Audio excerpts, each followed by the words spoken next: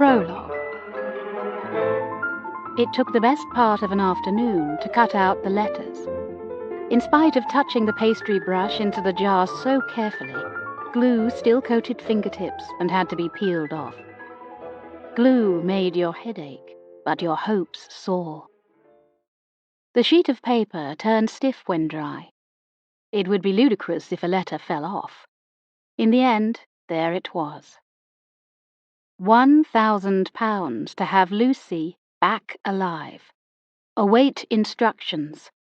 Call police, she will die. She would, too. Failure means curtains, success a new beginning. Act 1, Scene 1. Chapter 1. The Pawnbroker. On a muggy August Friday morning, we set out in my 1910 blue Jowett convertible for our 9:30 a.m. appointment. Jim Sykes, my assistant, is an ex-policeman who endearingly believes he does not look at all like an ex-policeman. He just happens to be lean, mean, and alert as a territorial tomcat. During a 10-day holiday in Robin Hood's Bay with his wife and family, he caught the sun, along with a carefree air that I suspected would not last long. I braked sharply to let a crazed old woman raising her stick to stop traffic hurtle across Woodhouse Lane. A rag and bone cart drew alongside, drawn by a patient shire horse. The lad seated beside the driver pointed at me. He called to Sykes. "Didn't no one tell you women can't drive?" Sykes raised his goggles and drew a finger across his throat as he gave the lad a hard stare. "Let it go," I said, accelerating away. "That's threatening behavior." "Threaten? I'll throttle him." Sykes finds it hard to let anything go. If he were a duck, the water on his back would sink him. We bore up manfully as I drove into Leeds city centre and parked outside the double-fronted jeweller's shop on Lower Briggate. 3 gold balls above the shop announced its pawnbroker status. In the plate-glass window, I caught a glimpse of myself. What is the stylish lady detective wearing this season under her motoring coat? A brown and turquoise silk crepe dress and jacket, copied from a Coco Chanel model. Cloche hat and summer gloves echoing the brown. My mother frowns on brown, saying it is too much like wartime khaki sludge, but it suits my pale colouring and chestnut hair. Jewellers' shops have a subdued air, like churches and banks. This one smelled of lavender polish and chamois leather. The young assistant, with neatly combed fair hair and dark suit, could easily have worked in a counting house. Head bent in concentration, he showed a tray of rings to a young couple. Mr. Mooney, a thin grey-suited man with shining tonsured head, gave us a Mona Lisa smile. He saved the introductions for the small back room. "One moment." He disappeared into the shop and returned carrying a chair for me. I am 5 feet 2 inches tall. Mr. Mooney's courtesy in giving me the chair meant that he and Sykes, on high buffets, towered over me. Sykes handled the moment impeccably, concentrating mightily on taking out notebook and pencil. I prompted Mr. Mooney to tell us about the incident which took place last Monday, 21st August, 1922. He sighed and stroked his chin. "In my 30 years here, we've never had such a thing happen, or in my father's time before me." As he began to tell his tale, he gripped the seat of the buffet. His knuckles turned white. He spoke fluently, having already told the story to the police. "At about noon, I went out for a stroll and came back half an hour later. My assistant, young Mr. Hall, then took a stroll about. I insist on the efficacy of stretching the legs in the middle of the day." He paused, as if half expecting some criticism for his theory. "I do just the same, Mr. Mooney," I heard myself lie. "Only yesterday I walked from Woodhouse Ridge to Adel Crags." The energetic fib refocused Mr. Mooney on his tale. "While I was alone here, the chap came in. My one consolation is that I, and not young Hall, bore the brunt of the outrage. On the name Hall, Sykes nudged my ankle with his foot. I kicked him, as if I would not think to ask. "Has Mr. Hall been with you long?" A 5-minute testimonial for young Albert Hall followed. I hoped Sykes was noting this while I concentrated on trying not to get the giggles. What Mrs. Hall mother would name her son Albert? Call me Bert, call me Al, call me anything but a memorial to the late Queen's consort and lost love. Having fully exonerated his assistant, Mr. Mooney took a deep breath before continuing his story, eyes narrowing as he remembered the distressing scene. The man was about 5 foot 6 inches tall, slightly built, something of a stoop, a youngish fellow. He wore a darkish raincoat and a Homburg. Had an item to put into pledge, that was his story. Swung out a 22-carat gold watch chain and asked for 12 shillings. I completed the paperwork, took the chain, and handed him the money. Transaction completed, I placed the chain in a bag. Can you remember any other details, Mr. Mooney? It was a warm day. The chap dabbed at his brow with a hanky, and there was this smell when he pulled out the handkerchief. He frowned. What kind of smell? Something heady. Hair lotion? No, like polish and roses. The police took no notice of that. The officer who came had no sense of smell, said it could have been the polish on my counters. He claimed a person has a heightened sense of awareness when something unusual or bad happens. So you completed the transaction? I prompted. Yes. I counted out the 12 shillings, put the chain in the bag. And then? We wished each other good day. He turned to leave the premises. As he did so, I moved to put the bagged item in the safe. The shop bell did not ring immediately. I glanced back to see whether some item had caught his eye. That sometimes happens, you know. Mr. Mooney stopped, as though reluctant to bring the event back to life. His eye twitched, and it took him a few seconds to bring it under control. I said, "The police must have been gratified to have so good an account. And what happened next?" Mr. Mooney gulped. A great sigh escaped before he could continue. He was not by the door at all. He was behind me. Before I had time to close the safe, his hands were round my throat. He'd taken the chain back, flung me to the floor, and grabbed everything he could from the safe. By the time I recovered myself, he was gone. I telephoned the police. A constable was here within minutes, but they've had no luck finding him or the missing articles. Naturally, he gave a false address in Headingley Lane. The police checked. I noticed you live in Headingley, Mrs. Shackleton.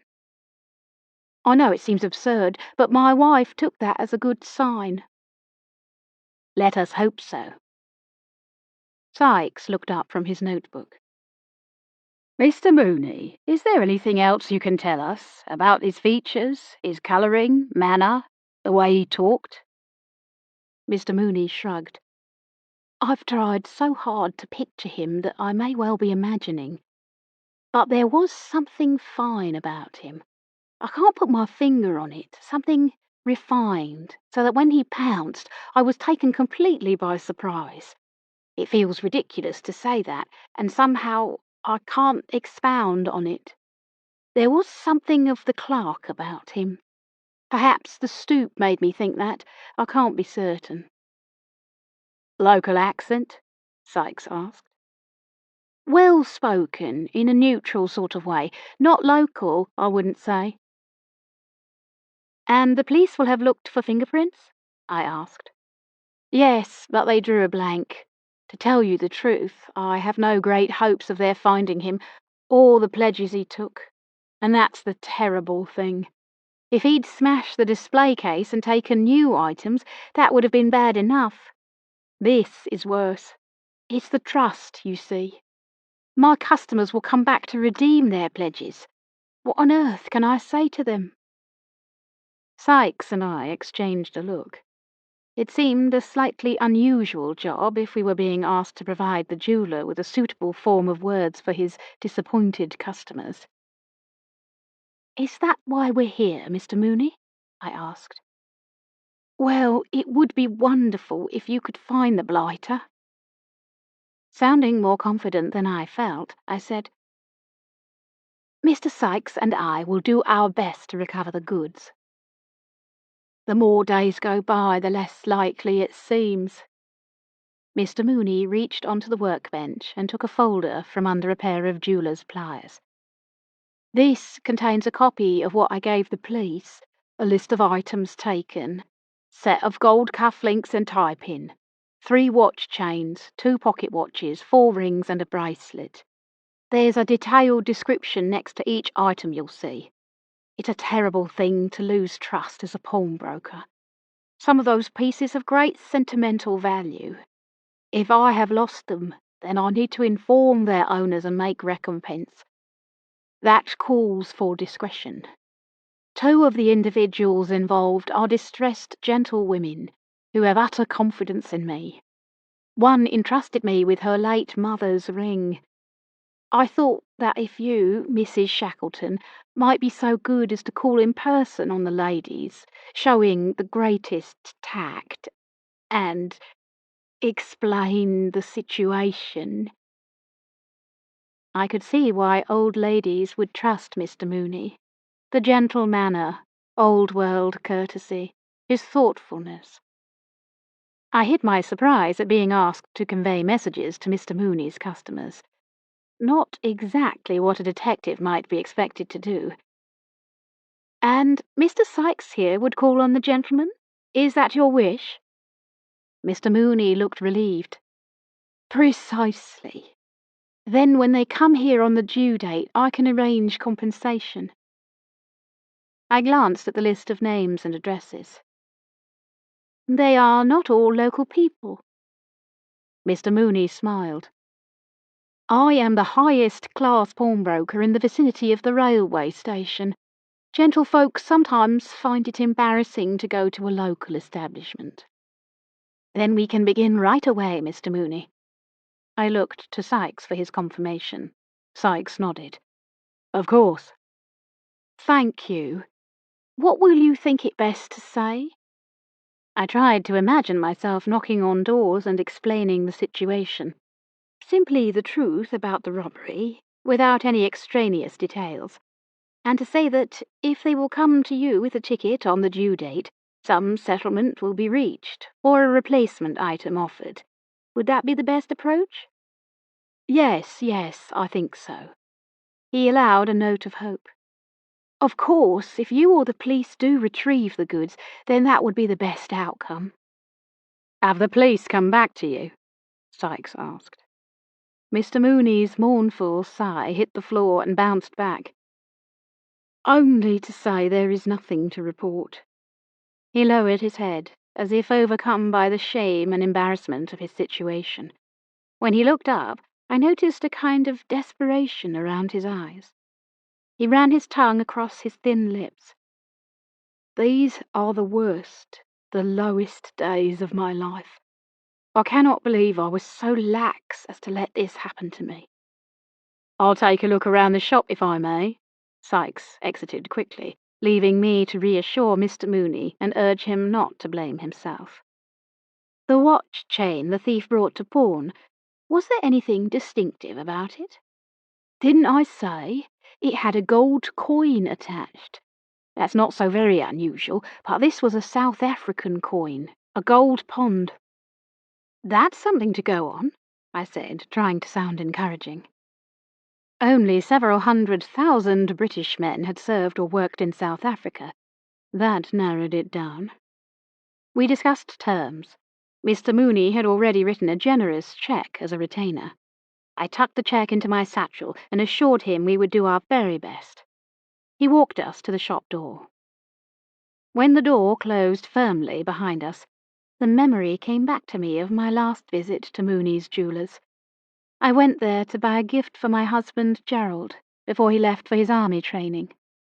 A surgeon, He had enlisted at the start of the Great War, in a blaze of patriotism and courage. He went missing, presumed dead, in 1918.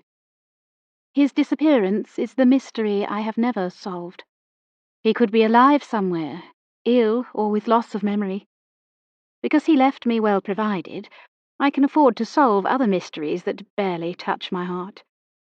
I bought Gerald a silver hip flask. I carry his old one in my satchel. Sykes interrupted my thoughts. "Shall I drive?" he asked. "No, you shan't. Ignore the funny looks and smart remarks. It will be good for your character to glimpse what we women have to put up with." Chapter 2. In Harrogate. In Harrogate, hurricanes hardly ever happen. Following Sykes's directions as he read the street map, I drove out of the town centre, onto Beckett Street and along Hare Hills Road. Dorset Mount was a respectable red-brick terraced street behind a block of shops. I parked by the shops, feeling a great reluctance to confront some poor woman about a very private transaction. Sykes stayed with the car. I was just a little too well dressed for the area, and felt self-conscious tapping along the pavement in my new strappy brown shoes. The back door seemed the more discreet option. As luck would have it, a plump, pleasant-looking woman stood in the yard, busy with a sweeping brush. "Mrs. Simons?" Her hand went to her heart. "It's Solly," she said. "Something's happened." "No, nothing's happened. No one's hurt." She loosened her grip on the broom and came to the wall. "What is it?" "May I step into the yard a moment?" She opened the gate. Standing by her coal-house door, I gave her the barest facts about the robbery at Mooney's pawnbrokers. She took the news better than I had expected. "Poor Mr. Mooney. If he makes it up to me, that is enough. Worse things happen." "They won't all take it so well, Mrs. Shackleton," Sykes said glumly when we were back in my dining-room office. He looked at the newly delivered rosewood filing cabinet. "It is for our case files," I explained. "Well, I hope that you're not tempting fate and that we will have more cases." "Mr. Sykes, do you have to be such a Job's comforter?" The truth is that the pawnbroker's assignment is only my second professional case. Before that, my missing person inquiries were undertaken as a kindness to other women who, like me, looked for answers at the end of the Great War. We set Mr. Mooney's list of stolen goods on the table between us. Mr. Sykes frowned as he copied down the names and addresses of the men whose pawned items had been stolen, with the dates they were due to be redeemed. I did the same with the women's names, putting a tick against Mrs. Simons, today's date, and a note of her response. There were now 4 people left on my list, and 6 for Sykes. Pawning was clearly a democratic activity, with the sexes engaged almost equally. "What do you make of the fact that the thief gave a false address in Headingley, Mr. Sykes? Does he know the area, I wonder?" Sykes blew a doubtful sound. He is a man of many non-verbal noises that convey a great deal. This particular exhalation seemed to suggest that he did not believe the thief lived in Headingley. "Hard to say. It's likely he lives somewhere else entirely, and said Headingley to throw Mr. Mooney off the scent." At that moment my housekeeper, Mrs. Sugden, came in with a tray bearing an early lunch of pork pie, tomatoes and cucumber, and a pot of tea. "You better eat if you're off to Harrogate, Mrs. Shackleton." Specks on the end of her nose, Mrs. Sugden glanced at my notebook. She is the soul of discretion, except when it comes to informing on me to my mother. "That was kept QT," she said with surprise. "I didn't know old Mooney had been robbed." Sykes scowled. This was not how he was used to working in the force. "It wouldn't be good for his business if it got out, Mrs. Sugden," I said, passing a plate to Mr. Sykes. When Mrs. Sugden had gone, Sykes said, It'll be worth my checking with a pal of mine in Millgarth Station. He's the desk sergeant. We were at school together. He'll let me know if there are any leads on our refined gentleman jewel thief, or any attempt to sell on the goods. What about the assistant, Mr. Hall? I'll make inquiries. And after that I shall be off to Chapel Allerton to see this Mr. Bing, who'll be expecting to redeem his watch chain next Tuesday. My next call will be in Harrogate, to Mrs. de Vries. Mr. Mooney had described her as a gentlewoman who, once a year, each summer, pawned her mother's ring. Breaking the news of its loss was not a prospect I relished, but since it was due to be redeemed the following Monday, there was no alternative. Fortunately, I was going there anyway, so could combine business and pleasure. I bit into the pork pie, which was very good. "Ah, yes," Sykes said. "You're off to the theatre." And then, trying to sound casual, "Will you be taking the motor?" "No, it's all yours today. If you don't mind waiting half an hour while I change my shoes and pack a bag, you can give me a lift to the station. There's a train just after 1 o'clock. Sykes looked pleased at the thought of having the car. "I don't mind waiting." He speared a pickled onion. "Harrogate, eh? It's a pity our good gentlewoman didn't pawn her ring closer to home. There's never any crime in Harrogate." Chapter 3. Adaptation. Adaptation, the act of adjusting or adapting. As the guard blew his whistle for the train to leave Leeds Station, I took out my book. The carriage door flew open. A waft of smoke from the platform mingled with the scent of violets. Murmuring relief at having caught the train, a slim, familiar figure, about 40 years of age, set down a cream silk parasol. She undid the top button of her green satin jacket. "So hot, so very hot today." She was speaking to herself in a breathless voice, setting down her bag and packages, spreading her belongings across the seats opposite. She sat down with a heavy sigh, drew a Venetian fan, ivory and silk, from her bag, flicked it open, and put it to instant use. The train let out a hoot of steam. Of course! That perfect profile, the sleek, upswept hair, and those dainty shoes. The Belgian woman was one of the performers in the amateur production I was to see that evening. The play's director, a flamboyant woman I met at a party, had coaxed me into taking photographs of her cast. It was an enjoyable task. The camera fell in love with them. This Belgian woman and her husband played an English alderman and his wife. She padded out for the role in order to look like a stout Potteries matron. Mariel, my director acquaintance, said she had coached them mightily, and sometimes their diction was excellent. The woman felt my gaze as I tried to remember her name, recognizing me as she did so. "Ah, the photographer. Mrs. Shackleton. And you are the alderman's lady in the play, but in real life?" "Ah, real life, real life. Far too much of it. But yes, I am Madame Gertz, Olivia Gertz. Please take a Parma violet." I prefer pear drops, but one should enter Harrogate with a fragrant tongue. "Thank you." Would it be rude to ignore her and read my novel? She smiled and answered the question for me. "You read the book of the play, I see. Anna of the Five Towns." "Yes, just one more chapter, and I'll be intrigued to see how Mariel adapted this story for the stage. Not an easy task, I shouldn't think." She wafted her fan. "I shall not disturb you. Please to read. I look out of the window." As we neared Harrogate, I snapped the book shut. How awful! It's the wrong ending. It was bad enough that one of the characters hanged himself. "That scene, it is cut.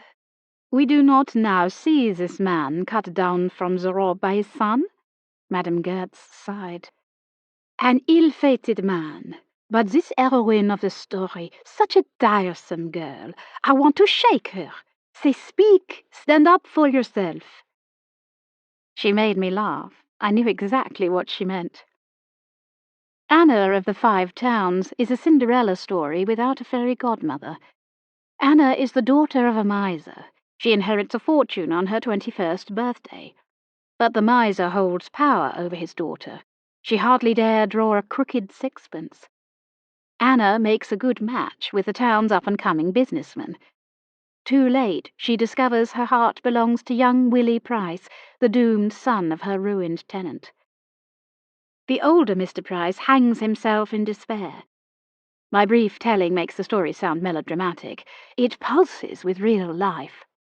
Anna's kingdom is her sparkling kitchen. Her feelings are fine and sensitive, with a natural distaste for hypocrisy. She cannot give her thoughts words, even to herself. Not the most promising material for a stage play. Madame Gertz tucked away her fan and fastened her jacket. The train rattled to a halt. She leaned across the carriage and took my hands in hers. At first I thought this some expression of sympathy regarding the heartbreaking end of the novel. She gave me a piercing stare. Please, do not mention to a soul that I'm on this train. Although we were alone in the carriage, she dropped her voice to a whisper. As a married lady, you know it is best female medical matters stay secret.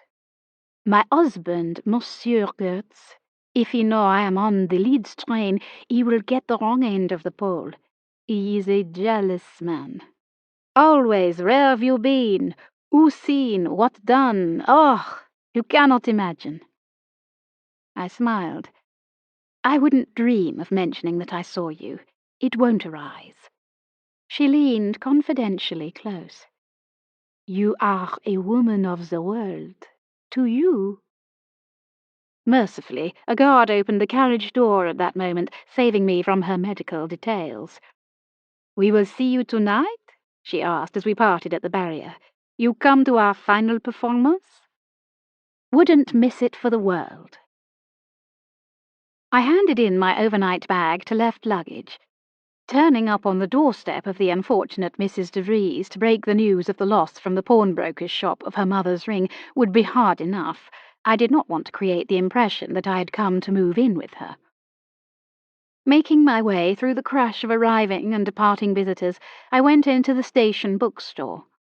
Amid guides to the spa, I found a street map of Harrogate.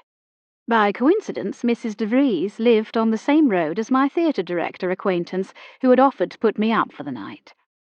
Consulting the map, I estimated that St. Clement's Road was about a mile from the station. The map deceived me. In the heat of the afternoon, sun blazing in a cloudless sky, I felt myself begin to wilt as I walked up West Park. A silk crepe outfit is not the best choice for a hot afternoon. I had changed my strappy brown shoes for a pair of black buckles with Cuban heels, to double for this evening's visit to the theatre. Now they were crippling me. You are not here to sit under the shade of a tree on the Stray, I told myself, but it was tempting. The expanse of green, the scent of grass, and the tiny daisies stirred happy memories. Mother and I came to Harrogate before she had the twins, my brothers. Dad was attending a police conference, and Mother and I tagged along for the enjoyment. Dad must have escaped for an hour. I remembered the three of us sitting on the grass together. I had rolled over and over down an enormous hill in a great adventure of watching the sky and the earth change places as the grass prickled my arms and legs. Now I saw no enormous hill, only a gentle slope. By the time I reached St. Clement's Road, my feet felt twice their size. I ignored the pain and instead pictured myself, in a few more moments, knocking on the door of number 92. Even with Mr. Mooney's business card to wave under Mrs. de Vries' nose, the interview could prove awkward. Ideally, she would be alone, ask me in, and I could rest my poor feet while tactfully explaining the sad situation regarding the loss of her pawned ring. Just my luck that the numbers started at 1. Not until I had walked the length of the street did I realize that there was no number 92. I paused by Muriel Jameson's garden wall. The house was a 4-story semi-detached of red brick, probably built around the middle of the last century.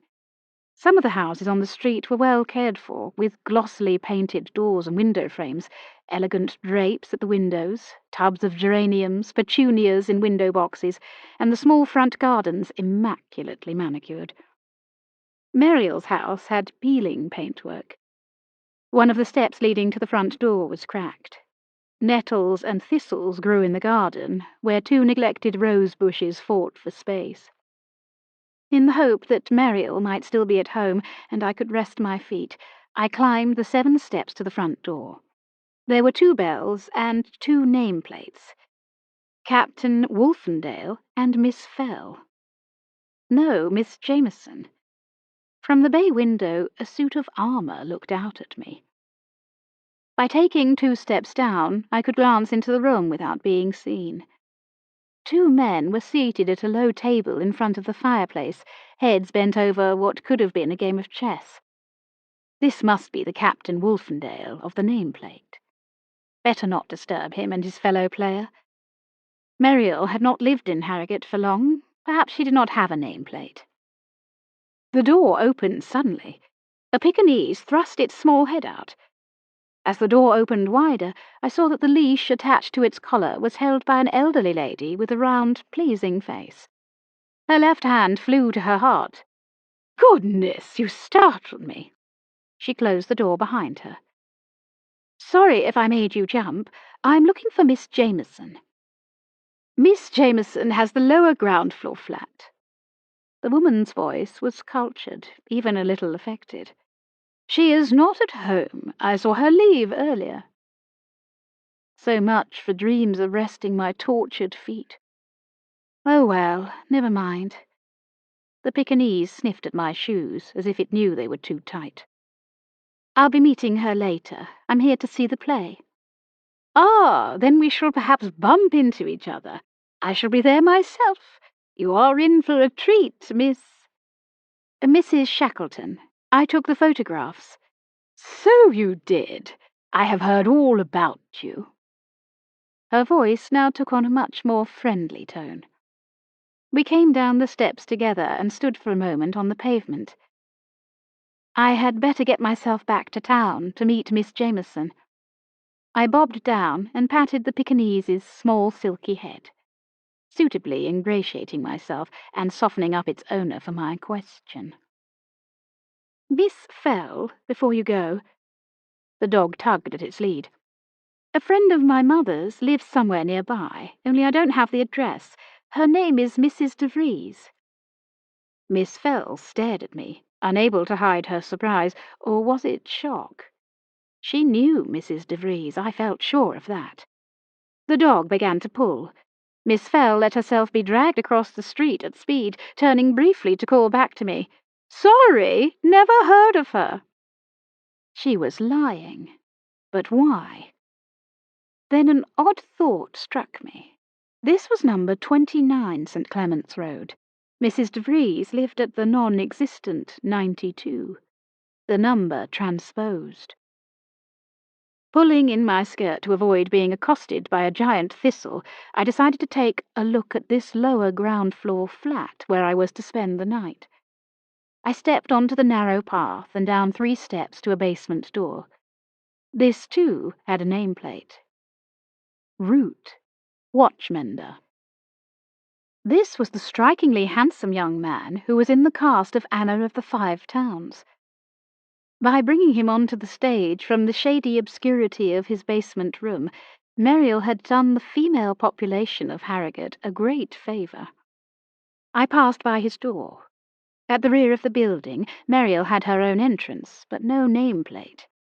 Looking through the window, I saw a dimly lit cellar room with narrow bed and chaise longue. Miss Fell was right. Muriel had already left. As I walked back, I noticed Dan Root.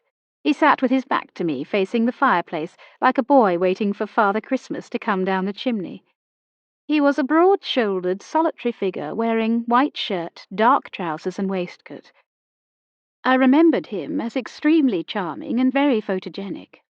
His good looks would not have been out of place on the London stage or in the picture palaces, though heroes there were invariably dark. This Adonis was blonde, but with honey-coloured skin and a smile to set hearts racing. He turned suddenly, as if he had felt my eyes on him. How embarrassing to be caught staring through his window. He came to the door, as he was, still wearing his watchmender's apron. Think quickly, I told myself. Sorry to be staring. I thought I might spot Muriel.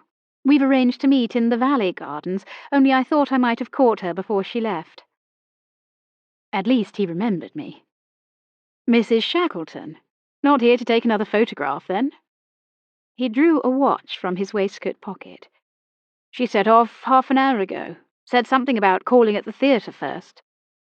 The gold coin on his watch caught my eye, but his movement was too quick for me to identify it. I could hardly ask him, "Is that a South African pond, and did you rob a pawnbroker this week?" He gave a charming smile. "I'm sorry. I would ask you in, or offer to walk you there, but I have a mass of work to get on with." "That's all right." "Goodbye, then," he said, somewhat abruptly. "Goodbye." Now I felt a complete idiot. He probably had females beating a path to his door all the time. "This watch has lost 3 hours in the last 10 minutes. I'm sure you can fix it for me, handsome Mr. Root." Annoyed with my lack of success, I hobbled back to town and by twists and turns found Crispin's Boot Company on Cambridge Street. Reluctantly, I bought a pair of low-heeled lace-ups that an old lady would be proud of. The assistant, a young woman of about my age, looked tired and seemed glad to have made a sale.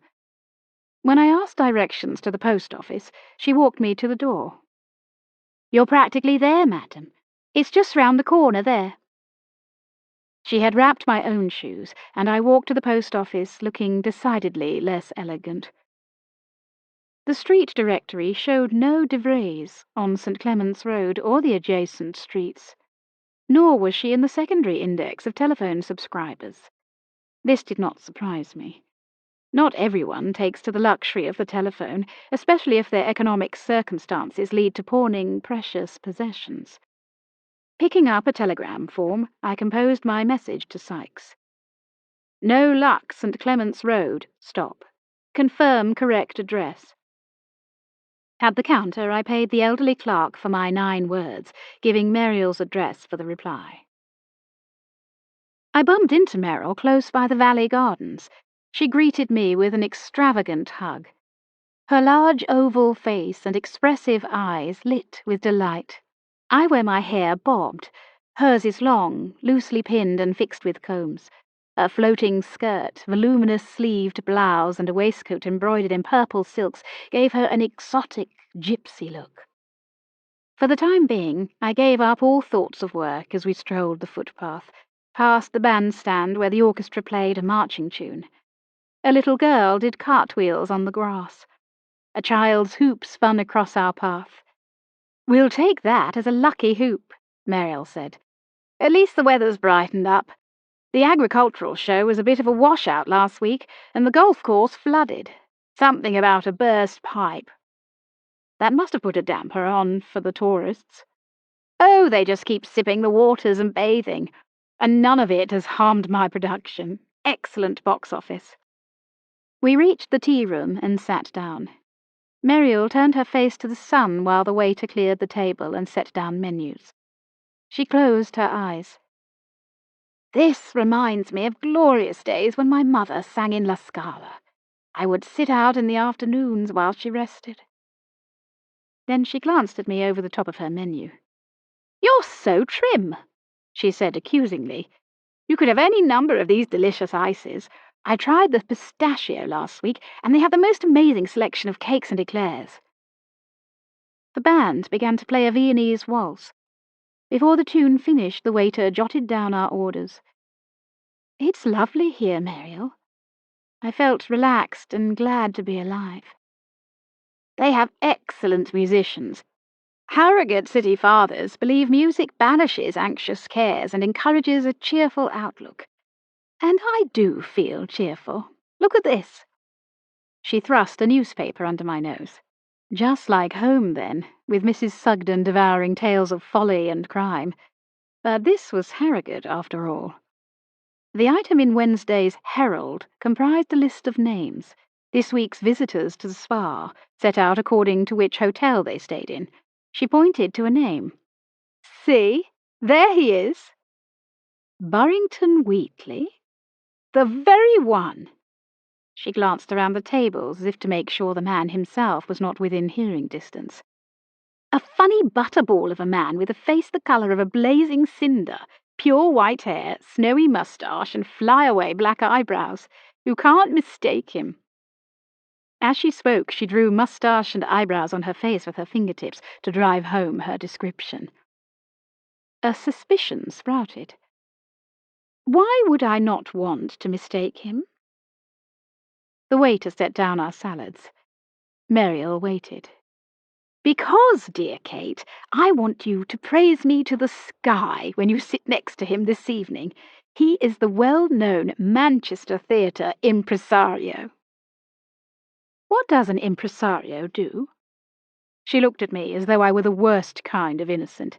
"He produces plays, of course, tours productions across the country into the best venues. If he likes my work, well, let us say this could be the making of me. Clap till your hands hurt. An hurrah or two would not go amiss." I said doubtfully, "I didn't know I was to be your standard-bearer." She closed her eyes, stretched her neck, and pulled back her shoulders. "My life is going to change. I can feel it in my toes."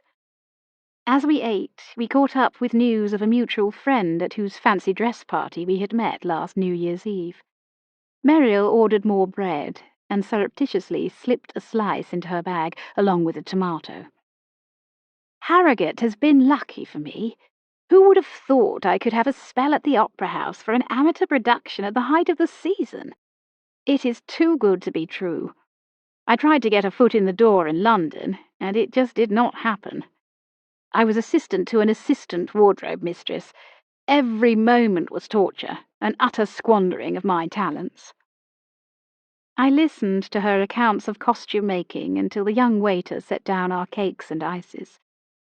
The ice cream was already melting in the heat of the afternoon. Muriel asked the waiter's name, then said, "Well now, Malcolm, can you tell me what's playing at the Opera House this week?" "Why, it's an adaptation of an Arnold Bennett novel, madam. Anna of the Five Towns." "What have you heard about it?" she demanded. He blushed and looked for a means of escape. "Well?" "I'm not sure of the tale," he admitted, "but I was told that the best-looking lass in Harrogate is taking a good part." "Thank you. That is an excellent recommendation." His answer seemed to satisfy her. "It doesn't matter what they say, Kate, as long as they are talking." She turned the page in the newspaper. "Read this review." I scanned the piece. Her production had indeed earned a glowing review. Muriel dabbed a dribble of ice cream from her chin. "You know why I chose this story, Anna of the Five Towns?" "It does seem a difficult choice. I would have gone for a ready-made play myself." I bit into my chocolate eclair. "I chose it because it reveals hypocrisy, meanness, oppression, tyranny." She waved her spoon, flicking a dash of ice cream onto the hat of the woman at the next table. Giving the meltiness, it was an impressive hit. As Muriel talked about the play, she drew a good deal of attention to our table. The cafe was busy. While customers were not exactly being hurried out, we were encouraged not to dawdle. The waiter brought the bill. Muriel snatched it from me. "This is my treat." She opened her copious bag and began a search. "Do you know, I've left my dratted purse in the theatre. How annoying." I took the bill from her. "But what I was saying, Kate, about Anna of the Five Towns, it has a heroine who has no way of fighting back because she has always lived under tyranny and does not have the language or the ability to fight her corner and say what she wants.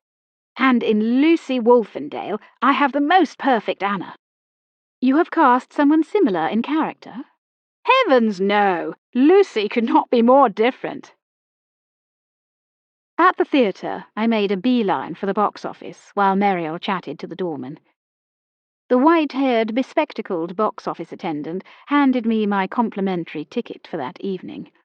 I thanked her and asked, "Do you know whether a Mrs. de Vries has booked to see the play? I came across from Leeds without her address and hoped she may be here tonight." It was a good try, but failed. The woman shook her head. "Half Harrogate's seen the show, but that name rings no bells." She frowned. "De Vries? Sounds Belgian. The Belgies form a bit of a clique, if you ask me." Chapter 4. Is This a Dagger? The final curtain fell on Anna of the Five Towns. The cast had taken bow after bow to rapturous applause. Bravos greeted the young leading lady as she stepped forward, a young man on either side of her, one who had won her hand and one who had died tragically. Anna took a solitary bow. Mr. Burrington Wheatley, Muriel's velvet-clad impresario, who sat to my right, applauded loudly. At the interval, he and I had moved from the front row of the stalls to the back, to escape an obnoxious fellow theatre-goer who arrived late, blew cigar smoke up at the cast, and gave me his running commentary while rustling a bag of mint humbugs. When the applause subsided, Mr. Wheatley and I squeezed out of the auditorium, pausing in the crush of the lobby at the foot of the stairs that led to the dress circle and bar. He turned to me. "The girl who played Anna, Lucy Wolfendale." I remembered her from our photographic session. "She'll leave a trail of broken hearts and empty wallets in her wake, rely upon it. An actress like that comes along once in a generation. She is a natural." A growl came from behind. It was the humbug-eating cigar smoker we had escaped from earlier. With a good deal of annoyance, he snarled, "An exquisite creature like Miss Lucy Wolfendale comes along not once in a generation, but once in a lifetime." Mr. Wheatley gave me an amused wink. He said, "I comment only on her acting abilities, sir. I mount theatrical productions that tour the provinces. I would have Miss Wolfendale in my company tomorrow." The cigar smoker's nose twitched with distaste. He kept in step as we climbed the broad staircase. "Miss Wolfendale will tread no one's boards. Her future is here." Mr. Wheatley raised a mischievous eyebrow. "You're her father?" "Her father?" The cigar smoker stopped in his tracks. For a moment I thought he would strike Mr. Wheatley. He bit on the cigar. Out of the side of his mouth he said coldly, "I am Lawrence Milner, an old family friend. Miss Wolfendale is a respectable girl. A turn on the amateur dramatic stage with friends might be acceptable. The professional theatre is out of the question." Attempting to defuse the situation, I said, "The young chaps were very good." "One of them is my son, Rodney," Lawrence Milner said, "and he will have no more time for this sort of thing." He had made that point during the play, and the likeness was clear. Younger and older Milners had the same reddish-blonde hair. I decided to ignore him. "Did you not think, Mr. Wheatley, that Dylan Ashton acted the part of Willie superbly? He seemed entirely in love with Anna."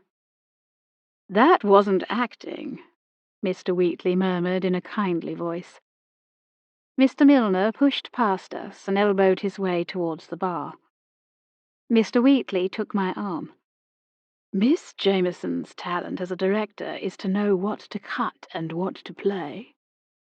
"Oh, and what did she cut?" Muriel and I were the last to leave the theatre. She had to make sure nothing had been left in the dressing rooms. She thanked the doorman effusively as we followed him to the stage door, saying she would never forget all his small kindnesses. "A tip wouldn't go amiss," she whispered to me. "With all the junk in this bag, I can't find my purse." The instant we left the theatre and stepped into the little back street, great drops of warm summer rain turned to stair rods. I hurried into the nearest shop doorway, diving into my overfull bag. "I've an umbrella here somewhere." Muriel pulled a hood over her head. "You'll have to let me carry the brolly. I'm taller."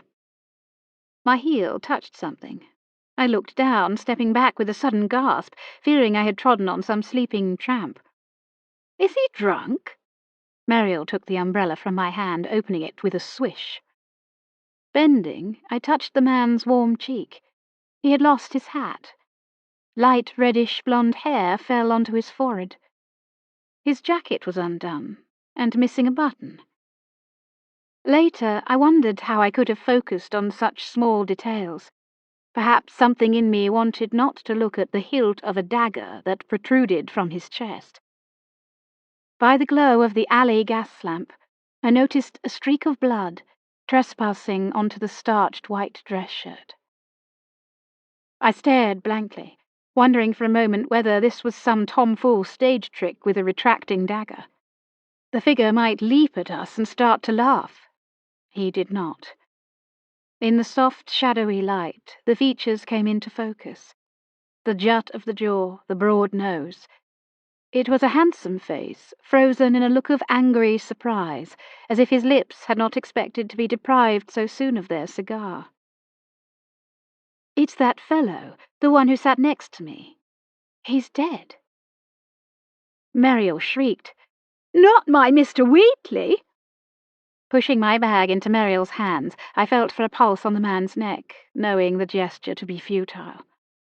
Muriel backed away, fear in her voice. "It's Lawrence Milner."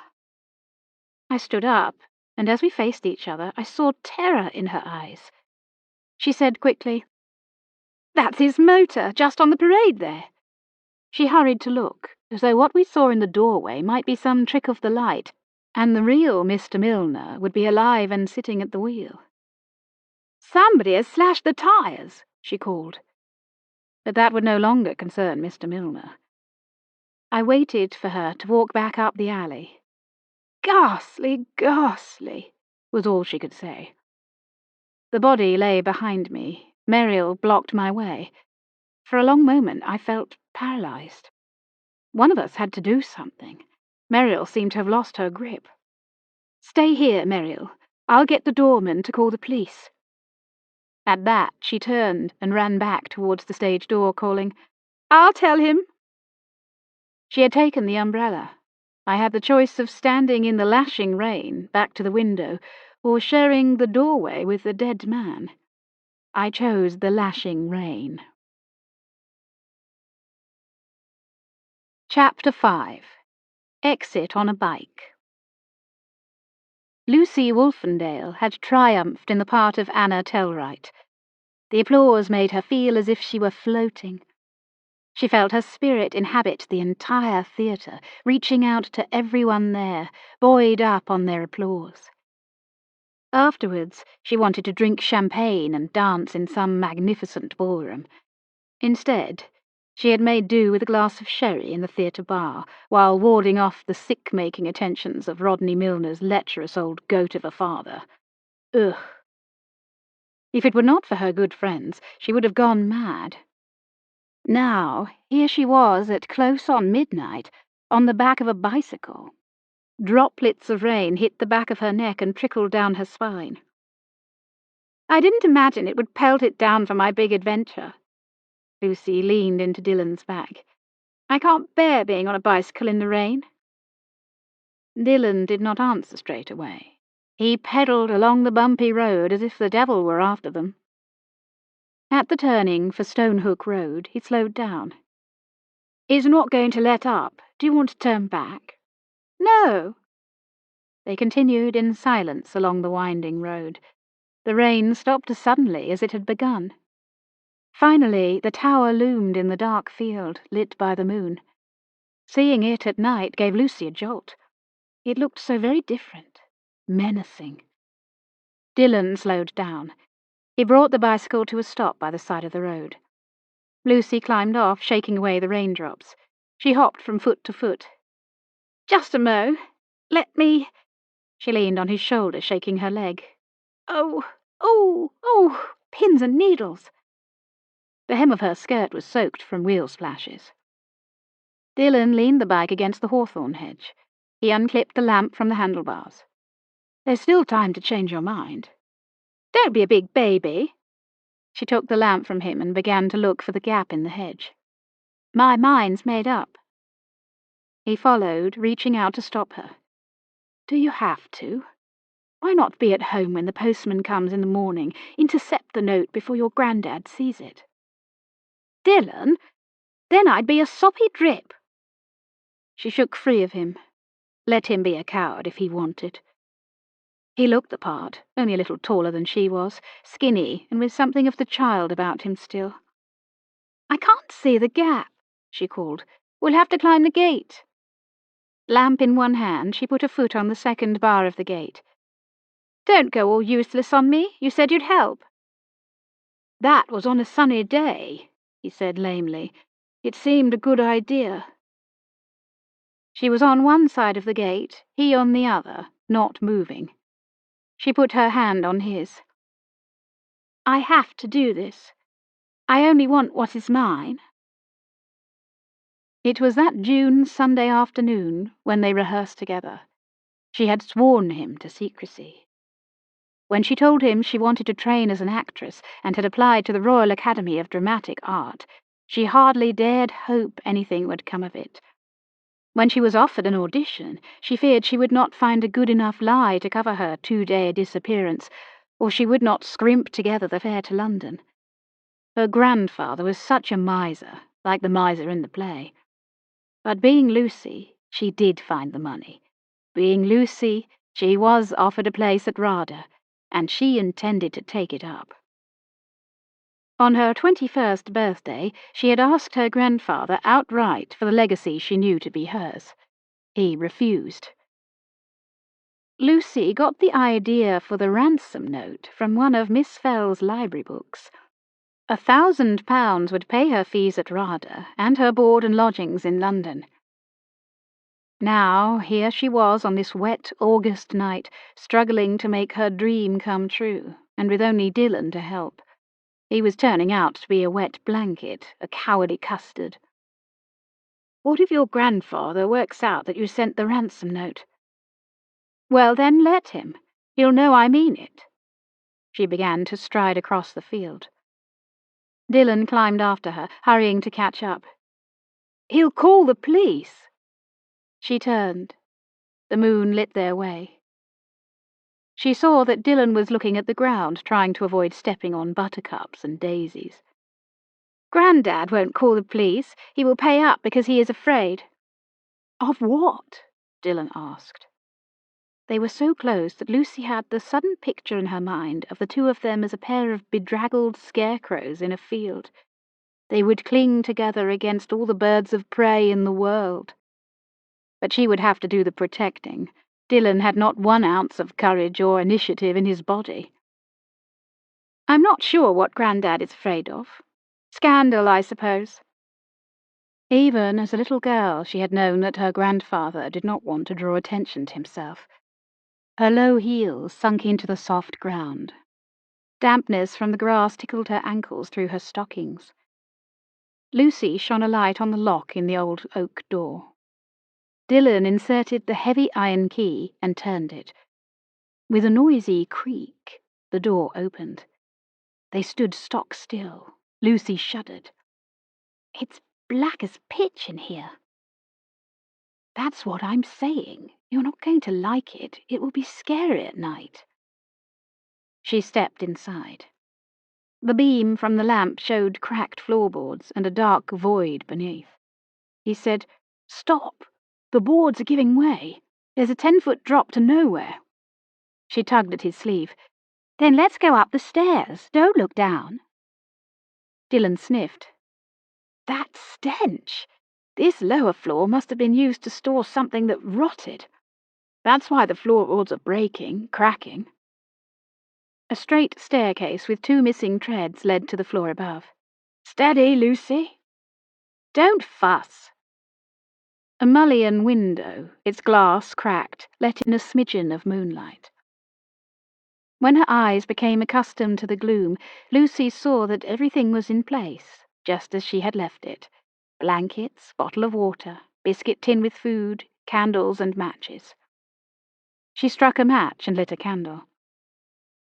Dylan took a sharp breath.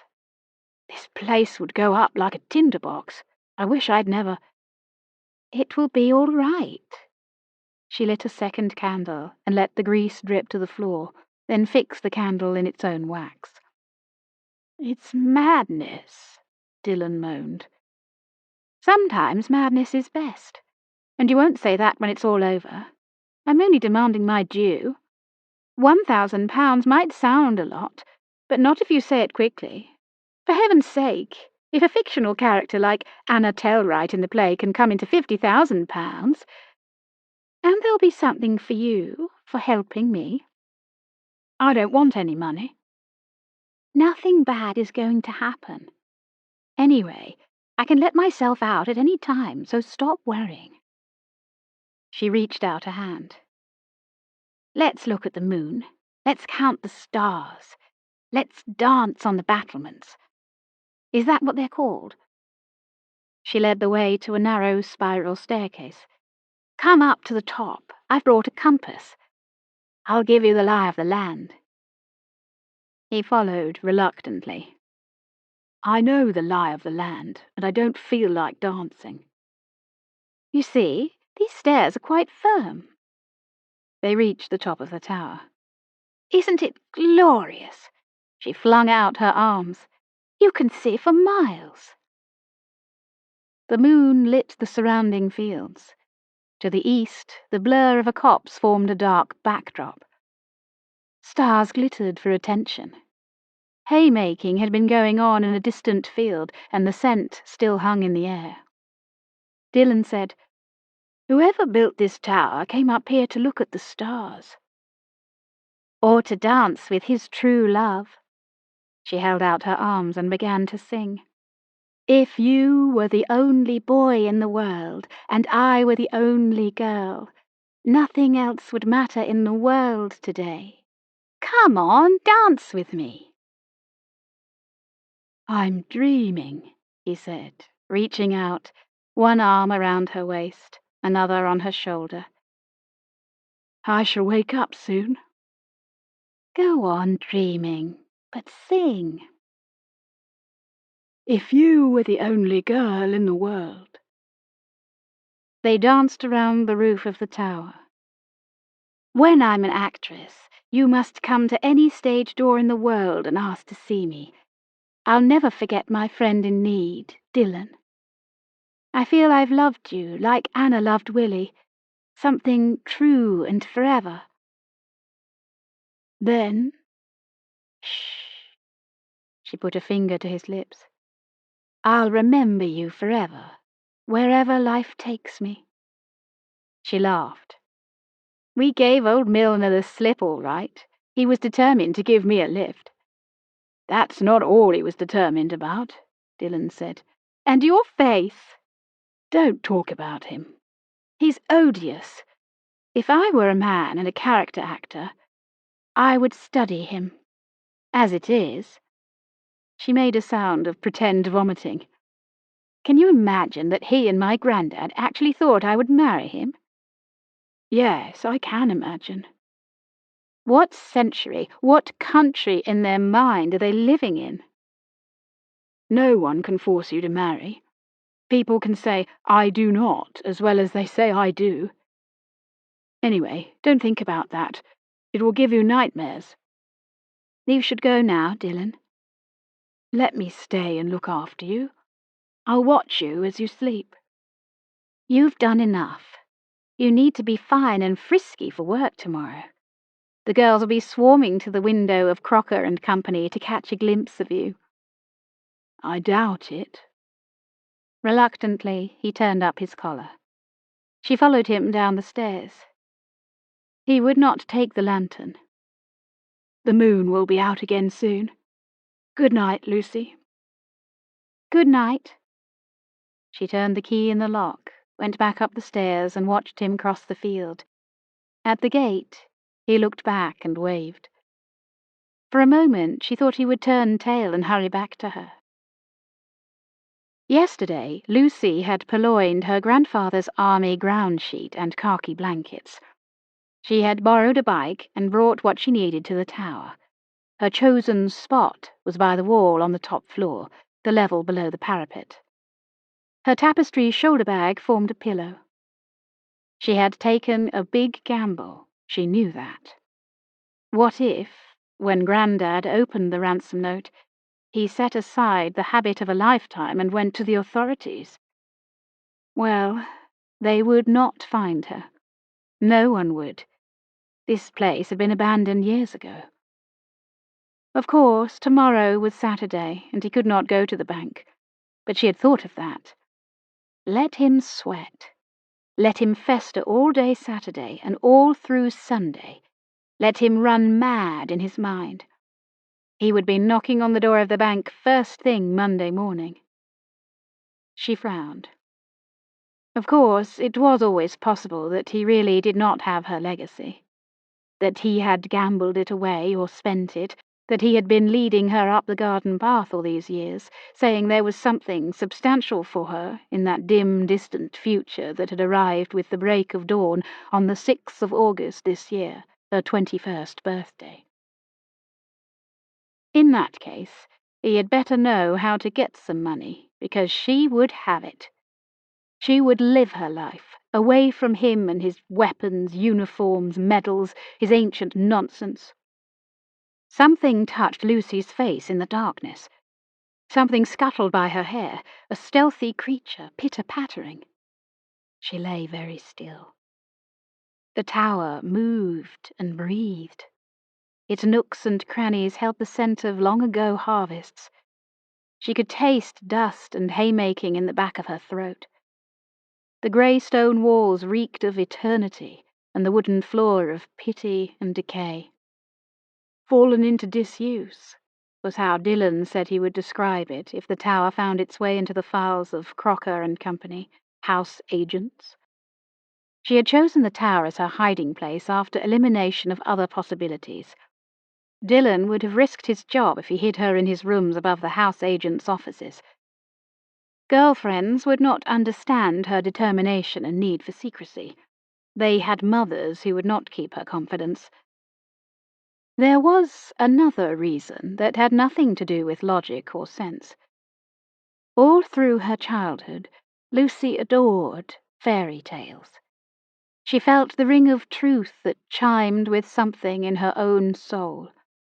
A fairy tale girl, miller's daughter or princess, would somehow find her true self, would be granted her deepest wish.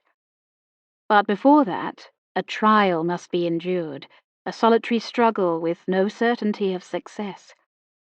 Without being able to put it into words, Lucy knew that if she could pass 3 nights in this tower, the future would fall into the palm of her hand. And it must be 3 nights, the magical number 3. Tonight, Friday, her grandfather would sleep soundly, suspecting nothing. On Saturday morning, when the note dropped onto the doormat, he would begin to stew. All Saturday he would plot and plan how to get the money, the £1,000. He would take out his bank books and do calculations. The thought of parting with the smallest sum always gave him the runs. When a bill arrived, the lavatory flushed so often the house rattled. How glad she was to be out of there, out of that mausoleum, and soon it would be forever. Grandad would lie awake all Saturday night. Sunday he would stride the room. The only person he might possibly confide in would be Mr. Milner, his partner in board games, his partner in the plan to ruin her life. If so, let them rustle up the money between them. On Monday morning, Grandad would go to the bank. Monday at noon would come her deliverance. Poor old Grandad. Part of her could not help but feel sorry for him. But he should not have been so tight-fisted. He had lived his life. Now she must live hers. She pulled the blanket tighter. To send herself back to sleep, she pictured all the fairy story towers that ever were. She dreamed of cobwebs. She dreamed of silken hair flowing into the sky and intertwining with stars. She dreamed of a dwarf grandfather who tore himself in two. She dreamed of being Anna in the play, inheriting a fortune and yet not knowing how to live. Now she boarded a train. The hoot of her dream train became an owl. She woke, paralyzed. Someone was standing there, filling the space by the staircase. Lucy wanted to speak, to move, to stand up and demand to know, "Who are you?" But no sound came. She could not move so much as a finger. When she woke again, the figure had gone. She wondered, was it one of those dreams, when you know for sure that you are awake and there is someone there, and yet you must be asleep, or you would be able to move your hand, you would be able to speak. She sat up. "Is someone there? Dylan?" No one answered. She drew on shoes and called again. "Is anyone there?" half expecting a dwarf to lasso her with a length of silk, a witch to cackle curses. She climbed the rickety spiral staircase to the roof of the tower and stepped out onto its battlements. Beyond the sulky moon, a distant haystack made the shape of a witch's house. The scent of clover floated in from another time, a distant century. Over by the wood, something moved. Perhaps a fox going about its stealthy business, or a deer feeling safe in the hour before dawn. Soon, very soon, her life would begin, properly, for the very first time. Chapter 6. Corpsing. Corpsing. Forgetting one's lines. It was a terrible way for a life to end, in a shop doorway on a rainy night. For what seemed an endless time, I waited for Muriel to come back and say the police were on their way. I walked from the alley to the road where Mr. Milner's car was parked. A couple passed by on the other side of the street, she laughing at his joke. He glanced across, murmuring something to her. She looked at me, a woman alone, loitering. They hurried on their way. It was obvious what they thought. The night had turned cold. I returned to the alley, keeping my distance from the doorway. Future shoppers and shop workers might sometimes feel a chill as they crossed that threshold where the body lay. The doorway might hold a memory of the dreadful act and of Mr. Milner's final moments. It was no use. I had to look again at the lifeless man. He seemed to move. I forced myself to check once more for a pulse. Not a murmur of life, not half a breath. He was cold now. All that remained was a well-dressed shell. The dagger had pierced his heart. It had entered so deep that only the hilt was visible. The dark, bloody stain formed an almost symmetrical pattern. I turned away and walked back down the alley. Why did no one come? Mr. Milner's top hat lay on the curb beside his car. The slashes to the tires seemed incongruous. Was it not enough to murder a man without attacking the rubber on his wheels? It struck me as an act of rage, or madness. I began to shake and to look all around. The murderer might still be here, in another doorway, out of sight. I should have hailed that passing couple. An odd thought struck me. The murderer was in the car, crouched and waiting, ready to pounce. A small cry startled me. The sound was my own. Someone come. Someone come soon. I had seen men die from their wounds in hospital, from fever, but not this. Not in a peaceful spa town, in a shop doorway. I dared to look into the car for the lurking murderer. There was no one. In the gutter, near the rear wheel, lay some small glinting item. I bobbed down. It was a cufflink. Evidence.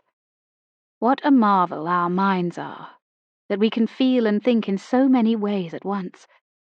The world threatened to spin away from me. I walked back up the alley. My and Muriel's bags were still where she had dropped them. I sat on mine. I am not going to faint. Head between knees. What if he comes up behind me? I won't faint. I don't faint. After what seemed an age, Muriel and the doorman appeared. I called to them, "Stay clear of the doorway. The police will want to examine the scene." The doorman peered at Milner's body. Then the three of us walked to the road and waited. A uniformed sergeant and police constable arrived first, striding into view like two creatures from the underworld, everything black, including their jackets with the night buttons. The constable was the younger of the two, pale-faced, clean-shaven and gangly. The older man wore a small, neat moustache and walked with his feet turned out. The sergeant strode into the alley. As we were giving our names and addresses to the constable, I heard the sound of hooves. A pony and trap came into view and drew to a halt. A portly figure in top hat and tailcoat stepped onto the pavement. "Evening, Doctor." The constable produced a flashlight and led the doctor into the alley. I felt a sudden moment of panic. What if Milner had not been dead? Perhaps I had made a mistake. Immediate attention might have saved him. Their slow, returning footsteps gave no sign of urgency. The medical man's breath smelled of whiskey. He took out a tiny notebook and pencil from an inside pocket. "Can you tell me what time you saw the deceased, madam?" I felt foolish at not having checked my watch. "We stopped to sort out an umbrella," I said lamely. "It was about 11:30, Muriel supplied. "Mr. Milner was still warm. You said so, didn't you, Kate? Mrs. Shackleton was a nurse. She checked for a pulse." The doctor jotted down the time. Muriel let out a shuddering groan. "I can't bear it. Poor man. I suppose the only consolation is that he saw a good play before he died." "Do you think she's in shock?" the doctor asked quietly. I was grateful that he did not seem to notice I had begun to shake again. In as calm a voice as I could muster, I said, "Probably." The sergeant commandeered the pony and trap, leaving the constable to guard the scene. "Are you taking us home?" Muriel asked as he helped us into the trap. The sergeant spoke to the driver. "Raglan Street." "I live on St. Clement's Road," Muriel began. "If it's all the same to you, ladies," the sergeant said in a gentle voice, "I'd like to take you to the station and give you a cup of tea." Chapter 7. Curtain up on the case. "Shocking business for you ladies." The elderly sergeant led us into a bleak room at the back of the police station. We sat on benches at a table marked with cigarette burns and tea stains. "You are shivering." He placed an old army blanket around my shoulders. Muriel squeezed my hand. "Kate is the brave one. She stayed by the body." I envied Muriel in that moment. She seemed to have detached herself from what had happened, as though finding the body had become one more made-up scene, an epilogue to her production. The constable disappeared, returning with thick white cups of strong, sweet tea. Shakily, I delved into my satchel for Gerald's old hip flask. How I wished Gerald could be here now. I unscrewed the top of the flask. There was a decent amount of brandy, enough for a good splash in each of our cups. "Here's to you, Gerald, wherever you are, lost in this world or the next. Wouldn't it be wonderful if, one day, you just walked back into my life?" The constable stayed in the room with us, saying in a friendly voice, "Don't mind me." "We're not under arrest, are we?" Muriel asked. "Oh, no, miss. It's just that statements will be required." We sipped our drinks and waited, listening to the loud tick of the big round clock on the wall. With infinite slowness, the hands of the clock moved to midnight. Was that all? It seemed indecent to want to be out of there. But how much could there be to state in our statements? We would be unlikely to forget the horror of finding a body after just one night's sleep, or wakefulness. Muriel leaned towards me, picking at a thread on her cape. "This is horrible. It's like one of those German films where everything— Oh, you know." That glimmer of fear I had noticed earlier returned, perhaps a fear of having been close to the dead. Straight away she began to take deep breaths. After a moment she said, more to herself than to me, "I made a good impression on Mr. Wheatley." "You did?" "He said to call him B.W. Do you really think I made a good impression?" "Muriel, for heaven's sake." I closed my eyes momentarily, not having the strength to find the right words, unable to tell whether this was crassness or insecurity. At least analysing Muriel took my thoughts from my own reaction. She escapes into the theatre, I told myself, in the way an inebriate drowns in the bottle. "Your face, Kate. I'm only trying to make conversation, to take our minds off things. Did I tell you he invited me to lunch tomorrow?" She had. "Yes." "He plans to do an Ibsen and asked me which one. What do you think to that?" I was saved the need to answer by the sound of footsteps and voices in the corridor. Our guarding sergeant snapped to attention as the door opened. "Ladies." The man was dressed in a good dark suit, spotless shirt and dark green tie. There was something familiar about him. About the eyes, hazel flecked with green. His light-coloured hair held a neat side parting and was cut short. Late-night stubble covered his chin. He looked a little tired. "I'm Inspector Charles of Scotland Yard." He stepped forward and shook each of our hands in turn as we offered our names. Everything about the moment felt unreal, as if it might dissolve and turn out to be as ephemeral as the drama played out on the stage only hours ago. Muriel held on to his hand. "Goodness, you must be the murder squad. You can't have appeared from London." He paused for a moment before he answered, as if deciding how much to say. "I would have been on the night train to London now. It's not often I'm called north, but this will be my third investigation in Yorkshire recently. I hope it won't become a habit." He looked at me when he said this, and I realised he was the same man who had appeared on the scene at Bridgestead when I was working on behalf of Tabitha Braithwaite. That was my first professional case, just a few months ago. I had investigated the mysterious disappearance of Joshua Braithwaite, a millionaire mill owner and Tabitha's much-loved father. As I remembered, Inspector Charles had wanted me out of the way.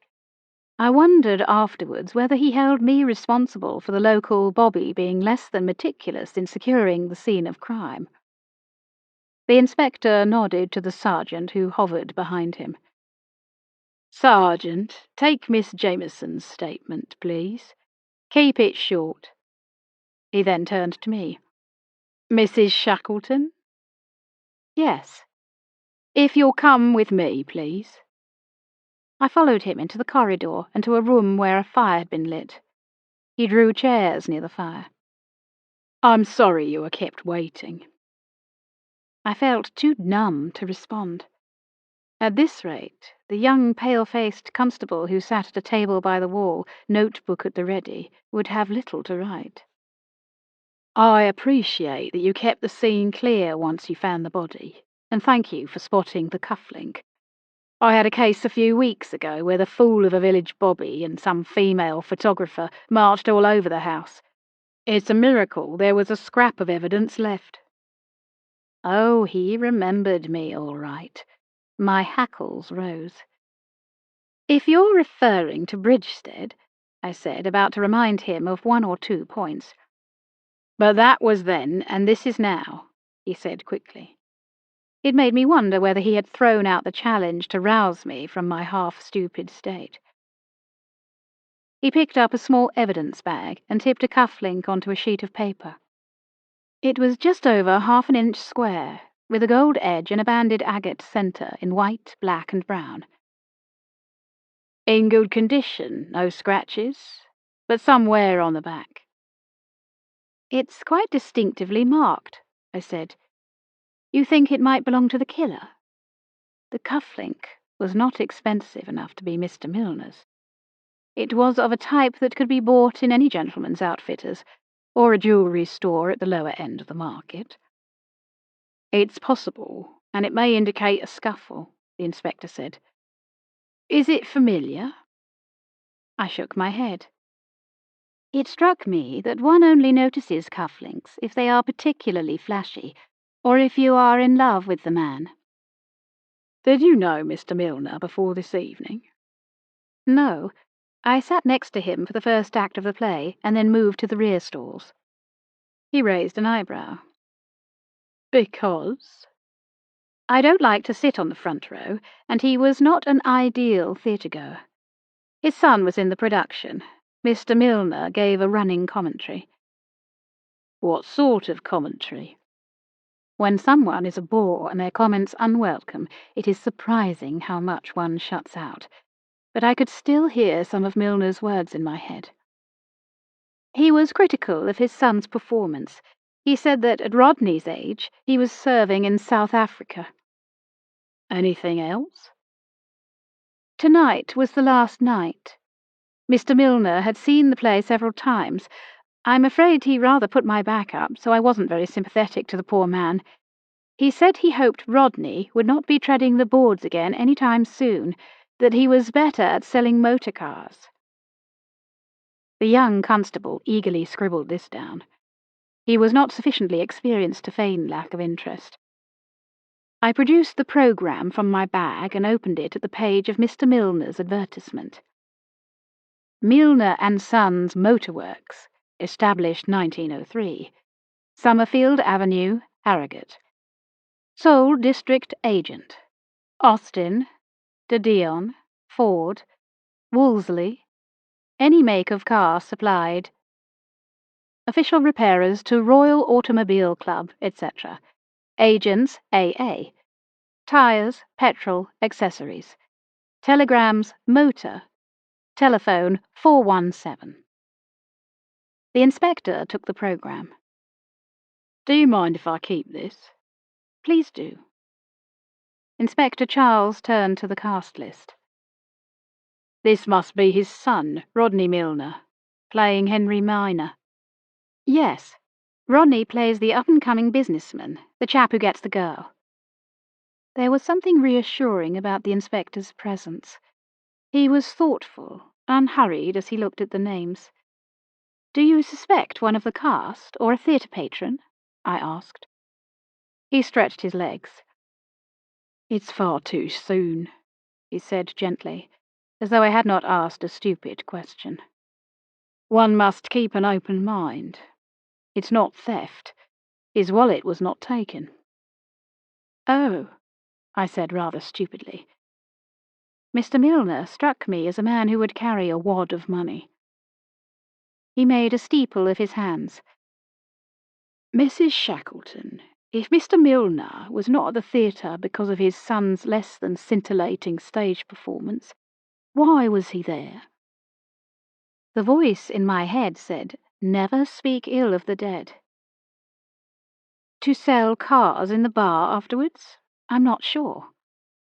It seemed treacherous to damn Milner for a lecher as well as the worst kind of theatre-goer, but it had to be said. He admired Lucy Wolfendale, the young leading lady. He offered to escort her home, but she joined her friends. Scratch, scratch went the constable's pencil. "Go on." "Mr. Milner struck me as a man who would persist. I felt sorry for Lucy and kept him talking. I was relieved when we were joined by Madame Gertz. The inspector interrupted me. Madame Gertz? The constable, busy at his notes, had pricked up his ears. He looked at me expectantly. I know that the police are meant to keep information confidential, but this fellow looked a little too keen for my liking. Something made me hold back the fact that Madame Gertz, with the subtlety of a hungry shark, had clutched Milner's arm and whisked him away. She and her husband are in the play, I said, in a voice that sounded to me over-prim. I left Mr. Milner with Madame Gertz, and that was the last time I spoke to him. The inspector picked up on my insinuation immediately.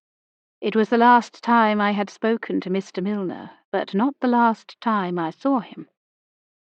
The inspector turned to the constable, who had paused in his note-taking. That will be all. Call a cab, will you? Right, sir. When the constable had gone, the inspector gazed at me candidly. Mrs. Shackleton, you are an observant woman, and your impressions will be valuable. It would be unfair to keep you here any longer after your ordeal, but would you be willing to give me a written statement tomorrow regarding what took place after the performance? Of course, only I have no wish to embarrass people. Like Madame Gertz? Yes, he did not miss a trick. A man to watch. He sighed and said gently, If something is not relevant, believe me, I won't waste valuable time on it. Please tell me now. Relieved that the constable had left the room, I took a breath and began. They went off together, Mr. Milner and Madame Gertz. She first, he following a few moments later. I felt myself blush in case he thought I had followed them, which I had not. Afterwards, I went to a dressing-room to collect my overnight bag that had been brought from the station left luggage. It's a bit of a maze backstage. I opened the wrong door and saw Mr. Milner and Madame Gertz. Fortunately, they did not see me. They were too busy. Go on. I think the legal term is in flagrante delicto. I was pleased with that, so much better than saying they were at it. He leaned forward. Might anyone else have come across them? At that moment, the constable opened the door. Transport's here, sir. The inspector escorted me into the street where the pony and trap waited.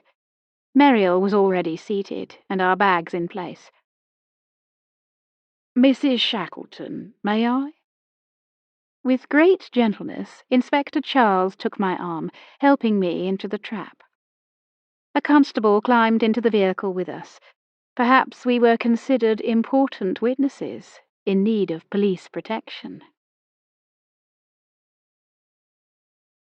Chapter 8.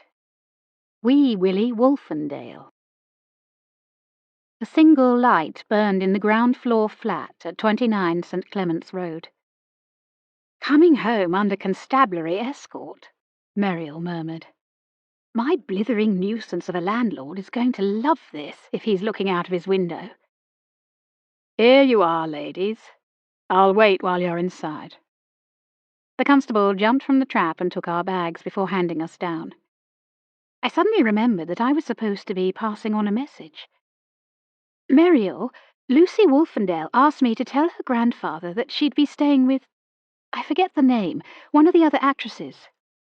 Alison? That's it. I'm sure it would be better coming from you. And I'm sure it wouldn't, Muriel said emphatically. I've never met the man. I felt exhausted and wanted more than anything to fall into bed. On the ground floor, a window flew open, flooding the garden with light. A face appeared under a wee Willy Winky nightcap. Muriel groaned and dashed into the garden out of sight, saying, You better give the old boy Lucy's message. I'll leave the door on the latch. She had already begun to walk round the garden towards the back of the house. Muriel, I pleaded. She paused, keeping close to the wall, shaking her head. Lucy asked you to tell him because she knows what he's like with me. He's got very petty about the rent. I've told him I'll catch up. He only has to look at me, and pounds, shillings, and pence signs light up his eyes."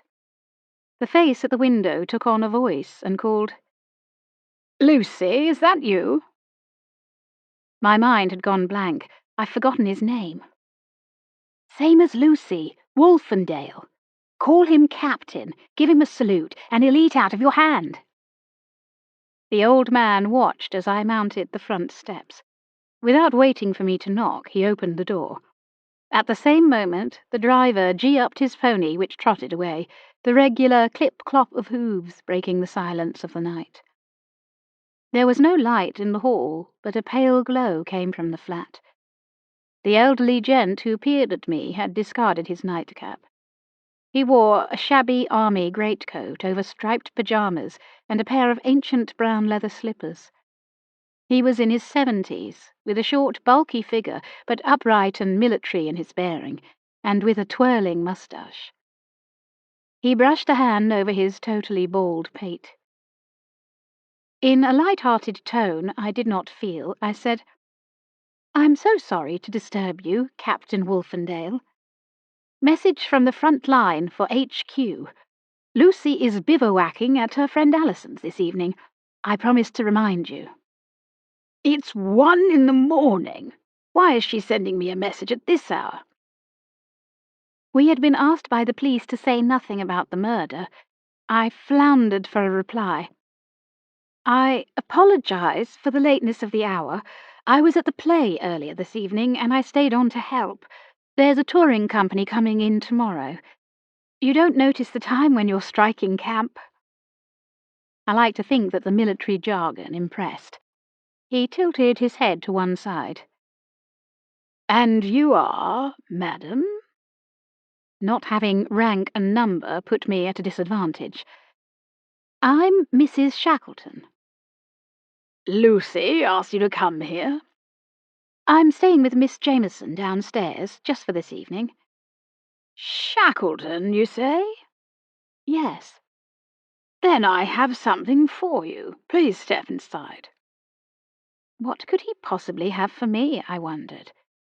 As I entered his flat, with some trepidation, the Pekingese on the floor above began to bark. The captain looked about for a moment, as if trying to recall where he had put the something he wanted to give me. Then he picked up an envelope from the sideboard. "Took delivery hours ago.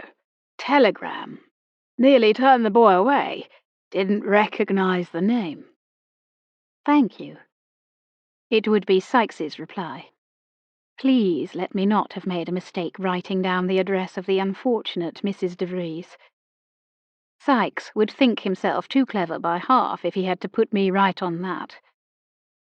"Do you mind if I read this straight away?" "Would you like to sit down?"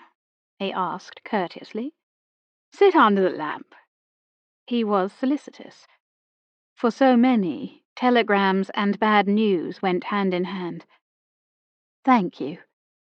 He moved a few feet off, but hovered expectantly, as though I might suddenly collapse from shock and be in need of reviving.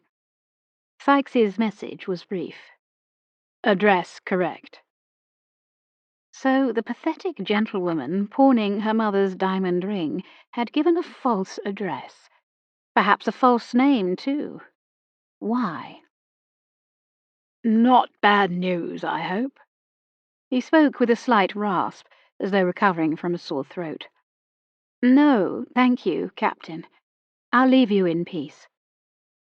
Opening a sideboard drawer, he said, "Don't go stumbling about outside looking for Miss Jameson's entrance. Have a torch here. I'll show you the back stairs that lead to her quarters." He managed to make Muriel's quarters sound disreputable. She would like that. He shone our way into the dark hall. "Need to change the gas mantle in the hall here." "They don't last 2 minutes these days," I agreed. He lit me along the passage. "You are not theatrical, then?" "No. I took the photographs for the play." "Of course you did. I remember Lucy telling me about you. Jolly good photographs. Slipped into the back of the theatre on Wednesday evening. Lucy took a good part, but so did they all." He lowered his voice. "Only I shan't let the lower rooms to a theatrical again. Nothing personal, you understand, but horses for courses and all that." He pushed open the door at the end of the hall. "These back stairs lead to Miss Jameson's quarters. I'll wait till you are through the bottom door, just to make sure she hasn't bolted it and locked you out." Bag in hand, I stepped onto the top step. He had not offered to part with his torch, but shone a light. I turned. "Captain Wolfendale, were you in the Great War?" Why do I always have to do it?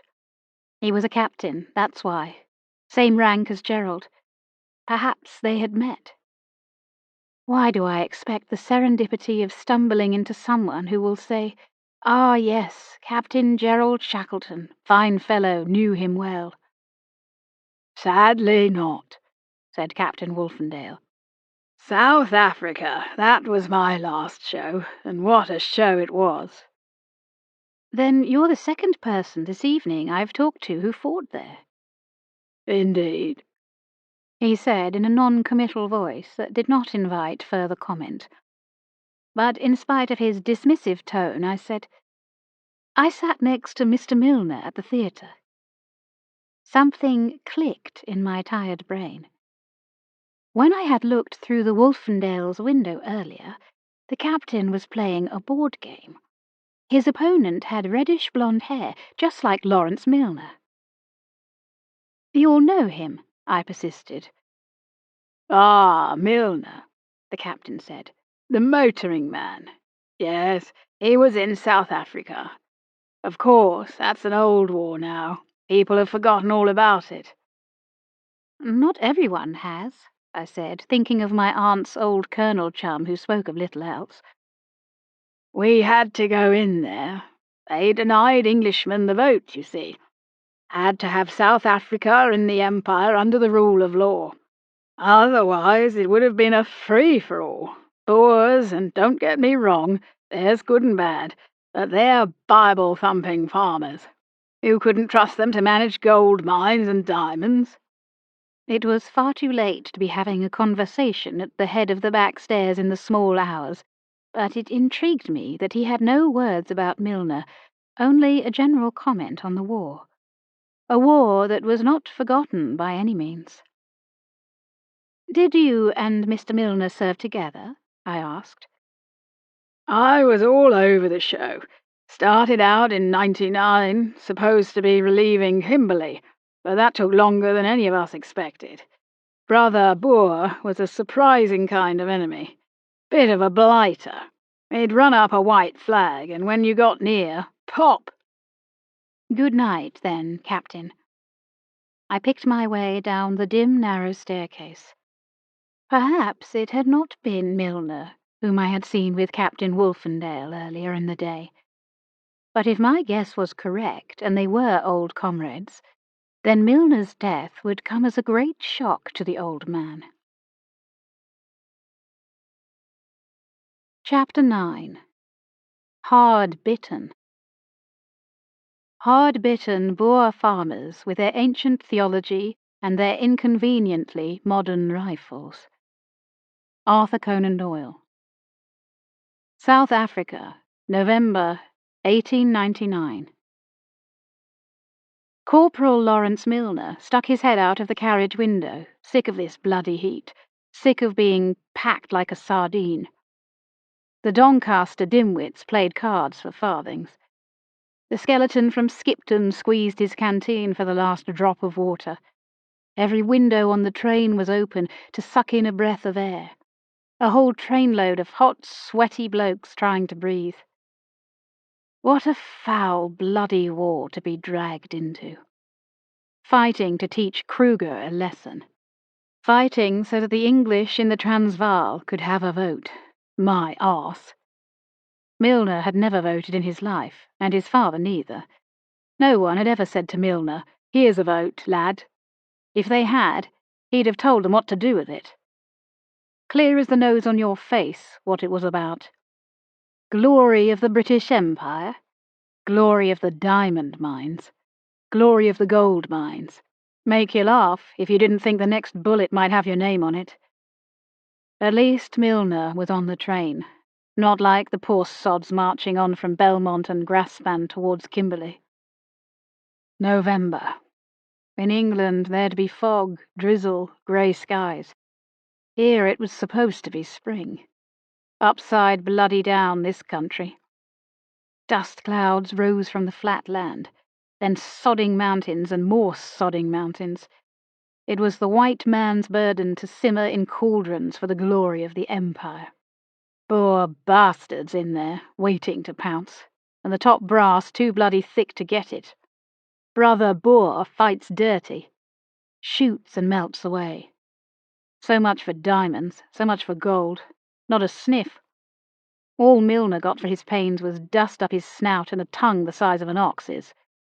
The quicker they gave the Boers it in the neck, the sooner he'd get round to making some money. The train slowed. Milner rolled a cig. The train screeched to a halt. Cigarette paper stuck to his dry lips. Now he could hear the captain and his arse-licking Batman in the next carriage. Milner leaned out to listen. Word was the Boers had dynamited the railway bridge that crossed the Modder River. Milner heard the poncy voice, Captain Wolfendale, saying to his sergeant, "What do you see out there?" Milner couldn't help but laugh. The idle bugger of a captain didn't bother to stir to look out of the window. Oh no, his Batman could do that for him when he'd finished licking his arse. Sergeant Lambton, piping up, doffing his cap with every word. "Nothing much beyond the settlement. Open land, the veld as they call it, dusty." Milner guessed the captain had begun to stir his gin-soaked carcass. "No welcome party?" "Not yet, sir." "They must have heard the bloody train." "Got your dress jacket here, sir." Why don't you genuflect, Milner thought, stroke his cock for him. "And here's your belt, cap, gaiters." God, it's hot. "Wet flannel, sir." A few minutes later, Milner watched the pair of them step from the train. The sergeant got out first, holding the door, of course. Milner couldn't think of anything worse than to toady to an officer. Captain Wolfendale and Sergeant Lambton were a few feet away. Milner instinctively drew back, so as to earwig without drawing attention to himself.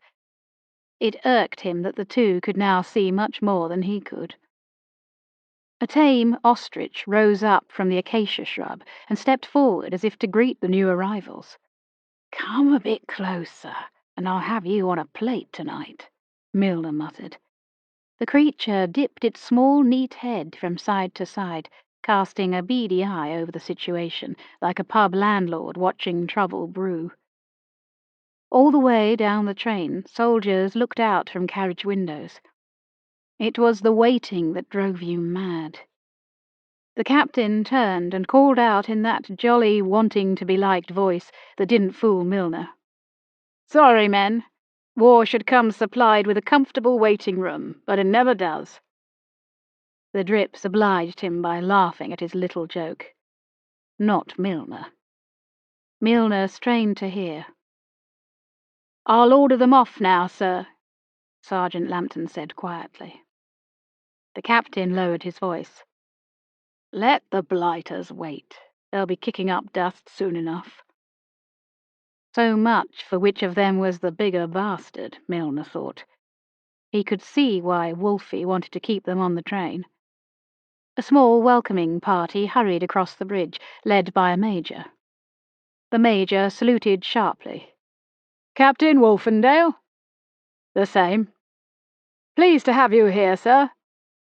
When the captain had gone, Lambton turned back to the train and gave the order to disembark.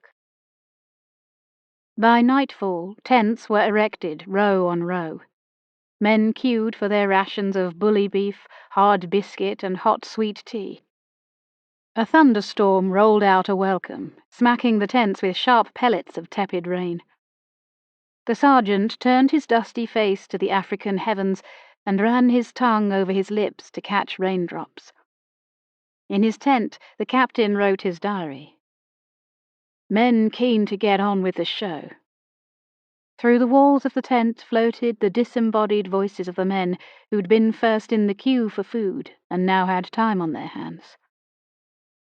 They were singing filthy ditties, arguing the toss as they played dice. A wisp of blue smoke from the campfire wafted through the tent flap. They were burning acacia bushes and eucalyptus. A loud argument had blown up over nothing, as usual. A private from Blackburn wanted to lasso the ostrich and bring it along as a mascot. His mate disagreed. The ostrich was definitely a Boer spy, he said. Sergeant Lambton put his head around the tent flap. "Everything all right, sir?" "Shut them up," the captain ordered. "Make an example of them." The sergeant hesitated. "Just do it, and then look into what I asked you." "Yes, Captain." The sergeant took a deep breath, let the tent flap fall behind him. He shut up one private with a punch to his jaw and his mate with a blow to the ribs. "You're disturbing our captain." The men fell silent. A thin young African lad, wide-eyed and anxious, approached the sergeant. "Message for Sergeant Lamb." The sergeant drew him to one side, out of hearing of the men. "What's the message?" "For Captain Wolfe, a room." When the lad did not move, Sergeant Lambton gave him a coin. "Go." "Thank you, boss." Sergeant Lambton went back to the captain. "It's fixed up, sir." The captain nodded. He pulled on his jacket. Sergeant Lambton watched him go, marching towards what passed for a hotel, where a Kaffir woman would be waiting. It had always been the same. Gin, the most comfortable room, a woman, in that order. Mule carts would transport bell tents, blankets, big guns, and cooking pots. Each African mule driver carried a concertina. Sergeant Lambton listened to them at night, playing and singing.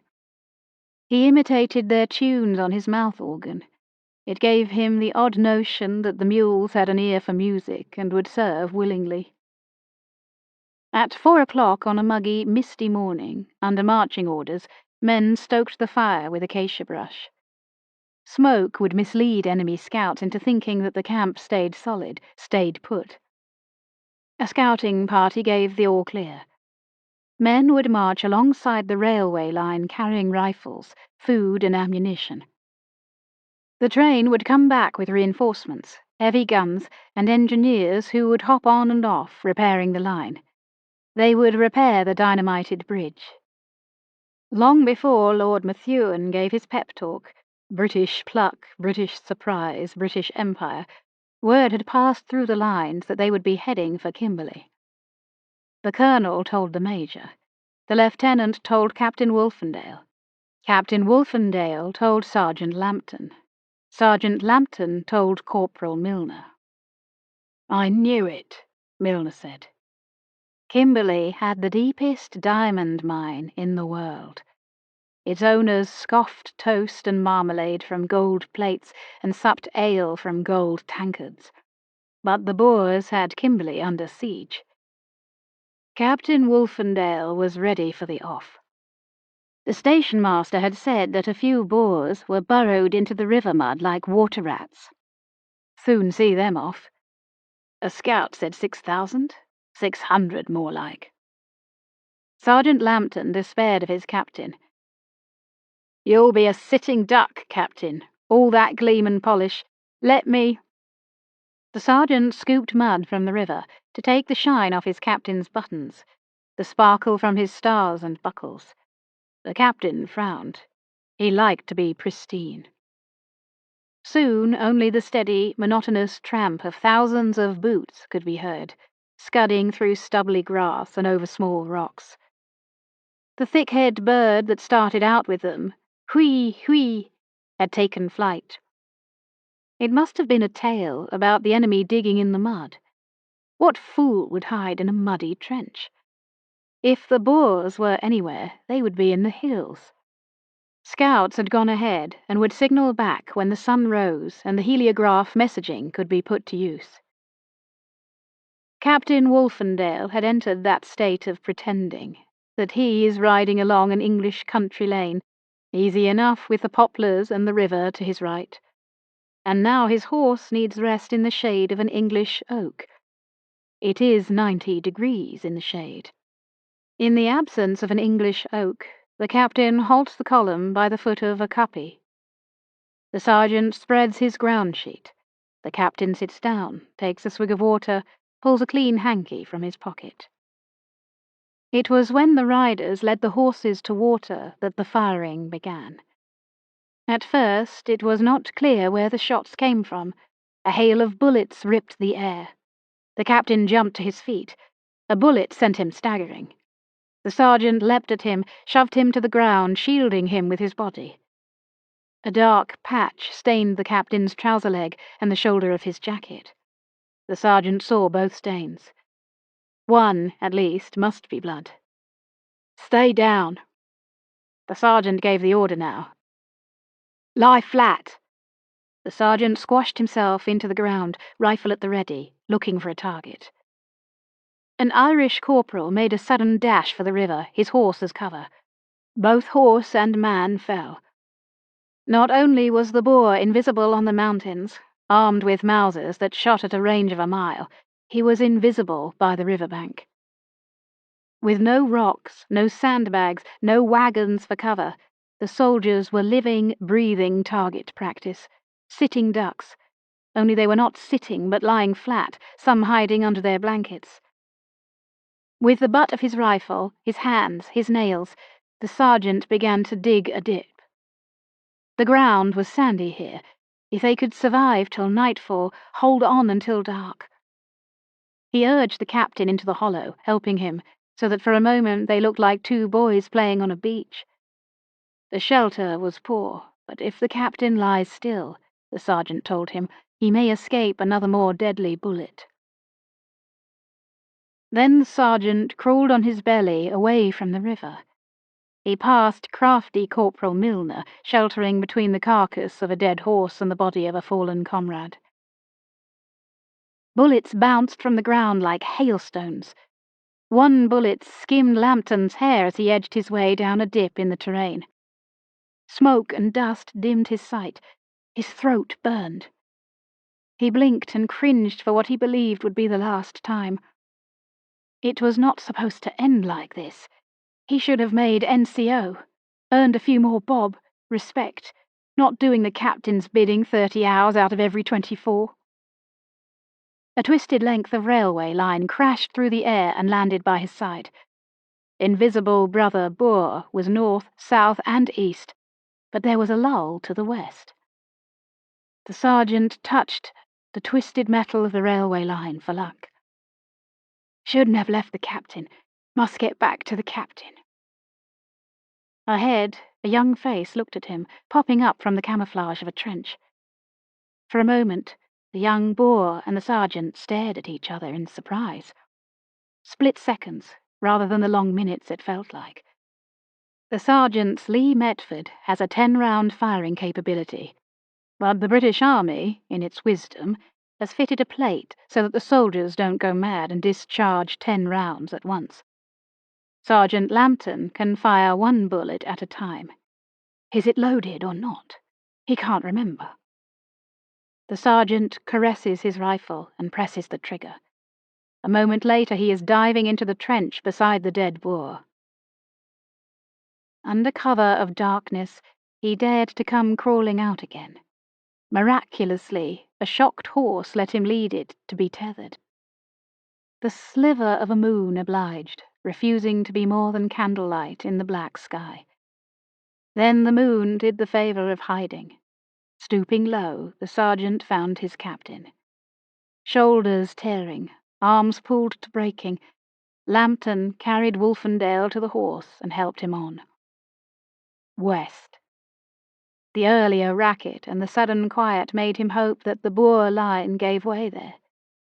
They travelled on through the early dawn to where the smell of a burned-out campfire told Lambton he was near some stopping place. Boer or British, who could tell? "Rest here," he said. But the captain had a second wind. "On we go." The sergeant obeyed. The captain had a sixth sense for comfort, and he was right. There was a farmhouse on the horizon. The Tommy on the gate said, "We broke through. Brother Boer's done his vanishing trick." He helped the sergeant get the captain into the farmhouse. Sergeant Lambton willed himself to stay upright. "Who's your officer in charge?" he asked. "Major got it in the neck, Sarge." So the captain was the highest-ranking officer. Two Highlanders lifted the captain onto the table. The back of the men's legs bore ugly blisters from lying face down under a burning sun. They held the captain steady, while Sergeant Lambton dislodged the bullet from the captain's thigh. When the general arrived, he shook the captain's hand. "Brave man for fighting your way through. You'll be mentioned for this." The captain smiled. "Saw a weakness in the enemy's flank, sir. Led the charge through, scattered Boer to the winds."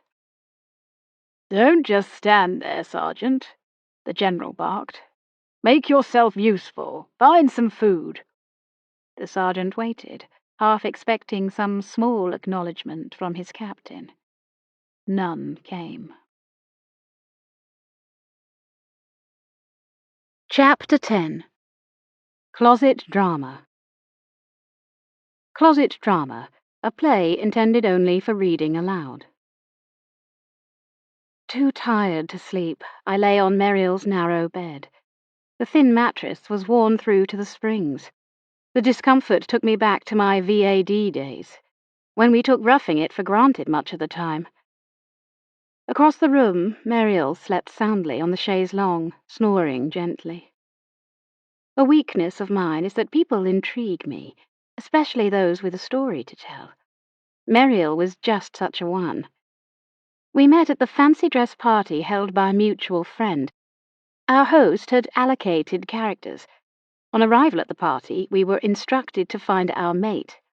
I was Pierrot, the clown, dressed in a rather dull, loose white tunic with a ruff at the neck and a boater perched on my head. It did not take long to find Pierrette, the lovable French pantomime figure.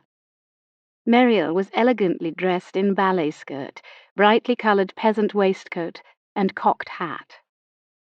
We drank a little too much of some homemade concoction. Muriel held me in thrall as we sat on the stairs. She was brought up in concert halls and theatres, travelling with her mother, an opera singer. She picked up several languages and was taught to play the violin and other instruments by various members of the orchestra. The violin was her first love, and what she believed she excelled in. Her mother gave up singing when she remarried in Switzerland, just before the Great War. Her stepfather was under the impression that the marriage gave him rights to Muriel too. She spent less and less time in their apartment and gravitated towards a Russian émigré theatre group.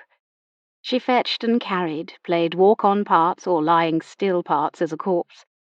She learned the ways of actors and directors. Unable to find work in an orchestra, she hovered on the edge of the theatre, sewing costumes, finding props, acting as prompt and understudy, writing up rehearsal schedules, and selling tickets. She made a living when and where she could. Her story impressed me, hinting at far greater hardships. I felt I understood why she escaped into the theatre and preferred it to real life. When she asked me would I take photographs for her planned production, I said yes. We clinked glasses, and I gave her my address. That would teach me not to drink unidentified liquor in large quantities. So it was thanks to a fancy dress party that here I was, exhausted, still seeing Mr. Milner's face when I closed my eyes. If I were at home, I would get up and go downstairs, but Muriel's room was as far downstairs as you could go without visiting the sewers, or Hades. At least until dawn. There was nowhere else to go. I guessed the time to be about 3 in the morning, Saturday. Soon the world would be stirring to life. At least I was not the only one who could not sleep. Footsteps sounded on the floor above, the captain on the march. Well, if sleep would not come, there was something else I might do. Inspector Charles had asked for a statement. He should have one. If, without too much noise, I could light the candle from the mantelpiece, set it on the table, and take my writing case from the bag, then I could get on with it. Do it now, I told myself. Hand it in tomorrow on the way to the railway station, and get home in time to make a couple more visits for Mr. Mooney. The poor man had already given me his cheque, and he deserved priority. Enough moonlight came through the curtains for me to see the candle and matches. Fortunately, Muriel had her back to me. She slept soundly as I took out my writing case. Muriel's theatre programme lay on the table. I used it as a crib to remind myself of the names of the cast. Mrs. Kate Shackleton, Statement, Saturday, 26 August 1922. I met Miss Jameson through a mutual friend last December. About 3 months ago, she asked if I would do her the favour of taking photographs of the cast of Anna of the Five Towns. She then invited me to see the play. At last night's performance, I sat in the front stalls next to Mr. Burrington Wheatley, a theatre producer from Manchester. Mr. Milner arrived about 10 minutes into the performance. He took the empty seat on my left. After the interval, I moved to the rear stalls, as did Mr. Wheatley. Mr. Milner had been rather talkative during the first act. During and after the performance, Mr. Milner expressed admiration for the leading lady, Lucy Wolfendale. In the theatre bar, Mr. Wheatley spoke to Miss Jameson. He then left for his hotel, the Grand. Miss Jameson was very much engaged, moving from group to group in the bar, accepting congratulations. Knowing that I was staying the night with Miss Jameson, Lucy Wolfendale asked me to remind her grandfather, Miss Jameson's landlord, Captain Wolfendale, that she would be spending the night with her friend, Alison Hart. Alison played the part of Beatrice Sutton in the drama. While Lucy and I were talking, Mr. Milner approached, and in a rather insistent way said he would give Miss Wolfendale a lift home. She said that she was not ready to go home. It was apparent from her manner that his attentions were most unwelcome. She went back to be with her young friends, Rodney Milner, Alison Hart, and Dylan Ashton. They surrounded her in a protective manner and, as far as I am aware, remained together and left together, along with another young man whose name I do not know. Out of sympathy for Lucy, and because I thought Mr. Milner was being a pest to her, I kept him talking. I got the impression of a vain man, happy to boast about his success. Mr. Milner told me that as a young man he joined the police force in South Africa, and signed on with the army at the outbreak of the Boer War. He rose to corporal. Demobbed at the end of the war, he returned to England, to London. He experienced hardship at first, until an old comrade, unnamed, helped him. He came to Harrogate, where he started his business. We talked until Madame Gertz, she played the alderman's wife, drew Mr. Milner away. At various times, members of the cast went to collect their property from the dressing rooms, which had to be left clear for the next day. I also went to a dressing room for my overnight bag. Unfamiliar with the backstage area, I looked in at the wrong door and saw Madame Gertz and Mr. Milner in a compromising and intimate situation. Unseen, I closed the door. Monsieur Gertz was coming along the corridor. I felt sorry for him and tried to divert his attention by asking him to help me find my bag. He did so, but did not walk back with me to the bar. It is highly likely that Monsieur Gertz interrupted his wife and Mr. Milner. Miss Jameson and I were, I believe, the last guests to leave the theatre.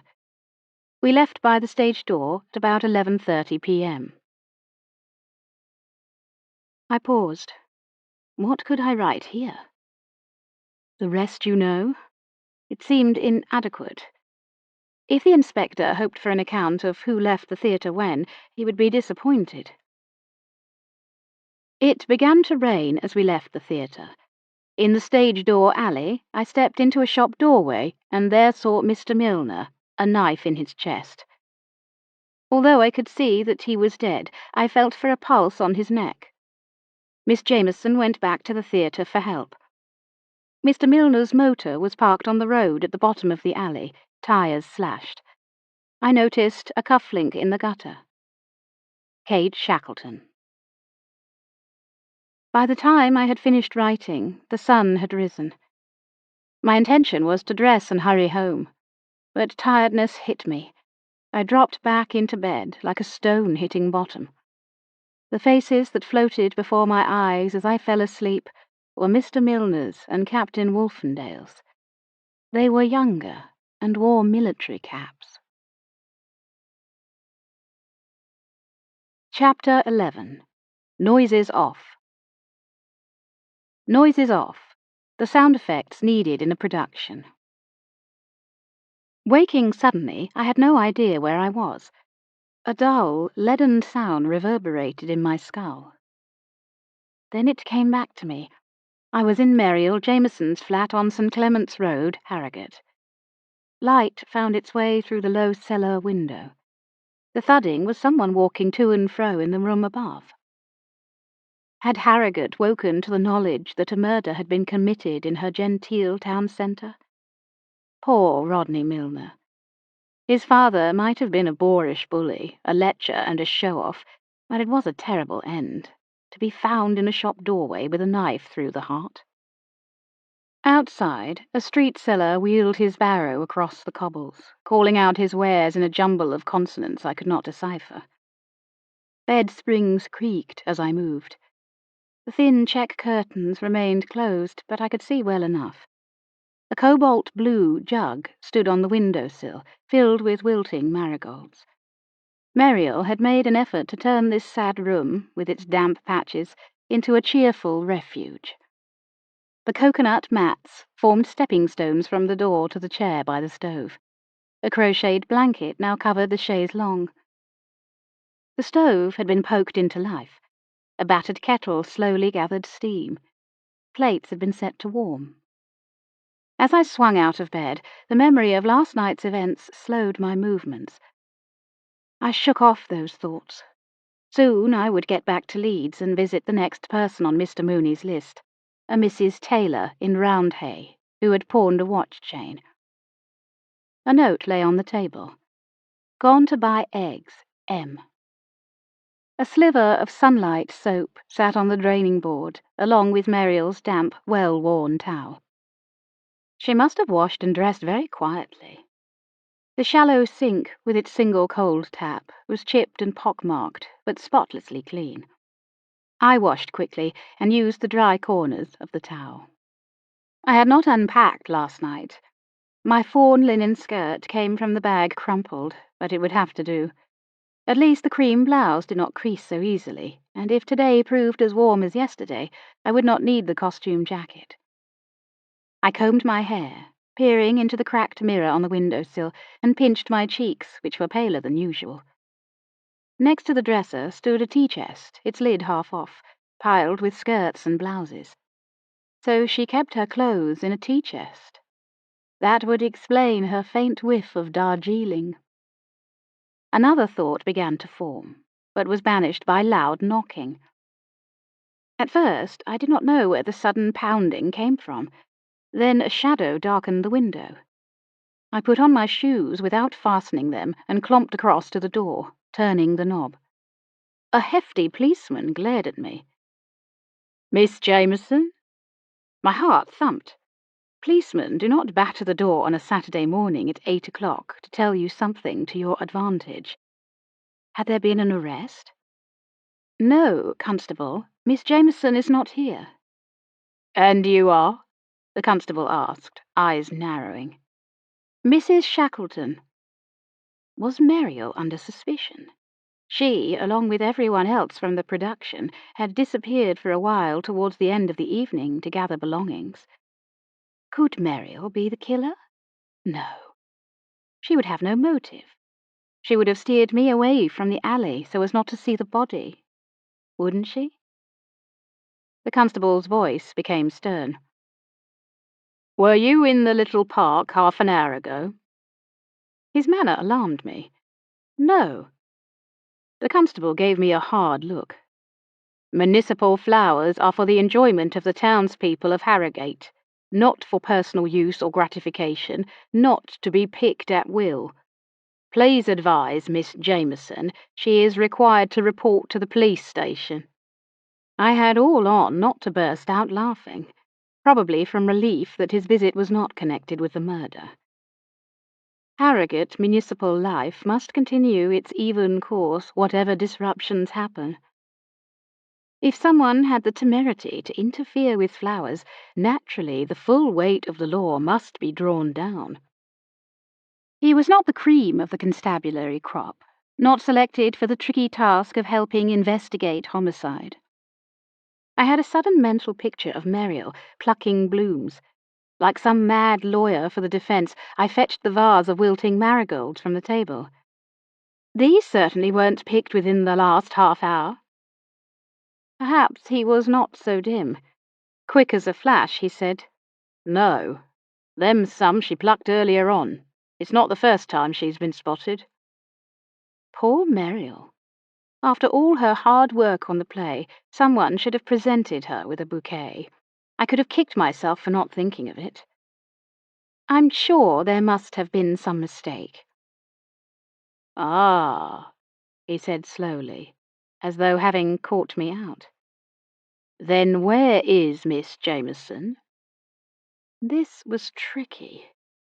"She's behind you," I could have said, because at that moment she appeared at the top of the steps that led to the basement. She carried a shopping basket, its contents covered with a small white square of cloth, on top of which lay a bunch of belladonna lilies, the soft pink flowers wafting their delightful scent around the waiting policeman. "Miss Jameson is—" Muriel is quick on the uptake. I expect one would need to be in order to mount plays, direct actors, and produce miracles of drama while living out of a tea-chest. "In the bathroom," she mouthed, jerking her thumb to indicate she would enter the house through the front door. She disappeared silently.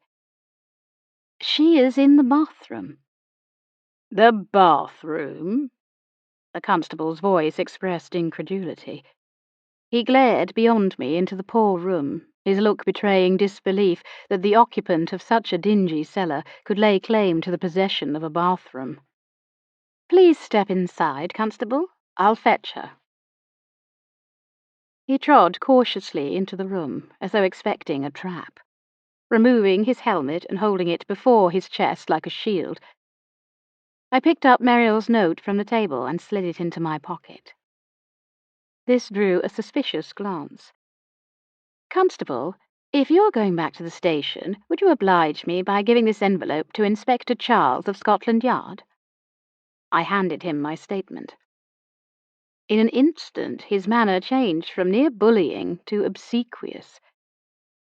"Well, yes, madam, of course." As he tucked the statement into his tunic, I snatched the well-worn towel from the sink. I hurried through the inner door and up the dark stairs to the ground floor. Muriel stood there, as if undecided whether to stay put or continue up to the next floor and disappear into the bathroom. She set down the basket. I handed her the towel, saying, "Wind this round your head." "Oh, well done!" She grabbed the towel and twisted it around her hair. Kicking off her shoes, she whispered, "Did someone spot me taking the milk?" "Not the milk." "The eggs, then?" "Not the eggs." "Well, then, for heaven's sake, you were seen picking flowers." "How bloody petty. Honestly, you'd think they'd have better things to do. The flowers are going to die. I might as well have a bit of enjoyment out of them." She led the way down the stairs, muttering, I don't have time to stroll the parks, sniffing and admiring flora. I'm a busy woman. If I'm to have any enjoyment at the ratepayer's expense— Shh, he's not deaf, I hissed, surprised that such a theatrical doyenne did not have a better sense of stage whispering. More loudly, she said, "Can't a girl wash her hair these days?" Entering her room, she beamed at the constable. "Good morning, officer." He stepped back from her tea-chest as though he had burned his fingers. "Good morning, miss." His eyes narrowed with suspicion. Muriel rubbed her hair. For a moment, I thought he would snatch the towel and feel her hair. His thoughts raced so fast that his eyelids twitched.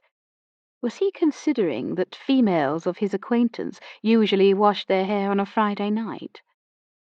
"I'm Muriel Jameson. This is an old friend, Mrs. Shackleton, who kindly came over yesterday to see the last night of my play, Anna of the Five Towns. Did you get to see it yourself, officer?" "I did not see the play, but I saw the posters." The fog of suspicion began to clear from his broad face. A theatrical female could not be expected to wash her hair to the same timetable as other women. "A lady made a complaint regarding having seen an individual answering your description stealing flowers in Westerly Park this morning." Muriel sighed, rubbing her hair beneath the towel. "I'm afraid I'm not very remarkable. She must have mistaken me for someone else." The kettle began to boil. The constable considered Muriel's offer to join us in a cup of tea. I was nearest the back stairs and conscious of a sound behind the inner door. Someone was listening. "The kettle's nearly boiled," Muriel said. Nearly was not good enough. The constable snatched his helmet and left. Only when the outer door closed behind the constable did there come a gentle tapping on the inner door. The captain stood in the gloom of the servants' passage. He seemed smaller than the evening before. "Is everything all right, ladies?" Muriel unwound the towel from her hair. "Come in, Captain." What did the constable want? I couldn't catch his words. Hearing not what it was, you know. Muriel ran her fingers through her hair. He wanted to know, had I witnessed a person stealing flowers? Stealing flour? No, flowers. Flowers that grow. And had you? Certainly not, or I would have reported it at once. Muriel reached for a comb. The captain shook his head. With a great effort, he said, "Flowers. Fuss and nonsense about flowers. Haven't the constabulary anything better to do? I thought something must have happened to Lucy." Muriel paused in her hair combing. "Is anything wrong, Captain?" No, nothing wrong." He turned to go. On the first step, he seemed to stumble, then regained his balance. Muriel's eyes widened. She pointed to the top of the stairs. "The basket," she mouthed. "I left it in the hall." I nodded that I would get it, and turned to follow the captain up the steep stairs. He moved painfully slowly, his hand on the wall for balance. At the top, he stepped into the hall, but did not appear to be in a hurry to go back to his own flat. He turned and looked at me. Did he wonder why I had shadowed him up the stairs? I picked up the basket, flicking the white cloth over the flowers. Raising a shaky hand, as if to reach out to me, he said, "Before you leave, Mrs. Shackleton, would you do me the favour of calling in for a confidential word?" I hesitated, unsure what he could want to talk to me about. "Just between us, nothing to do with Miss Jameson." He nodded towards Muriel's room. "Private matter, if you don't mind." I slid the basket handle along my arm, carefully, remembering that it contained stolen eggs and milk as well as the flowers. "Yes, Captain. I shall come up after breakfast." I picked up the shoes that Muriel had kicked off. And of course, my thought was still that the captain would have something private to impart to me, some news of Gerald, although I knew that to be ridiculous. He walked back to his own door slowly, like a man with a long way to go before nightfall. I carried the basket and shoes downstairs, also moving slowly, as though his creeping pace had infected my movements. Muriel stood over a cast-iron frying pan of sputtering fat. I placed the basket on a chair and handed her the duck eggs. She cracked the first directly into the pan. "Isn't it huge? Shall we share?" "Yes. Will you scramble it?" "I will. Drop of milk, I think. Will you pour?" I retrieved the milk and poured a drop into the pan, listening to it sizzle as Muriel stirred. "Thanks for dealing with our local Bobby, Kate. It would have been awkward to explain myself before the bench, just as I have my great opportunity with Mr. Wheatley. You saved my bacon." "There was no need to go out stealing, Muriel. We could have gone out for breakfast. I would have bought you a bunch of flowers." "All too bourgeois," Muriel said, with a wave of her hand. "You're my guest. You must have a good breakfast. I'm honest as a rule, but all my ready cash was eaten up by the production. The theatre's a glutton, Kate. It will swallow my heart one of these days." I set plates and cutlery on the table. The faded marigolds bowed their dying heads. I changed the water in the vase and replaced the marigolds with fragrant belladonna lilies, courtesy of Harrogate Corporation. "You know B.W. has invited me for lunch today." With a look of total concentration, Muriel shared the scrambled duck egg between our two plates. "You did mention it last night. Twice." Muriel pulled a face. "I could say something in my defense, but you won't want to know."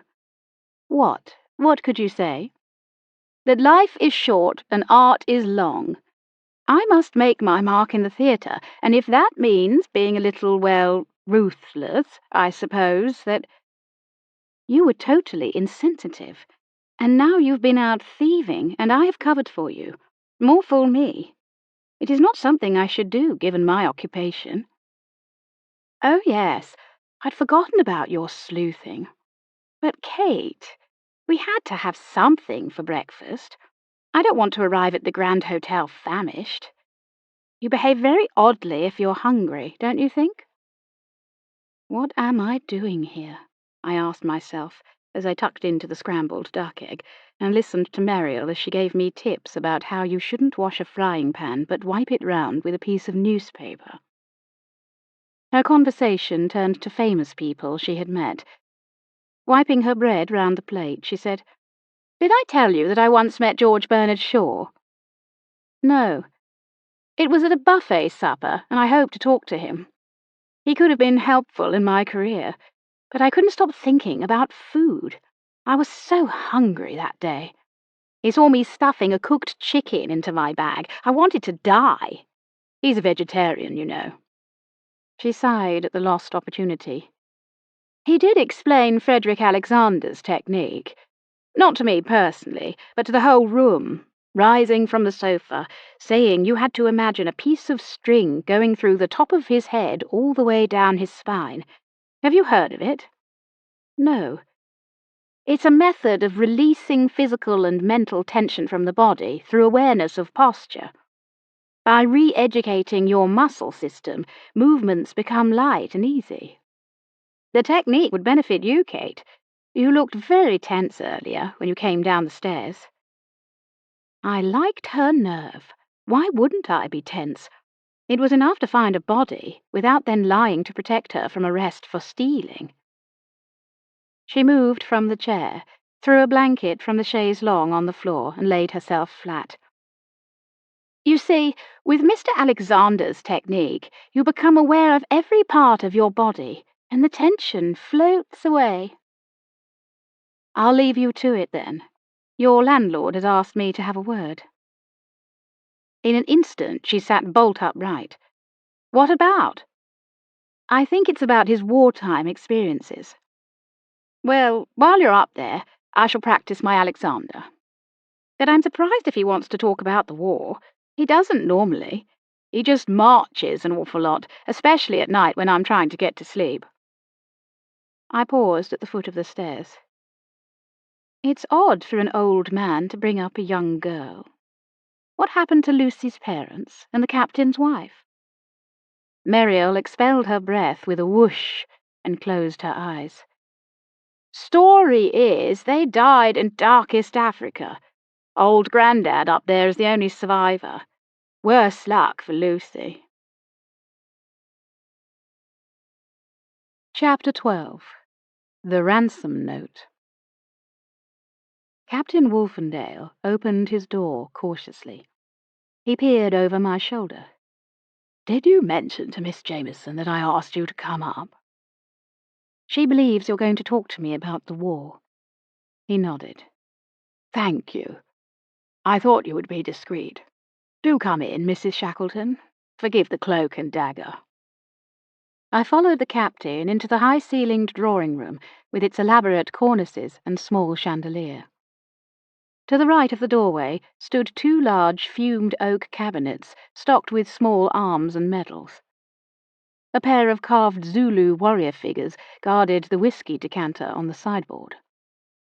On either side of the Adam fireplace stood easy chairs, one of leather, one of worn velvet. Between these chairs, across the hearth, lay a tiger-skin rug, the head of the tiger caught in a permanent snarl. Its hard glass eyes glared malignantly at no one in particular, and everyone and everything in general.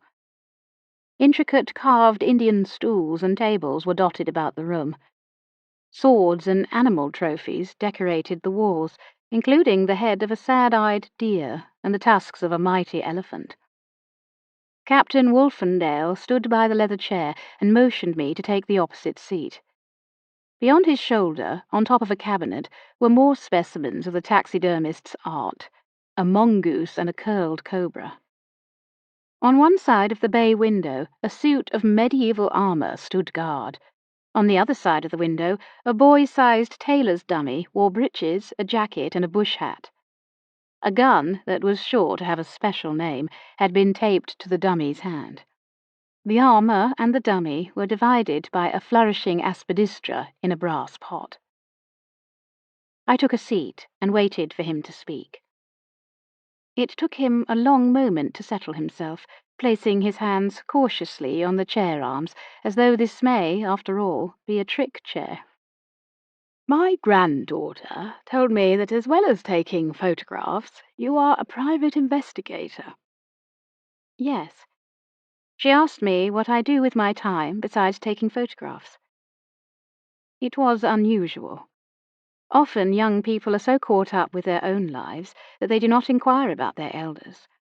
But Lucy Wolfendale was 21, and so old enough to be curious about how other women live their lives.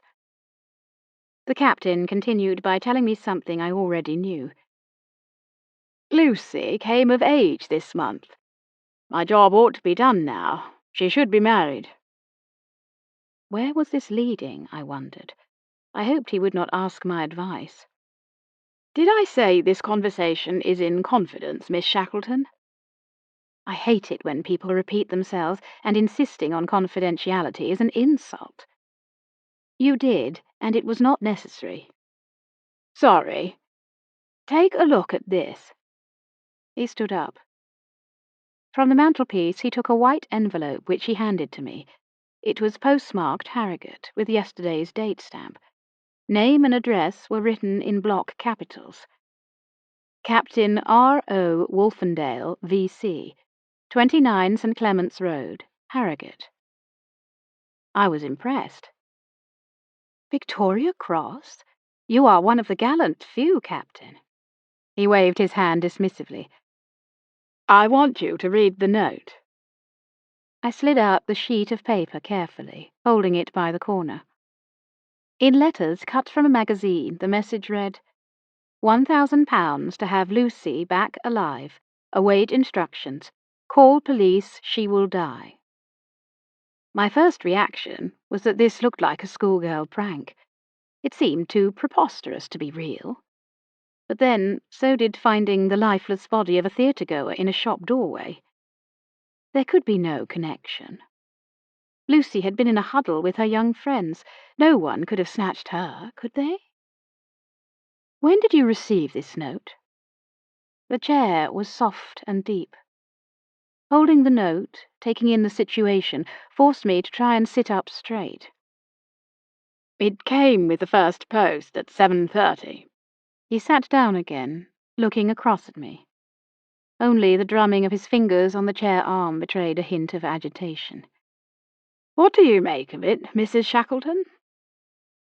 I have no idea what to make of it, Captain Wolfendale. He nodded sagely. I ask for 2 reasons. First, because you were the person who brought me the news that Lucy would stay with Alison last night. The pause that followed hung in the air like an accusation. And the second reason? Because you are a private detective. You say I brought you the news that Lucy would stay with Alison. Lucy said she wanted me to remind you that she would do so. Reminder? He shook his head. I'm not senile yet. If Lucy had said she was staying with a friend, I would have remembered. When you gave me the message, I expected she would be back this morning saying, I could have telephoned to you if we'd had a telephone installed. She accuses me of refusing to hobble into the 20th century. Been after me to get a telephone for months, as though a telephone is one of life's necessities. I can only repeat what she said. I don't know what to make of this note. Do you? He shook his head. Captain Wolfendale, there's a simple way of checking whether this note, this demand, should be taken seriously. Find out if Lucy is with Alison. He pushed himself to his feet. And what if she is not there? What then? By the very act of asking, I would be announcing to Mrs. Hart and Alison that Lucy did not come home last night. Something like that could shred her reputation. She's sought after, you know, will make a good match. But this...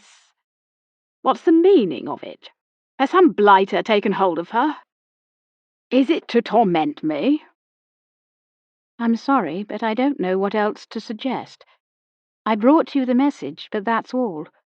I hardly know Lucy or Alison. Kidnap seems most unlikely. But so did murder seem unlikely. He picked up a framed photograph from the table beside him. It was the one I had taken of Lucy as a publicity picture for the play. Look at her, he said. She's a beauty. Her mother was a beauty. But Lucy, she really does shine in this photograph. What did you do to make her so translucent? When people ask about photographic technique, they rarely want to know the technical details. I took the photograph on the day she was wearing her halo, I said. He smiled. How long have you been Lucy's guardian, Captain? Since her parents died. Has she ever gone missing before? No, he said emphatically. Most certainly not. You've asked my advice. A little background would help. He placed the photograph back on the table and sat down. Her parents died before she was 2 years old. She doesn't remember them. Her mother died of influenza, her father in a motor accident in the African Veld. A nursemaid brought her to Britain. I was already a widower, so coming to Harrogate when my aunt died and left me this property worked out well. It gave Lucy stability. Miss Fell, my tenant on the floor above, was very helpful. She's a spinster, but had brought up younger brothers and sisters. The nursemaid did not stay? Not for very long. The envelope and letter remained in my lap. Do you take this threat seriously? He jumped to his feet as though unable to contain himself. How else am I to take it? He began to pace. I can't come up with £1,000. It's absurd. Then put your mind at rest. Walk round to Alison's house. Say you were passing. Congratulate Alison on her role. You did see the play?" And here was my chance for a rapier thrust, because I still wondered why he had been so cagey when I mentioned Mr. Milner last night. It would have been natural to say he had been here that afternoon when I had seen them playing a board game. "Were you at the performance last night?" Had he murdered Mr. Milner, outraged by the man's pestering of his granddaughter? "I did not leave the house yesterday," he said firmly. He placed a hand on the mantelpiece as though for support. "Saw the play on Wednesday." Unable to keep still, he made his way to the window, with renewed vigour, as if expecting to see Lucy and Alison in the street. "You're right, Mrs. Shackleton. This is some prank. Some girlish prank. She's with Alison after all. They're going to come in and start joshing me and saying, 'Now will you have a telephone installed?'" "Captain, let's be clear. I didn't say I thought this a prank. You can only be sure by going to see Alison Hart." The captain stood at the window, his back to me, for another long moment. When he turned to face me, he closed his eyes, putting his hand across his forehead, as though blinded by a sudden pain. "Even if it is a prank, how could she do this to me?" I was beginning to feel impatient. This was where I should say, "Are you consulting me in a professional capacity? In that case, sorry, but I'm otherwise engaged." He sighed. "Mrs. Hart is a widow. If I call and the girls are out, well, she's the kind of lady likely to misconstrue my visit." He looked at his military memorabilia on the sideboard, as if for inspiration. "I could deal with the renegade Indian or Egyptian. I could deal with the Boer. I don't know what to do about my own granddaughter. Women, the fair sex, have not been... I'm at a loss in that direction." Without attracting his attention, I carefully placed the ransom note and envelope in my satchel. It was possible the paper would need to be checked for fingerprints, but I did not want to alarm him by saying so. He suddenly appeared vulnerable, a frail old man. "What were the circumstances which led to your being awarded the Victoria Cross, Captain?" He looked at me quickly. For a few seconds I thought he would avoid answering. He waved his arm. "We attempted to relieve Kimberley. Ambushed by the Boer. I managed to break through the Boer's encirclement while wounded and under fire. That was all, and so long ago. I was a different person then. And the truth is, when you reach a certain rank, there are all sorts of things you just don't have to deal with.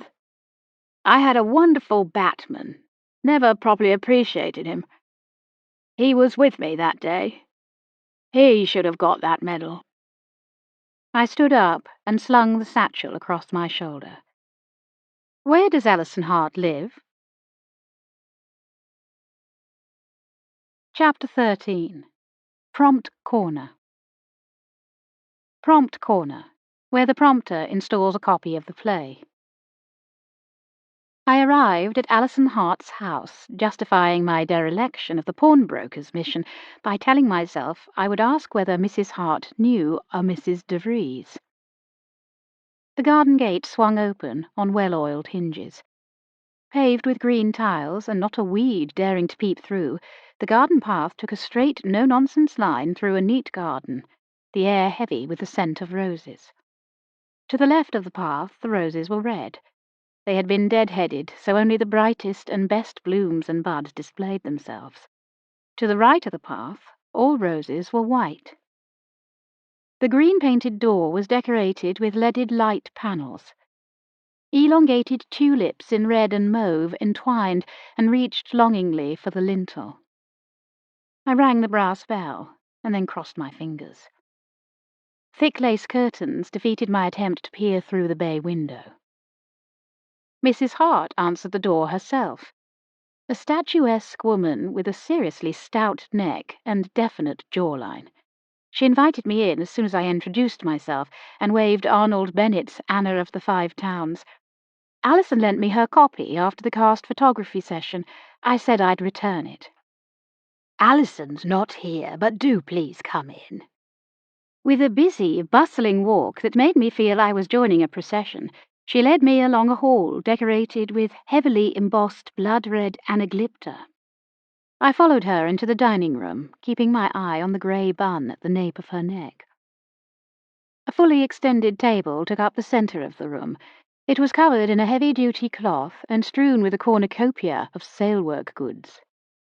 4 chairs were tucked under the table. 4 more chairs had been placed either side of the sideboard. There will come a day when English dining rooms are not full of dead things, but not yet. On the sideboard, a stuffed peacock, its glorious tail fully fanned, glared from beneath a gleaming glass dome, as though demanding an apology. "So it's the play that brought you," Mrs. Hart sighed. "Everything comes back to that play." Mrs. Hart caught me glancing at the peacock. "Bird died of natural causes," she explained. "His heart gave out after an unfortunate encounter with Skippy." She pulled out a chair for me to sit down and then rang the bell by the fireplace. "You will have tea?" "Not if I'm disturbing you. You seem very busy." "I like to be disturbed." She took the seat opposite me and ordered tea from a flustered maid who appeared in the doorway. "Alison usually helps me, Lucy too, but I'm on my own today. If you wouldn't mind making cones of the paper squares there, that would be a great help. This is how you do it." She picked up a square of greaseproof paper, shaped it into a cone and twisted the end. I copied the action as she began to fill the first cone with pink and white marshmallows. "This is the first time they haven't been here to help. First the play, then needing to get over the play." At a closer range, I could examine the contents of the table. As well as the homemade marshmallows and toffee, there were trays of fairy cakes ready to be transferred to waiting tins, jars of jam, knitted tea cozies, an embroidered table runner, and a pious framed sampler extolling the virtues of home and hearth. Clustered together like upside-down sand pies were several small bucket-shaped bins.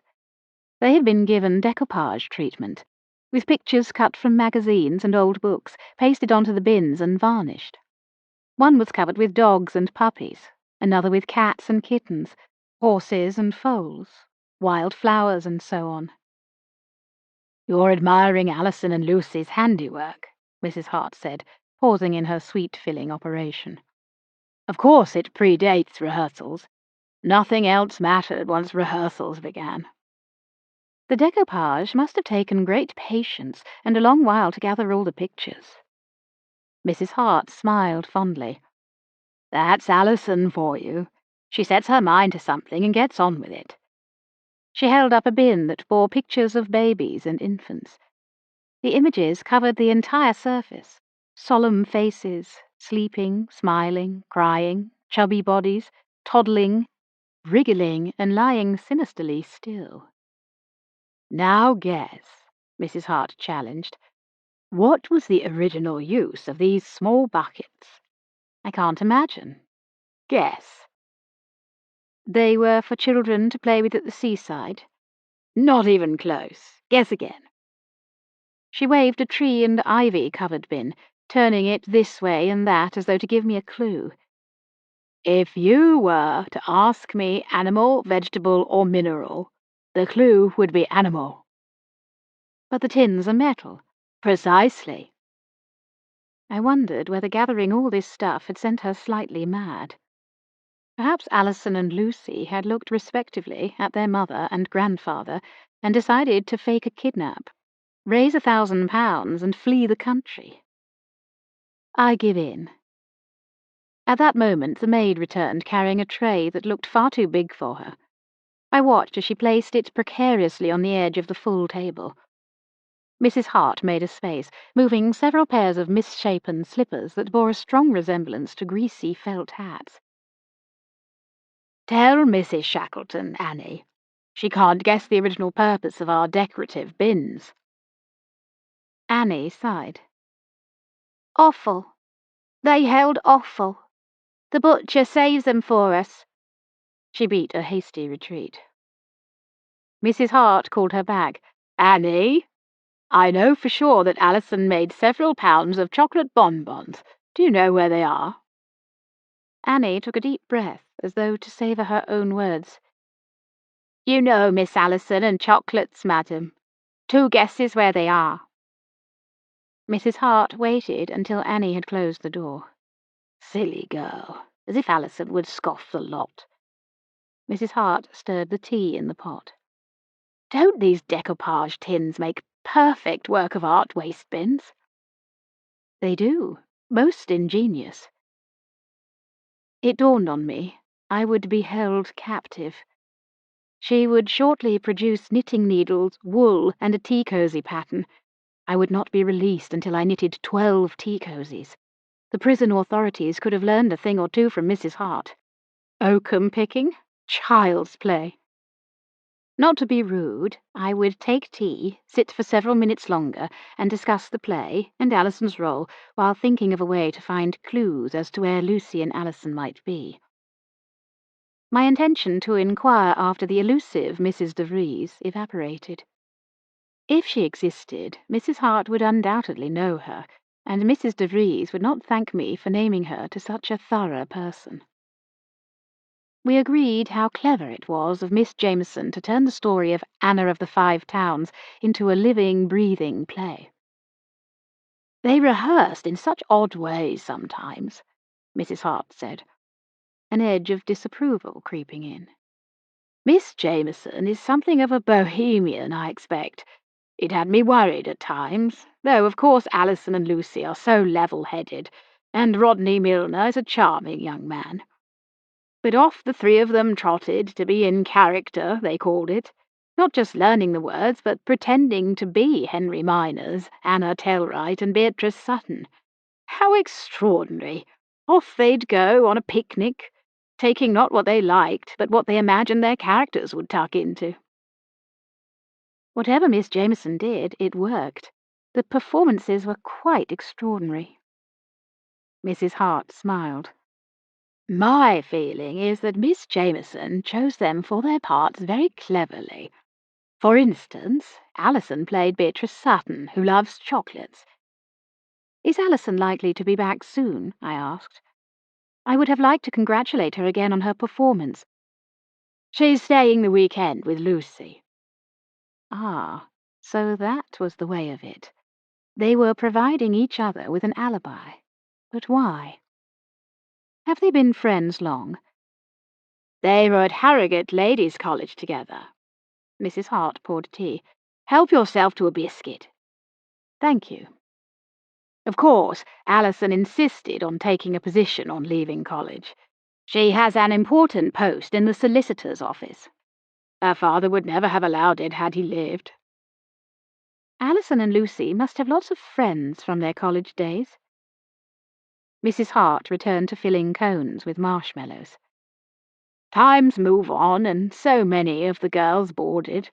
They write, but really it's just Alison and Lucy now." I expect being in amateur dramatics broadens their social circle. Mrs. Hart looked down her nose at a slab of toffee. "Are you any good at hammering toffee into even pieces?" "I'll have a go." "Good, because I'm hopeless. What did you ask?" "They must have made new friends through being in the play. I'd better not hammer the toffee until I've finished my tea." "Good thinking. And it's funny you should say that about the play. Daddy would certainly not have approved of theatricals, and on that account I was not entirely enthusiastic about the venture. But something good may have come of it." She smiled, a secret smile. "Oh?" "Just between us, I think that play may have cemented a friendship that has ripened into courtship, if I dare say so." "For Alison or Lucy?" "Alison. I do think that she and Rodney Milner became close during rehearsals. It was thought that Rodney and Lucy at one time, but really those two were always more like brother and sister. Rodney Milner. He had been part of the little group encircling Lucy. Rodney, Alison, and one other young chap. I hoped that wherever Lucy was, she would be safe and in company. Perhaps there was a party afoot, and it had gone on until the early hours. That would be something to keep quiet about among the polite society of parents and guardians. I transferred the toffee to the tea tray, set it on the floor, knelt down, and began to tap-tap with a confectionery hammer. "Thank you so much, Mrs. Shackleton. It's unusual for me to be on my own on a bazaar day. I do half expect the girls may surprise me and come along this afternoon, after all. They love the church bazaar." "I'm sure the bazaar will be great fun," I said. "I hope so. But of course there's a very serious side to it. We split the takings between church funds and a charity. This year our charity is the Home for Unmarried Mothers." "A very worthy cause." "I'm glad you think so. Personally, I would have preferred widows and orphans. They at least cannot help their predicament. But perhaps you'll call in? We open the doors at 2:00. "Right, thanks for telling me." I returned the hammered toffee to the table and remained standing, to indicate departure. She did not take the hint. She stuck to her chair. "Of course, not all the committee ladies were entirely happy about our choice. Some of us argued that by supporting such unfortunates, we would be condoning immorality, slack values, rewarding sin, not to put too fine a point on it. But there we are.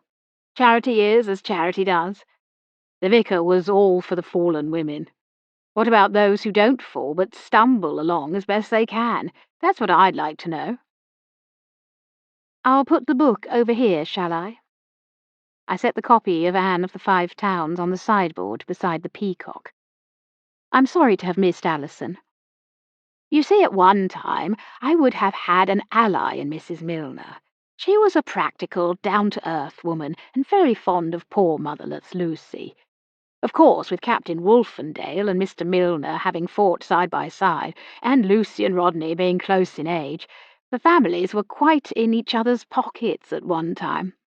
Two old soldiers, though Mr. Milner not so old, of course, and now a widower." So she had not heard about the murder. At the thought of it, I stopped hearing what she said. I placed a hand on the table to steady myself. What was going on that both Lucy and Alison had disappeared around the same time as Lawrence Milner's murder?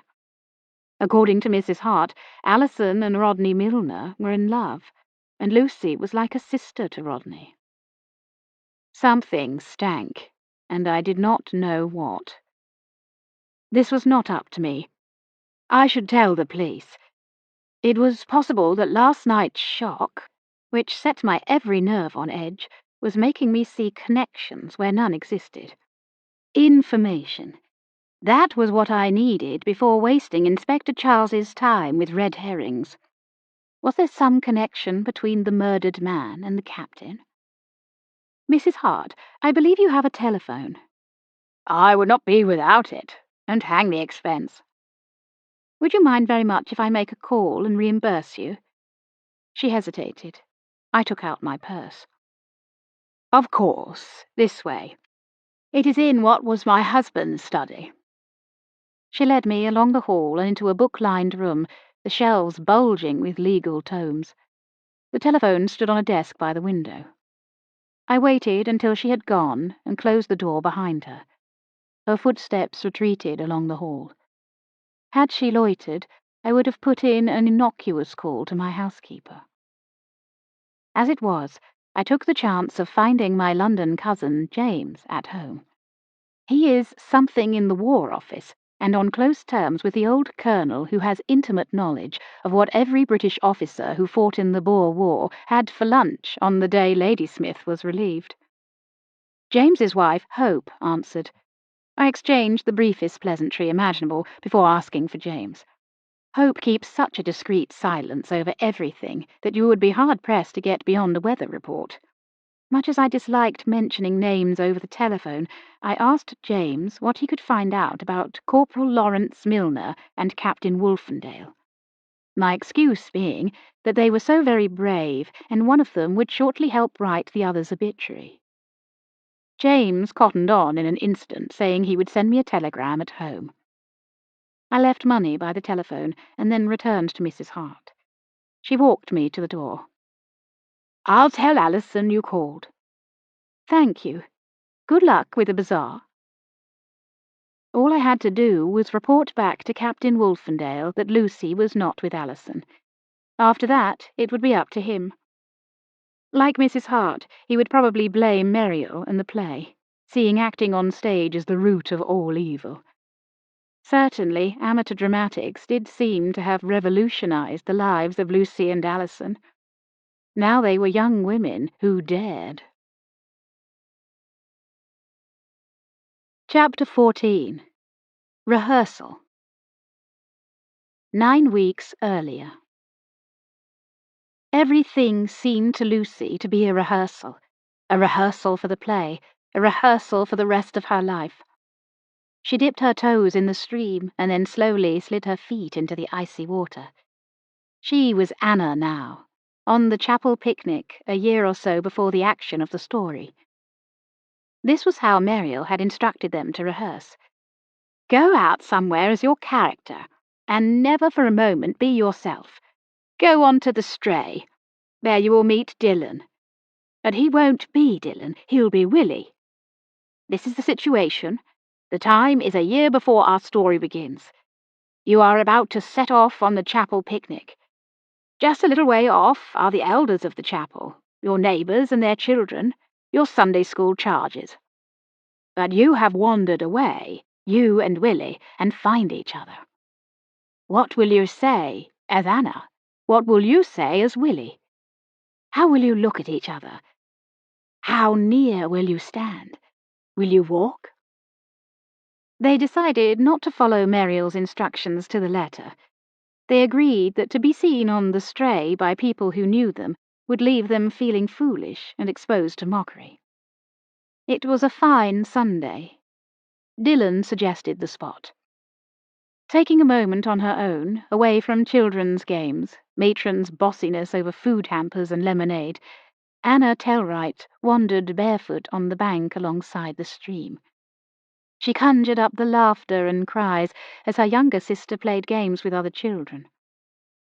Playing her part as Anna, Lucy walked with that feeling that if she stepped off the beaten path, stood for a long moment by a certain oak tree, she would latch on to another life, the life that must be out there, waiting for her.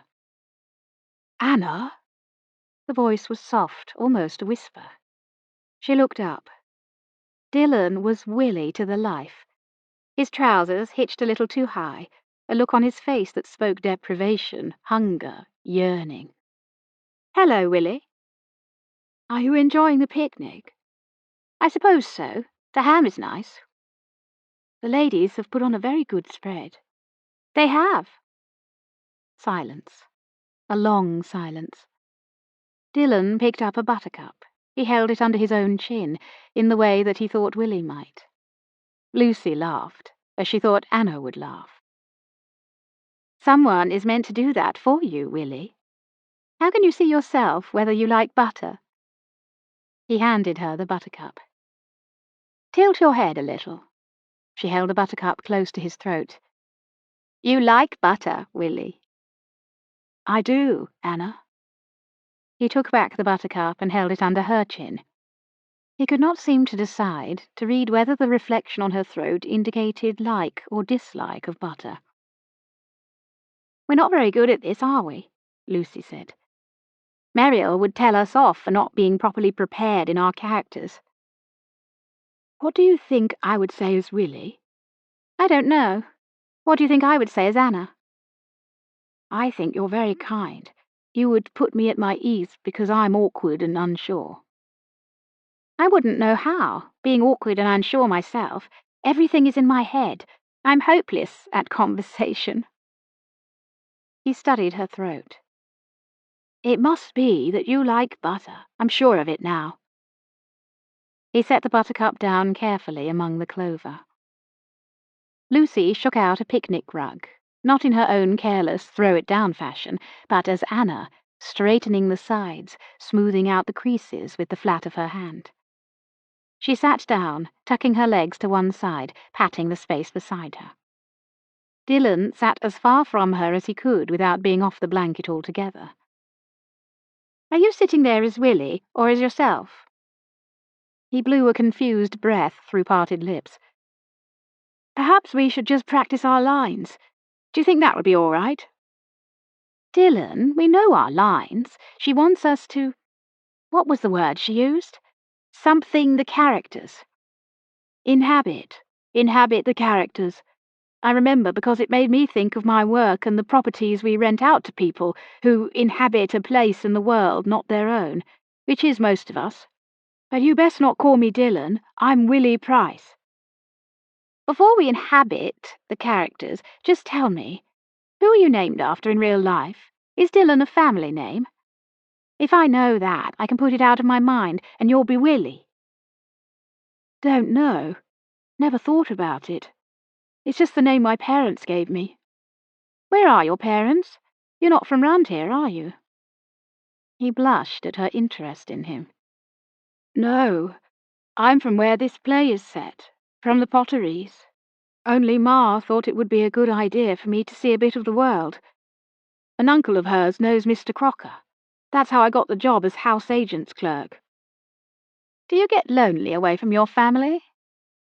To tell you the truth, I like to have the space of the room above the shop. At home I shared with my 3 brothers. They were all bigger than me, great strapping lads who work in the Potteries. My sisters work there too, paintresses. He did not say that they had called him the runt of the litter. It must be very interesting to go out and about looking at houses. Is that what you do? Once a week I collect rents, on a Friday evening, and on Saturday morning if people were out the night before. Other times I'm in the office. I read a book, though I'm not supposed to. It's in the office that I learn my lines by heart. She picked a clover. I'm not sure that Anna and Willie would have talked like this. I think they just saw each other now and then, and he was only just building up courage to talk to her. If we weren't in this play together, perhaps we wouldn't talk either. You would walk by Crocker and Company and never so much as glance to see who sat behind the desk. Oh, I would. No, you wouldn't. I watched you pass by ever so many times, with a friend or alone. You never once looked. I shall look next time. She bit the head off the clover and ate it. I'd like that. If you want to step inside, you could pretend to be Lucy looking for a fine house, coming into her fortune. You mean I could pretend to be Anna? Yes, that's what I meant. You could pretend to be Anna. Where would you recommend for her, for Anna? He made a little clucking sound of thoughtfulness and stretched his scrawny legs. I would recommend that she leave the Potteries altogether and come up here. There's a spot not far off that would be just right for her and her sister. She could turn it into a most magical place.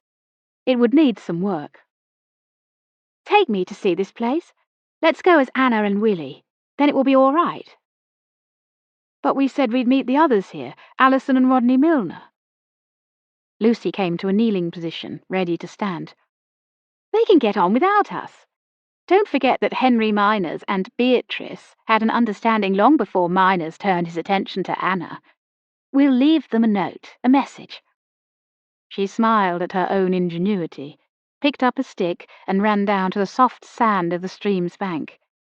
She wrote, Anna and Willie gone for a walk. Do not wait. Dylan hesitated. Is that fair to Alison?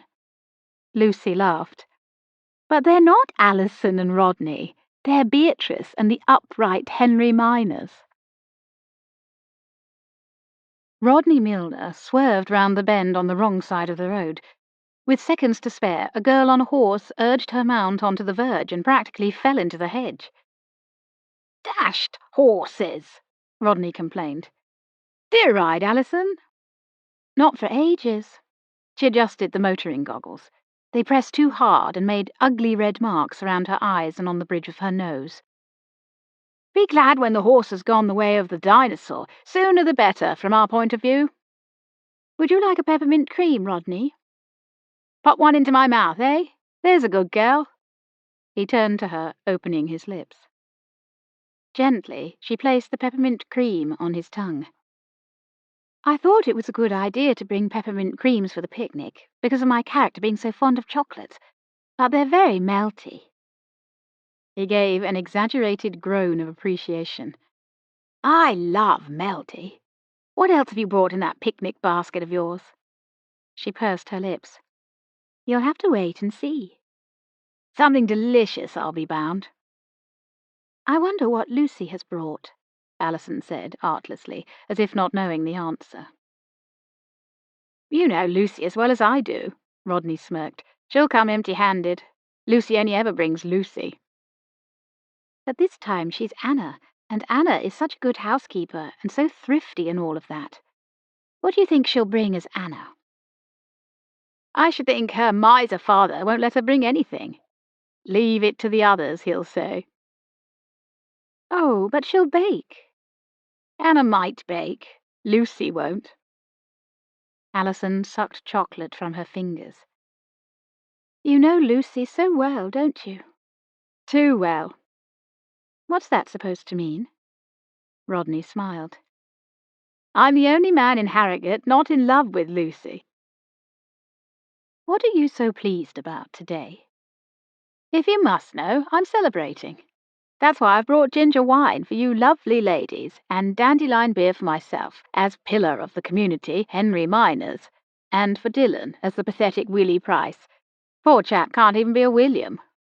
"They wouldn't have alcohol at the chapel picnic." "In that case, Muriel Jameson will have to sack me and find another actor, because I'm celebrating."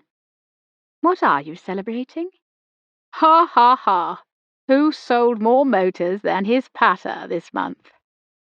"Did you really?" She raised her goggles and gazed at him, eyes wide with admiration. "I did." "Who has sold more motors than his pater for the last 3 months?" "Have you?" "So you must not refuse a toast to Rodney Milner's success before he turns his attention to becoming dull but crafty Henry Miners." "Why do you call him crafty?" Rodney pulled in to the side of the lane. "This the spot?" "I think so." He climbed out and helped Alison from the motor. "I call him crafty because he—" In helping Alison, he first took her hand, then put out his arms to steady her. "Because he chooses Anna, the heiress, over the bouncing friendly charmer who loves chocolates." "You mean Beatrice Sutton?" "Do I?" Alison cleared her throat. "I can't see them. I can't see Lucy or Dylan over by the stream, or—" "Then let's go and explore." He lifted the picnic basket from the back of the car. "I think my bottles might fit in here. What do you think?" "Probably." He arranged the bottles in the basket and snapped it shut. "I see you've brought glasses." "I did, but Mother said we should cup our hands and drink water from the stream. She said that's what people on a chapel picnic would do." "That's carrying it a bit far in my book. I wonder what else they would and wouldn't do." He opened the gate to the field and bowed her through. "I don't know. We shall have to think ourselves into the roles." Their hands touched as she helped shut the gate. "You had better call me Beatrice." Side by side, they walked to the stile that led to the far field. "Let me go first," he said. "Then I can help you across. Henry and Beatrice are very chummy at this point, you know. It wouldn't surprise me if they held hands." After climbing the stile, they walked towards the stream. He saw where Lucy and Dylan had been sitting, where the clover and buttercups lay flat. "Look, they were here, or someone was. I was in the Scouts, you know." "That's a bit mean," Alison said. "If they didn't wait just because we're a little late." "Who cares? I don't." "Over there?" He nodded to a sheltered spot a little further off. Yes. They walked closer to the stream where the bank sloped. There are wild violets, Alison said. How lovely. He spread the blanket. Succulent Miss Beatrice Sutton, may the dashing Mr. Henry Miners tempt you to a titillating glass of ginger wine? She laughed at his silliness. Do you really think that's how they would talk, if not following the script, I mean? He winked. I think the two of them had a very big secret at one time. What was that? That they were far more chummy-rummy than chapel people ought to be. I think they probably kissed. Really? That's a bit much. They clinked glasses. Anyhow, well done, Rodney, for selling so many cars. Rodney sipped his dandelion beer. In a single breath, the bravado deserted him. Do you know why I really sold more motors? I don't know. She gazed at him with rapt attention. Why? Because people can't stand my father. They come in when he's not there, usually on Saturday mornings. That's what Dad puts my success down to, the popularity of Saturdays. But they're always so relieved to see me. And when Dad puts in an appearance, honestly, Alison, you think he'd have some idea how people feel about him. He has the hide of a rhinoceros, probably brought it back from South Africa. Really? Lucy's grandfather was in South Africa? That's how they know each other. It gives them something in common. They play this ridiculous board game sometimes, called to arms. They shake dice and go to squares called things like Quick March and Conspicuous Bravery Advance to Victoria Cross. Alison giggled. I know, it's mad. Grown men. Alison prided herself on seeing the best in everyone. Your father must have a lot of confidence to give you so much responsibility. He must think a great deal of you. Blushing, suddenly losing his composure, Rodney shook his head. He thinks a great deal of himself. But Rodney took Alison's hand. I don't know how you do it, Alison. What? Do what? She left her hand in his. What you do to me every time we're together. And when we're not together, I think of you all the time. She stared at him. But I thought... Now I've made a fool of myself. I spoke out of turn. Sorry. No, it's just that I thought you and Lucy... I mean... He started to laugh. No. Did she say that? Of course not. She wouldn't. She wouldn't because it's not true. There's never been anything like that between us, and it's just as well. How do you mean, just as well? Because, well, it's too puke-making to even say. If I tell you something, will you keep it just between us? Alison nodded. You know I will. My father has his eye on her. I can tell. If he gets his way, Lucy will be my stepmother. Alison started to laugh. Never. Never in this wide world. Oh, yes. Does Lucy know? Do you know? I don't think she does. Because it's beyond comprehension, don't you think? Alison kept on laughing. I'm sorry, I shouldn't laugh, but if he thinks Lucy... I know. They both began to laugh, rolling about on the picnic blanket, laughing louder and louder until they reached a pitch and Alison had to pull out her handkerchief. She dabbed her eyes, then offered the hanky to Rodney. Instead, he took her hand. I love you, Alison. They came upon the round tower beyond the trees and across the meadow. Lucy gazed at the tower. Do you really think Anna would want to live here? She might. It's very remote and romantic. Do you know, you're a bit right there. Only Anna is so practical. I think she might worry about the water supply and the gas pipes. She'll never be able to get the floor clean. Dylan looked crestfallen. I hadn't thought of that." He brightened. "If you come at it from the other side, there's the road and a meadow to cross.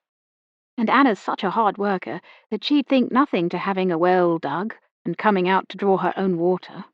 She'd be a great one for old lamps and that sort of thing, having been used to the miser and his mean ways." "I like it anyway," Lucy said. "Shall we go inside and take a proper look?" "It's probably dangerous." "Let's go in and see. Don't forget who we are." Dillon turned the heavy key. The property was not on Crocker's books, but keys that fitted another old property would work this lock. Dillon had it in mind to give Mr. Crocker a report on the state of the place. Perhaps the owner would like to have it taken care of. In the precise, clipped voice that Anna sometimes used, Lucy said, "This place is awfully dilapidated, Willie." Dillon loved the word dilapidated. Lapis, stone, stone falling away. He answered in character as Willie. "It is rather dilapidated, Miss Tellwright, just like my father's works." "That does not mean you are allowed to get so far behind with your rent. You must tell Mr. Price that. He does understand. Please come up to the office." They continued their tour in character until Lucy stood on the battlements looking out across the fields, picking out, in the distance, the figures of Allison and Rodney. She held herself very straight, as Anna Tellwright would. "Willie?" "Yes, Miss Tellwright?" "Do you have your field glasses?" "I do." He handed her the binoculars. She looked again at the two figures, that now were one. "May I look, Miss Tellwright?" "Perhaps not, Willie. We must talk about the rent." She turned away. "My grandfather has done me a very bad turn." "Don't you mean your father, Miss Tellwright?" "Of course, that's what I mean, my father. The old miser whom I love and hate in equal measure." "And what bad turn has he done you? After all, he has signed over a fortune to you." Lucy dropped the character of Anna. She looked across the fields to the far horizon. "Anna and I don't have much in common, really, except that she is 21 and I will be 21 on 6th August. My granddad always said I would have an inheritance on my 21st birthday. Now he's going back on his word." Their hands lay side by side on the parapet. Half an inch, and they would touch. "Oh, I should not be blabbing about this. He always says not to tell people our business." Dillon did not know what to say. Inheritances and prospects were so far from his experience. He racked his brains, but no words came. Only by hiding behind his character could he speak his deepest thoughts. "You can tell me. After all, in the play I'm Willie, who adores you. And Willie dies, so his lips will be sealed." Lucy turned to him and smiled. "My Aunt Ada, Miss Fell, who lives on the floor above, she was my great-aunt's companion. Well, there's something fishy. Aunt Ada is sure that a legacy should come to me when I'm of age from my parents. Only there's nothing I can pin Grandad down on. Whenever I ask now, he puts me off. And I have to get away. I think...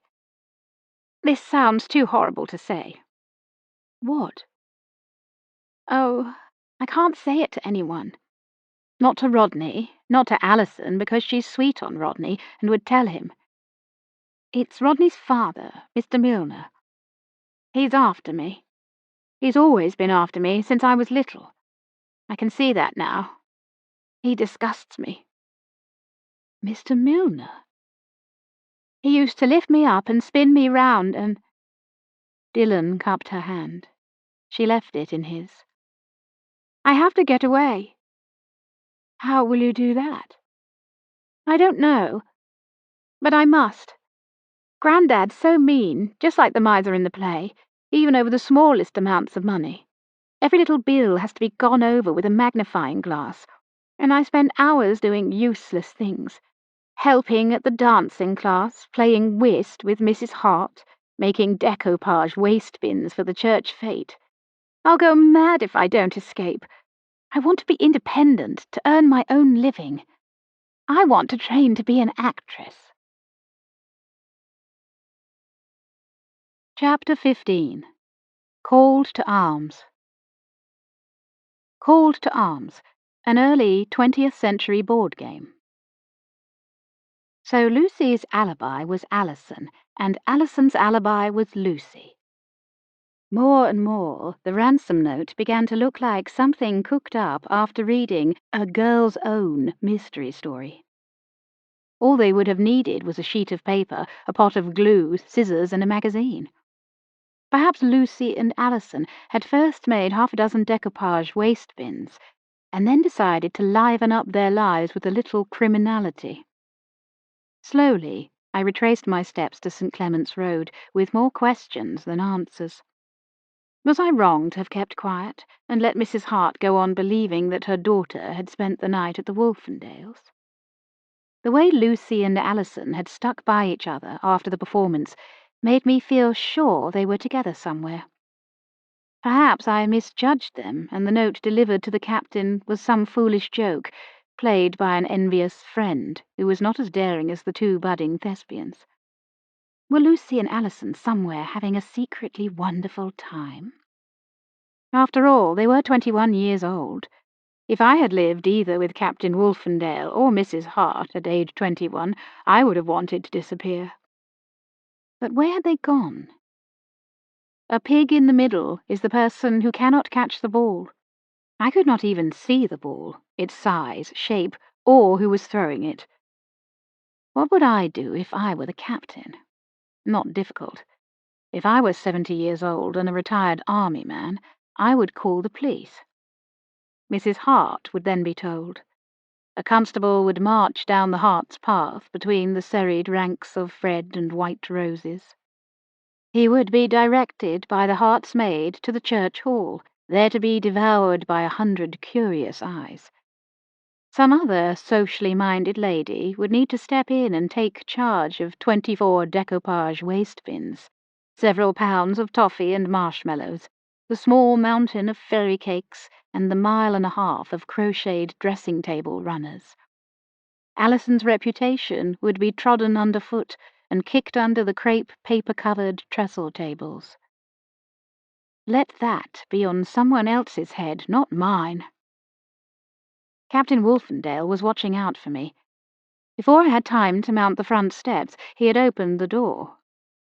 His eyes searched my face. I shook my head. A deep sigh escaped as he waited for me to step inside. He stood in the doorway, looking left and right. I keep expecting to see her coming along the road, hear her feet tip-tapping. Lucy can be a brisk walker when she chooses. The door creaked closed. I had not noticed before that it needed oiling. The drawing-room was hot. Even the tiger-skin rug looked subdued, its cold eye now ever so slightly sympathetic. I half expected the elephant tusks on the wall to turn floor-wise in sympathy. The captain did not flinch from stating the obvious. Lucy not with Alison, then? Mrs. Hart thinks Alison is staying here. You didn't... No. He frowned. Was Mrs. Hart curious as to your visit? She wouldn't have expected me to know anything. I returned a borrowed novel, that's all. The two of us remained standing. It was up to him now. I would find a way of leaving shortly. This was nothing to do with me. He stood between me and the door. In his stillness, he reminded me for all the world of a lead soldier. His breath came in shallow bursts. Suddenly he put his hand to his heart. Could I prevail? Would you... a drop of whiskey? Yes, of course. I went to the sideboard. The carved Zulus stared impassively as I unstoppered the decanter and poured the amber liquor into a cut-glass tumbler. Soda? A dash. I placed the glass on the carved table beside his chair so that he would sit down. "You were gone a long time," he said as he sipped the whiskey. Mrs. Hart wouldn't have thought so. She is a woman who likes company. I perched on the chair arm opposite him. "Mrs. Hart would be highly agitated if she knew the girls were missing." Captain, I'm sure you'll be able to rely on police discretion, if that seems the best course of action. I did not say that the police would hardly welcome a missing persons investigation, not with a murder to solve. "But you saw what the note said?" Yes. Stay non-committal, I warned myself. The note had been written by someone with a love of suspense novels, or sensational true stories from the other side of the Atlantic. Yet to disregard it would be foolish. "I want to believe it's a prank." The captain finished his whiskey. "And at the same time, I don't want to believe it's a prank. Not if Lucy did it." His hands began to tremble. When I saw the bobby this morning, I feared the worst. Dashed clodhopper, near giving me a bad turn. I'm my granddaughter's guardian, but it seems I haven't guarded her well enough." The whiskey had done little to revive him. Pale and drawn, he looked on the verge of collapse. "You saw what the blighters say. Call police, she will die. Daren't risk it.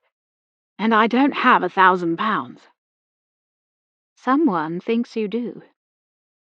"Then someone is seriously misinformed." He nodded at the medieval suit of armour. "He's worth something. Is it a ploy to rob me of what I love best?" I did not know whether he meant Lucy or the suit of armour. I refilled his glass. Slowly, the whiskey seemed to restore him a little. "Whoever's done this nasty trick doesn't know who he's dealing with. I've routed tribesmen. I've outwitted the Boer. Comes to campaigns, this blackmailer has found more than his match. Harm Lucy and I'll run him through. Who is it? Who's taken her?" You don't know that someone has taken her, or why would Alison go missing too? He took another gulp of whiskey and answered himself as to who had taken Lucy. "Some damn theatrical type, mixing with the wrong sort. Well, let him send me his next set of instructions. I shall rendezvous and shoot the rotter through the mouth." Let's hope it won't come to that. We were getting nowhere. If Lucy had been a child, of even 15, 16, I would have offered to help, but to do any more seemed like interfering. I stood up to go. Inspector Charles had asked me to say nothing about finding Lawrence Milner's body. But murder cannot stay a secret long. If the captain did not contact the police, and something terrible had happened to Lucy and Alison, something connected with the murder, I would never forgive myself. "Captain, there's something you should know. Something happened last night that made Miss Jameson and me so late in coming back after the play." "To do with Lucy?" "No. Nothing I have said about Lucy and Alison changes. You're acquainted with the Milners?" "Yes." He sounded impatient, as though I were about to begin a gossipy conversation. "Mr. Milner was murdered last night." His body went slack, as if what little energy he possessed suddenly drained from him. His eyes closed. "Was he? Then, But who else?" the tick of the clock grew louder. Words deserted him for a long moment. It seemed odd to me that he said, "But who else?" Did he mean who else was murdered, or who else knew, or who else could have done it? "Who else what?" I asked. His hand shook as he drained the whiskey glass. "How was he murdered?" I was asked not to say anything, The police are interviewing people. I expect they'll want to talk to Lucy and the others who were at the theatre last night, and to his friends and associates. You knew him very well, I believe?" It was phrased innocently, but the effect was electric. The old soldier's mouth dropped open like a baby bird's beak. He did not answer my question, but gave me a beseeching look as he changed the subject. "At one time I wouldn't have been so useless. I would have acted decisively. I would have marched out there and known what to do. I've grown unused to... I don't even go out very much anymore. Please don't go. Help me. The police won't want to know about Lucy with a murder on their hands, and they could think there's some connection with Lucy and Alison going missing. Do you think they're in danger?" I looked at Lucy's photograph, her high cheekbones and determined chin. No one would dare to harm such an exquisite creature. Wherever she was, I felt sure she would be safe. "What is it you want me to do?" Hope lit his eyes and he leaned forward. His words came out in a great rush. "You'll help me? What do you charge? I'm not a rich man, but I'll find the money to pay you. I'll beg, borrow, steal." "That won't be necessary. I did not want to say that I was on another assignment that would easily cover my time. If you want me to help, I shall gladly do so for the rest of today. If I'm unsuccessful, you must agree to go to the police." "I want you to find her." "But is that agreed? If I come to the point where I think it the right thing to do, I'll go to the police myself." "Very well. Whatever you say. I agree." "Tell me, had you and Lucy quarrelled? Or had she given any indication of being dissatisfied with her lot, of wanting to go on a visit, have a change of scene?" "Nothing. Nothing of that sort at all." "May I take a look at Lucy's room?" That would give him time to calm down, and me time to think. "Yes, yes. Come and take a look at her room. I can't look through her things. Never have, never will. Female matters." He rose creakily to his feet. I followed him towards the rear of the flat, dodging antlers and tusks, swords and shields, passing other doors that must have been dining room, bedroom, kitchen. We reached the last room at the back of the house. "She has the larger of the 2 bedrooms. Had it done out for her." The wallpaper was a pale blue, dotted with forget-me-nots. A white candlewick counterpane covered the bed. The furniture consisted of a dressing-table, wardrobe, and tall-boy in polished walnut. A neat and tidy room, almost as if it were ready for inspection. "Is it always this tidy, Captain?" He shook his head. "Can't answer that one. Not my territory." On the bedside table lay a copy of Thomas Hardy's Poems and Stories, and the novel Two on a Tower. On the top of the wardrobe was a brown leather suitcase. "Does she have another suitcase?" "Only that one." Disliking the thought of going through Lucy's things, I sat on the bed and looked round the room, as though it would deliver up some clue without prompting. "I still find it hard to picture your family life, Captain." He stood in the doorway, hand against the jamb. "I've made a mess of things." "In what way?" "Oh, in every way. I should have stayed in the army. That was my life." "And your wife, what did she think?" I didn't believe in having a wife who would travel with me. She stayed at home. I wasn't there when she died." He lowered his head and covered his face with his hands. "I had a batman. He did everything for me. Poor man died in London in 1903. Was it my imagination, or did he seem more put out by the loss of his Batman than the death of his wife? But at least he was talking. Then he turned to go. I'll leave you to look round." "No, please stay. Your son was also in South Africa, you said?" "My son?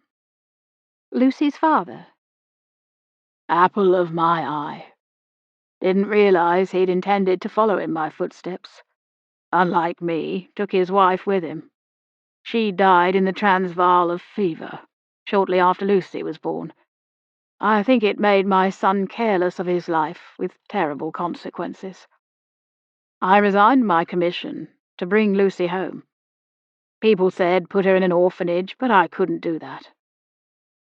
His telling of his life did not ring true somehow. It combined uncertainty, almost if he were unsure he had ever had a wife, and the glibness of an oft-repeated tale. I opened the drawers of the dressing-table and the tall boy, disturbing underwear, handkerchiefs, and stockings. In the drawer at the bottom of the wardrobe lay neatly folded cardigans and a stole. The captain stood in the doorway, watching. "Does she have a desk?" I asked. No desk." "Where does she keep her writing case, papers and books, the script for the play, that sort of thing?" "Our books are out here in the hall, on the top shelf. We share the bookcase." "I'll look in a moment." I stayed in the bedroom, bobbed down, and pulled a box from under the bed. The captain turned away. "I'll leave you to it. Don't want to pry." On top of the box was a birthday dates book, an address book, and an autograph book dating back to her school days and including the signatures of some of the professional actors who had played in Harrogate. A fashion magazine caught my eye. I flicked through to see whether it contained any notes. Paper slipped from the magazine, but it was where the pages had been cut. Words and letters had been snipped. The ransom note had been cut and pasted from this fashion magazine. I returned to the drawing-room and showed the captain the magazine, with its missing letters. "Good Lord! What does this mean?" His hand trembled as he held the magazine. I felt sorry for the poor old man. "It may mean that she composed the note herself, but we shouldn't jump to conclusions." He gulped. His voice came out in a whisper. "She wouldn't do such a thing to me. Some blighter's put her up to it. Some blackguard has her under a spell. By God, I'll have him." He set the magazine down on the table next to Lucy's photograph. Then he dropped heavily into his chair. His look was piteous, like a little boy lost. "What do you suggest?" I could speak to one or two of the other players who left the theatre at the same time as Lucy and Alison. That would include Rodney Milner. Difficult. I did not know him well enough to call and offer condolences, and to begin questioning him about Lucy would be insensitive to say the least. Since Alison had also disappeared, that left only Dillon, the house agent's clerk who had played Willie Price. But my words satisfied the captain. He nodded, then closed his eyes and bit his lip. "I have an inkling what this is about. Lucy was 21 on the 6th of this month. She expected to come into an inheritance, just like that confounded creature in the play." Are you suggesting that she was copying the heroine of a story? If she were to do that, she would have asked for £50,000. For the first time since I had met him, the captain laughed. It was hard to imagine that Lucy could play the scrupulously conscientious Anna Tellwright and hours later put her grandfather on the rack. He sighed. "It's my own fault. When she was growing up, I thought it would give her confidence to think she had expectations." He shut his eyes and heaved a sigh. I prompted, "Does Lucy have expectations? A trust fund or something of that sort?" He had recovered slightly. He picked up his pipe from the mantelpiece, poked at the bowl with a pipe cleaner, and tapped it against the fireback. He opened a tobacco jar and tore off a strip, which he began to stuff into the bowl of his pipe. His state of panic had subsided, but his eyes gave him away. He looked puzzled and lost. "By Jove, she's shocked me. We'll never recover from this." He turned to me. "It must be a prank, don't you think?" "I don't know. It's best to keep an open mind." Except... He raised a finger in the air as though testing the direction of wind. "Could that confounded magazine have been given to her to bring home and make it look like a prank?" "It's possible." I took out my notebook and pencil and put on my most business-like voice. "It will be useful to know some background information. You see, Lucy, or whoever composed that note, does seem to think that you have money. If, as you say, you are not a man of means." "It doesn't do in this day and age to let people know if you have to tighten the old belt a notch. By Jove, it doesn't. Especially round here. People judge you on what you have, not on what you are. Oh yes, they do that all right. Doesn't matter if a chap distinguishes himself in the service of his country 20 times over. It's his debit and credit balance that counts. How much does he have in the bank? That's what they want to know." As gently as I could, I said, "So you put on a good front, as it were?" "In confidence?" I slapped the notebook on the chair arm. Who on earth did he think I would blab his finances to? "Yes, in confidence." "I do, indeed, put on a fine front, as you call it. All I have is my pension, such as it is, and the rents from my tenants in this house. Mentioning no names, no pack drill, not all of them are up to date." "Would Lucy believe that you could come up with such a large amount of money?" He struck a match, lit his pipe, and drew deeply. "You see, the thing is, because of what I told her as she was growing up, she expected an inheritance from her parents when she reached maturity. On her 21st birthday, I believe she anticipated some kind of handing over and signatures and all that sort of palaver, as happened in that dratted play. If I'd known the text of that play—" "But if she's 21, then she's of age." "I always told her she'd come into her inheritance at maturity, not majority.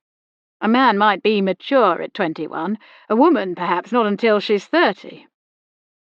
"Captain, does she or does she not have something to come from her parents or anyone else at any age?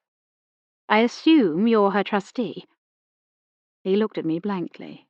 I prompted, "For instance, sometimes if a woman marries, she can claim what she might otherwise have to wait for." "By Jove, you're right. She could have run off with someone in the belief that if she married she could make some claim." "But we don't think she has run off and married. Not going by the note." "I knew no good would come of play acting, painting her face, prancing about in front of all those people." "No one in their right mind would accuse Lucy of prancing. She took her part well." "I should have put my foot down." I snapped the notebook shut. "Does Lucy have an inheritance to come or not?" He was a man who could beat about the bush until it screamed for mercy. "Have you been stringing her along?" He sucked on his pipe. After a long moment he met my gaze. "That's a private matter. Of course she has expectations, of a sort." "Is there an inheritance?" "Not exactly, no." "Was there?" "I say, this is pushing things a bit far." "Have you used up your granddaughter's inheritance?" "There was no inheritance. I invented it to make her feel secure." At last he had come out with it. I did not know whether to believe him, but at least his words gave a motive for Lucy's disappearance. She thinks money grows on that tree out there. He walked across to the window and tapped the suit of armour on its chest. When she was small, she asked me to get into this suit of armour, which of course is dash difficult as a solo task. Then I had to clank about the room, and she ran about screaming. I practically broke my neck getting out of it, only to find she was enjoying herself. She liked being scared. She liked being pursued across the flat by a suit of armour. It might have been better to be frank with Lucy. Please be discreet. Lucy's reputation and all that. I think perhaps we had better find her first, and let Lucy herself take care of her reputation. He bit thoughtfully on the pipe stem. Lucy is taking her revenge because she thinks I am withholding something from her. There's not a brass farthing, and that's the truth. I wanted her to feel secure. Is that so terrible? If you'd told her, she would have known how to plan her future. Girls can find jobs these days, can train for various occupations. The prospect of a good marriage to a wealthy man is something, I think. I stopped myself from asking whether this wealthy man had been one that she loathed. One who had been knifed in the heart in a shop doorway. I'll do my best to find her, Captain Wolfendale. For her sake, not yours, you old fraud. I retrieved Lucy's script from the bookshelf. Alongside the cast list, she had written the names and addresses of the actors. I showed the names to the captain. Who besides Allison might she confide in? The captain ran his finger down the names. He stopped at Dan Root, miser, revivalist, and ill-fated Mr. Price, who did away with himself. They walked home together sometimes. The captain told me what I already knew. Mr. Root lives in the front flat below, but you can rule him out of any shenanigans. Polite young chap. Always on time with his rent. Watchmender. As far as theatricals, he's a pressed man, not a volunteer. Miss Jameson roped him in to play half the male parts. What do you know about the other cast members?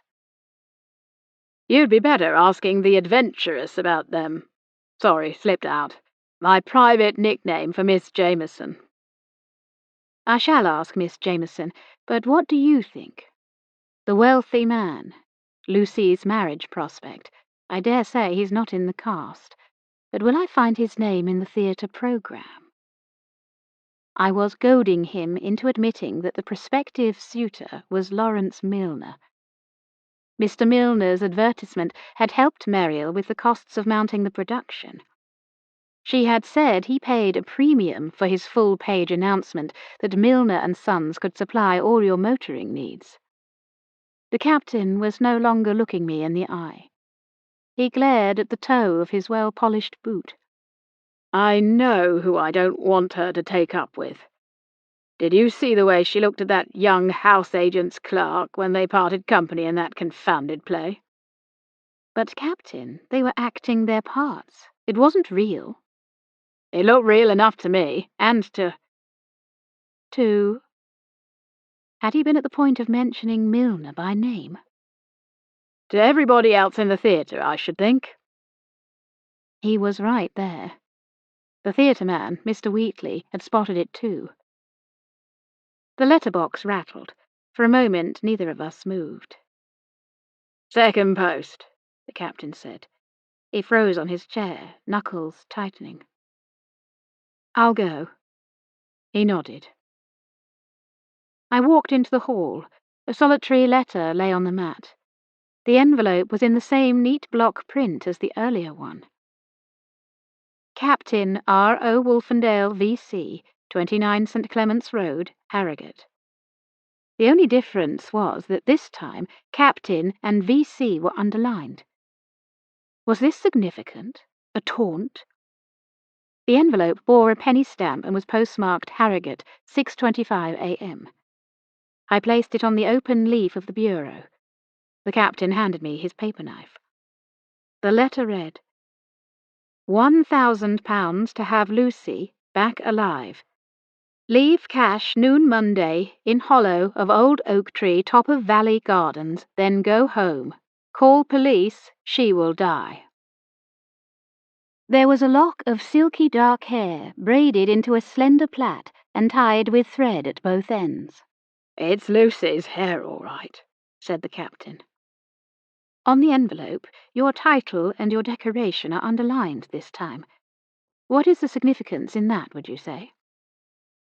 His extraordinary Adam's apple leaped into life as he gulped and swallowed. "Don't know," he said in a flat voice tinged with anxiety. Or was it fear? Does Lucy have contact with anyone who served with you in the army? Or perhaps someone who resents what you represent? I tried to make some connection.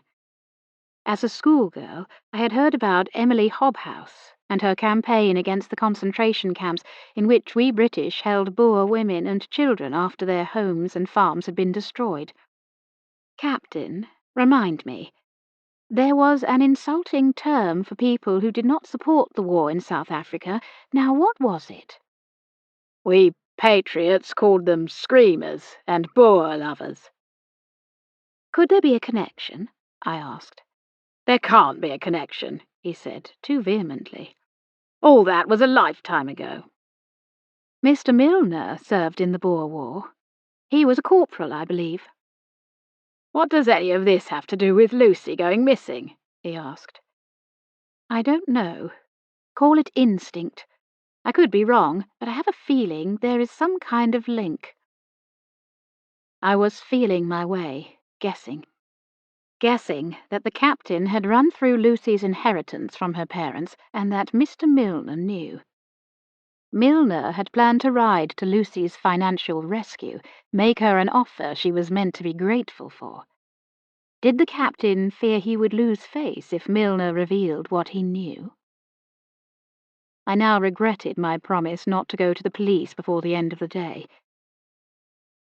"It's now that matters," the captain said with a gulp. "Not the past. What matters is sorting this business out before it goes any further. You said you'd help." Very well.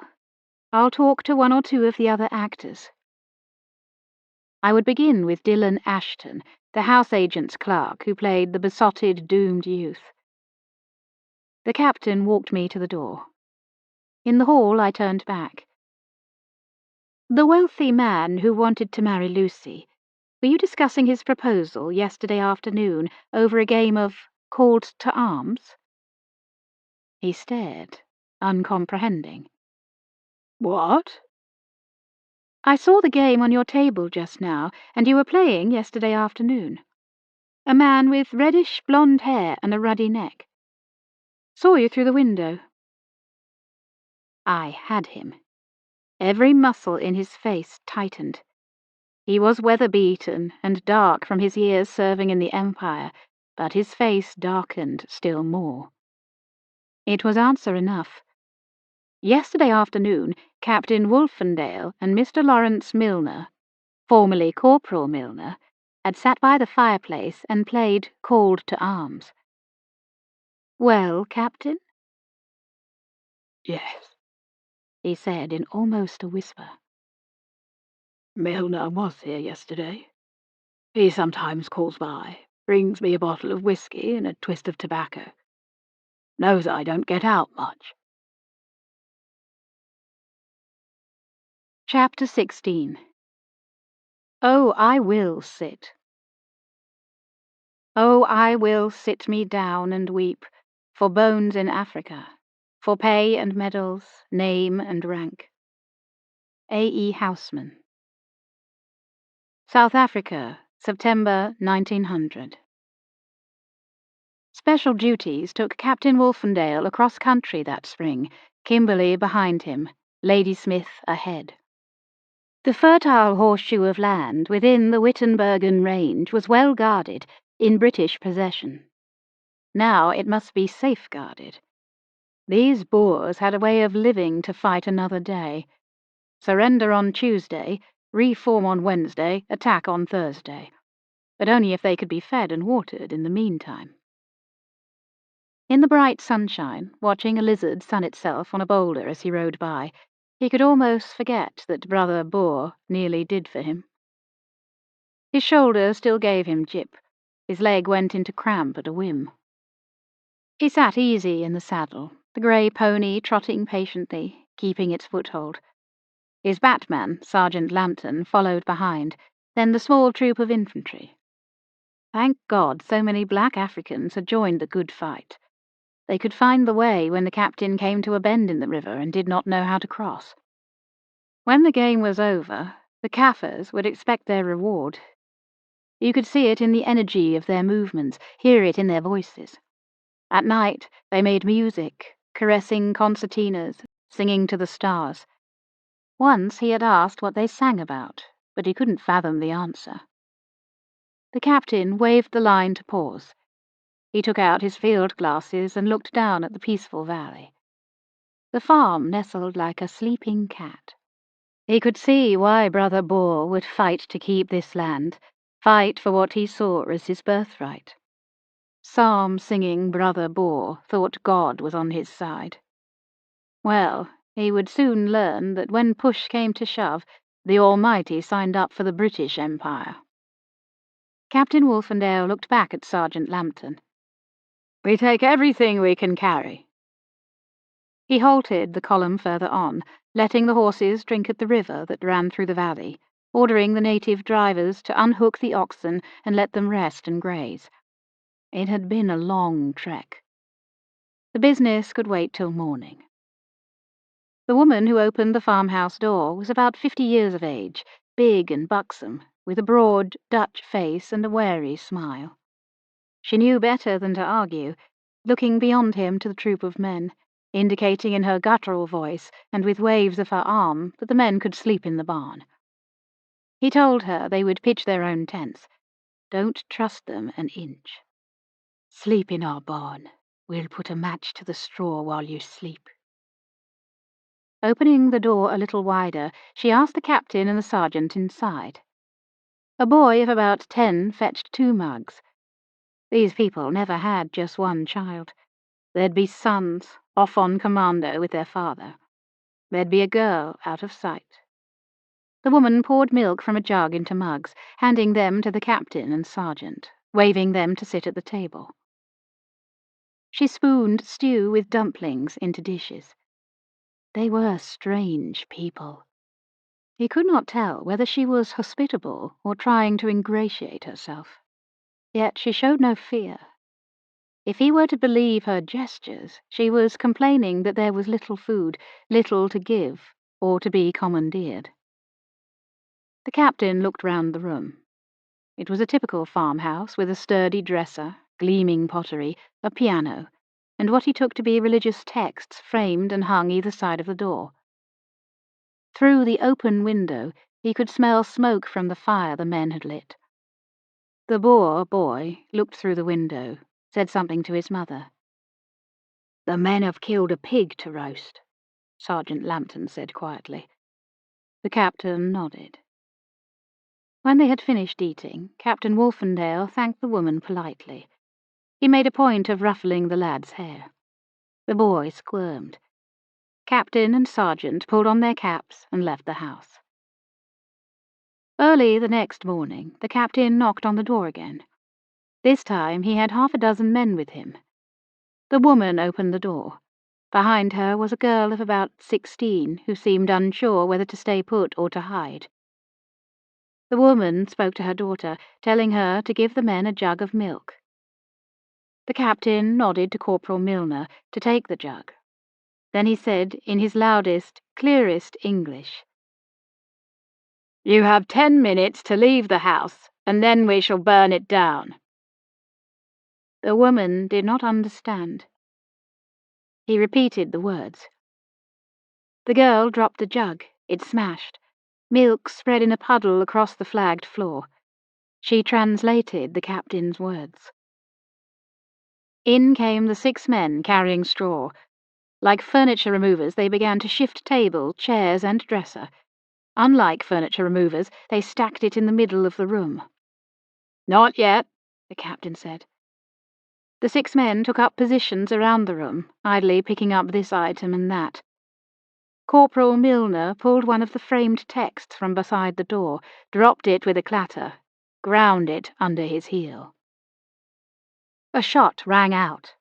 The boy ran to the window and yelled. His sister joined him. The girl drew herself up defiantly, turned to her mother and spoke quietly, then back to the captain. "Why do you kill the bullock?" The captain pointed to the clock. He held up his fingers. 10 minutes. No one could say he was an unfair man. The girl and her mother disappeared upstairs. Milner said, "I wouldn't mind living here myself." One of the straw-bringers said, "Seems a terrible shame." "Are we gloomy?" asked Private Clark. "No, we are not." He pulled out the piano stool, sat down and began to play Rule Britannia. Lambton took out his mouth organ and joined in. At the end of each chorus, the men sang the words at the ceiling. "Britons never ever ever shall be slaves." From upstairs came a young sweet voice, singing in Afrikaans, one of their damned hymns. Private Clark thumped out a music hall tune as mother and daughter came down, carrying bags, wearing coats and sturdy shoes. The mother and daughter looked straight ahead as they left the house and walked into the yard. The boy helped a bent old woman. Hatred spilled from her currant eyes. She cursed, spit dribbling from her mouth. "Never mind that, Ma," the captain said. "Just get yourselves outside." The old grandmother leaned heavily on the boy's arm, still cursing the soldiers as she left. The captain looked through the window at the burning fields, at the cattle being walked away, at the sacks of oats and barley being lifted by the mule drivers onto the carts. He would never ask his men to do a job he wouldn't do himself. Striking a match, he lit his pipe. With great care, he held the match out to his batman. Lambton took the match. Every eye was on him as he touched it to the straw in the middle of the room, beneath the stacked furniture. There was a low, derisory laugh when it did not take and Lambton had to strike another, breathing soft encouragement on the flame. There is something about a burning house as the flames lick up the walls, as the smoke pours out, chased by the wind, as a wooden lintel cracks and drops and a roof collapses in on itself. The old woman cursed every soldier in sight, her hand on the boy's shoulder. Their faces blank with misery, mother and daughter watched the house burn. It was as if, by not turning their backs, the destruction might be reversed. Africans had appeared from who knows where, the farm labourers. They stood in silence, watching. The girl said, in English, "What do we do now?" "You should have thought of that before," the captain said, shrugging his shoulders. "We know your father and brothers come here for supplies, and to use this as a base for going out and cutting the telegraph lines and destroying the railway. Ask them what you should do." A plume of black smoke rose through the light spring breeze, etching cruel, unnatural clouds onto the clear blue sky. Chapter 17. The House Agent's Clerk. What would Dylan Ashton have to say for himself, I wondered. Might he have dared let Lucy and Allison stay in his rooms above the house agent's office? Crocker and Company, house agents, occupied a prime position in the town centre. A small poster advertising Anna of the 5 Towns still held pride of place in a corner of the window. A flyer taped to the glass of the door informed, in neatly printed block script, "Tickets at the box office, or apply within."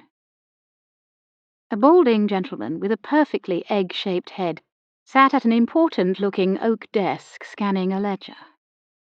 "Dylan," Slight, his hair oiled into submission, came from the back room carrying a file. He frowned with concentration as he took his seat at a smaller desk opposite the door, where a typewriter held paper. He looked down at the open file and then began to type. I stared hard through the window, hoping to attract his attention. I did not relish the thought of waiting until either he or his boss chose to go out for their midday meal. Mr. Crocker looked like a man whose wife would wrap a potted meat sandwich in a piece of beef sheeting.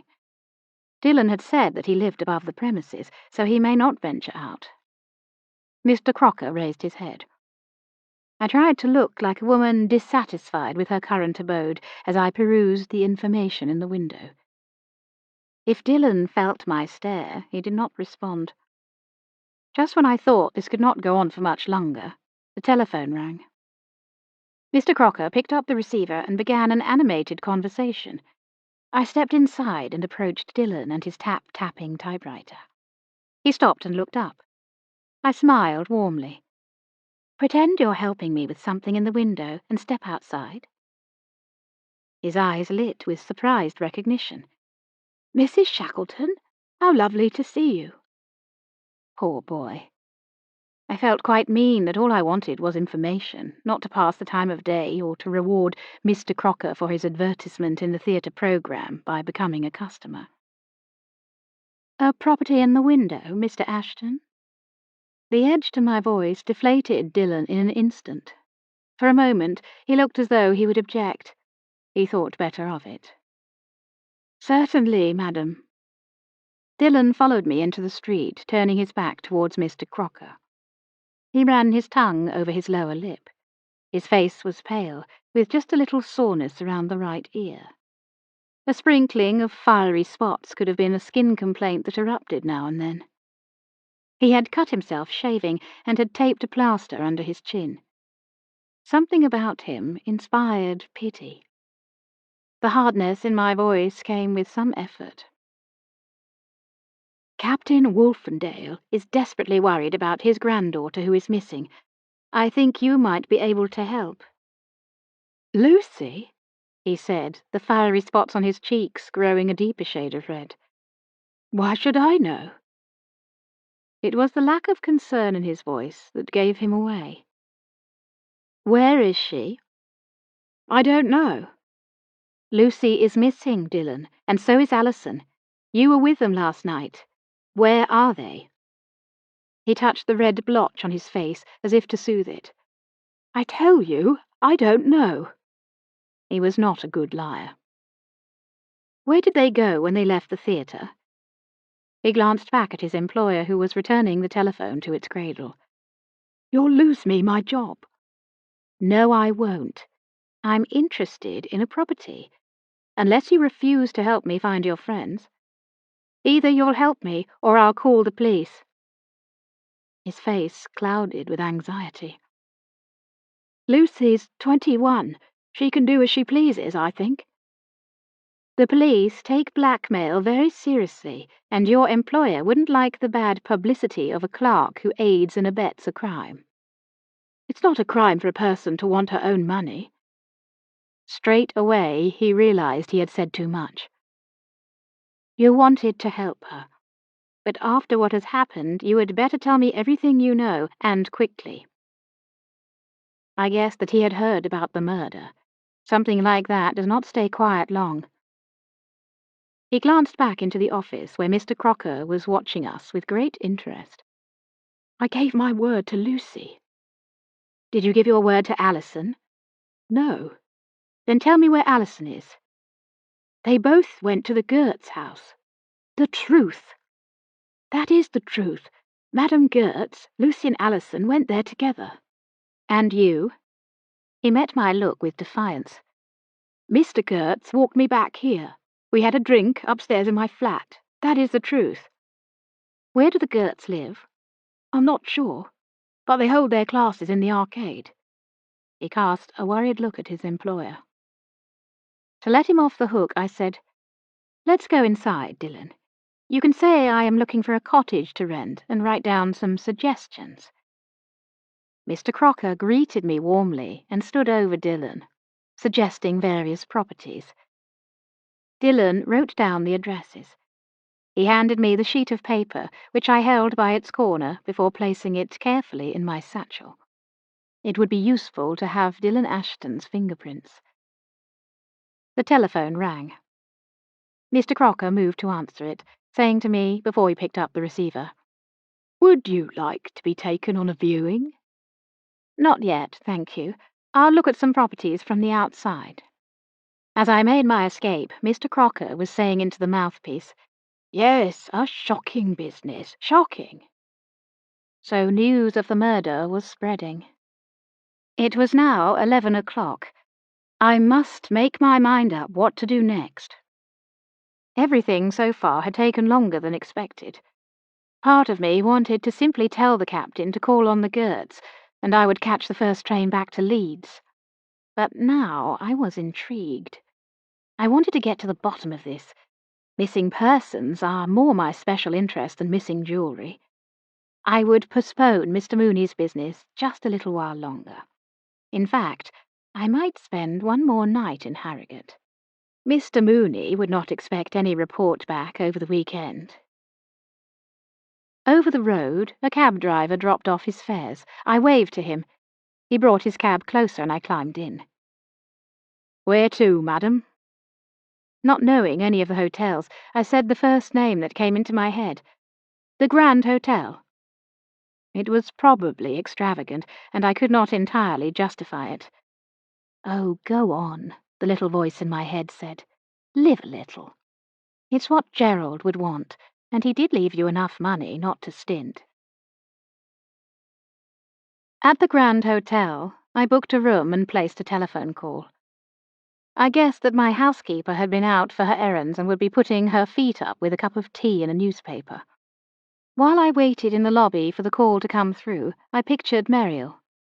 She would shortly be gracing the dining room of this very hotel, preparing to enjoy a meal with her impresario, oblivious to the disappearance of her leading lady. Surely she must have had some inkling of what was going on. Would she be on a pre-lunch drink at this very moment? I had a good mind to waylay her and demand that she be the one to go marching round the town, wearing out shoe leather in the search for Lucy Wolfendale. The porter beckoned me to the reception desk. I took the telephone from him. "Your call," the operator announced in a nasal twang that sounded as if she had a clothes peg on her nose. "Hello, Mrs. Sugden." "Mrs. Shackleton, is everything all right?" "Everything is perfectly all right. I'm booked in at the Grand Hotel. I shall extend my stay. It seems a shame to be here and not take the waters." "That sounds splendid. It will do you no end of good. Shall I tell your mother?" I tried not to groan. "I haven't arranged to see her this weekend." "She did telephone." "You might get a message to Mr. Sykes for me, please." I wondered how he was getting on with his inquiries about the pawnbroker's stolen goods, and felt a pang of guilt that I would now be putting him to some trouble on a totally unrelated matter. I heard a shuffling sound as Mrs. Sugden reached for paper and pencil. "Yes, I'm ready to take the message." "Please tell him to send the kit as a rail parcel on the first afternoon train. I'll meet the train and collect it." The pencil scratched into silence. "But you said," Mrs. Sugden began, and thought better of telling me off for having led her to believe I was staying on in Harrogate simply for rest and recreation. "The kit is our code for the fingerprint set. It had occurred to me that if Lucy and Alison had someone else helping them, it was likely to be Dillon, a poor liar whose very skin burst into a giveaway red rash that betrayed guilt and anxiety. His fingerprints on the list of addresses he had given me would allow me to confirm my suspicion or eliminate him. But I believed he was telling me the truth when he said that Lucy and Alison had gone to the Gerts' house. He had seemed surprised that they had gone there, and that made me think it was not the first lie that would have sprung to his lips. My call to Mrs. Sugden was a kind of insurance. a superstitious feeling that if I had the fingerprint kit, I would not need to use it. With a bit of luck, a single visit to Monsieur and Madame Goetz would solve the mystery. Having given my own theatre programme to Inspector Charles, I had taken the precaution of borrowing Lucy's. I opened the programme at the half-page advertisement for the Goetz dancing school. Monsieur and Madame Loy Goetz, dancing school, ballroom, ballet, tap, classes and private tuition, tea dances, professional partners. 7 Arcade Buildings, High Harrogate. Telephone 312. Chapter 18. Stage Fright. The hours dragged. Lucy had done her health and beauty exercises on the battlements. Now she came back down to the floor below.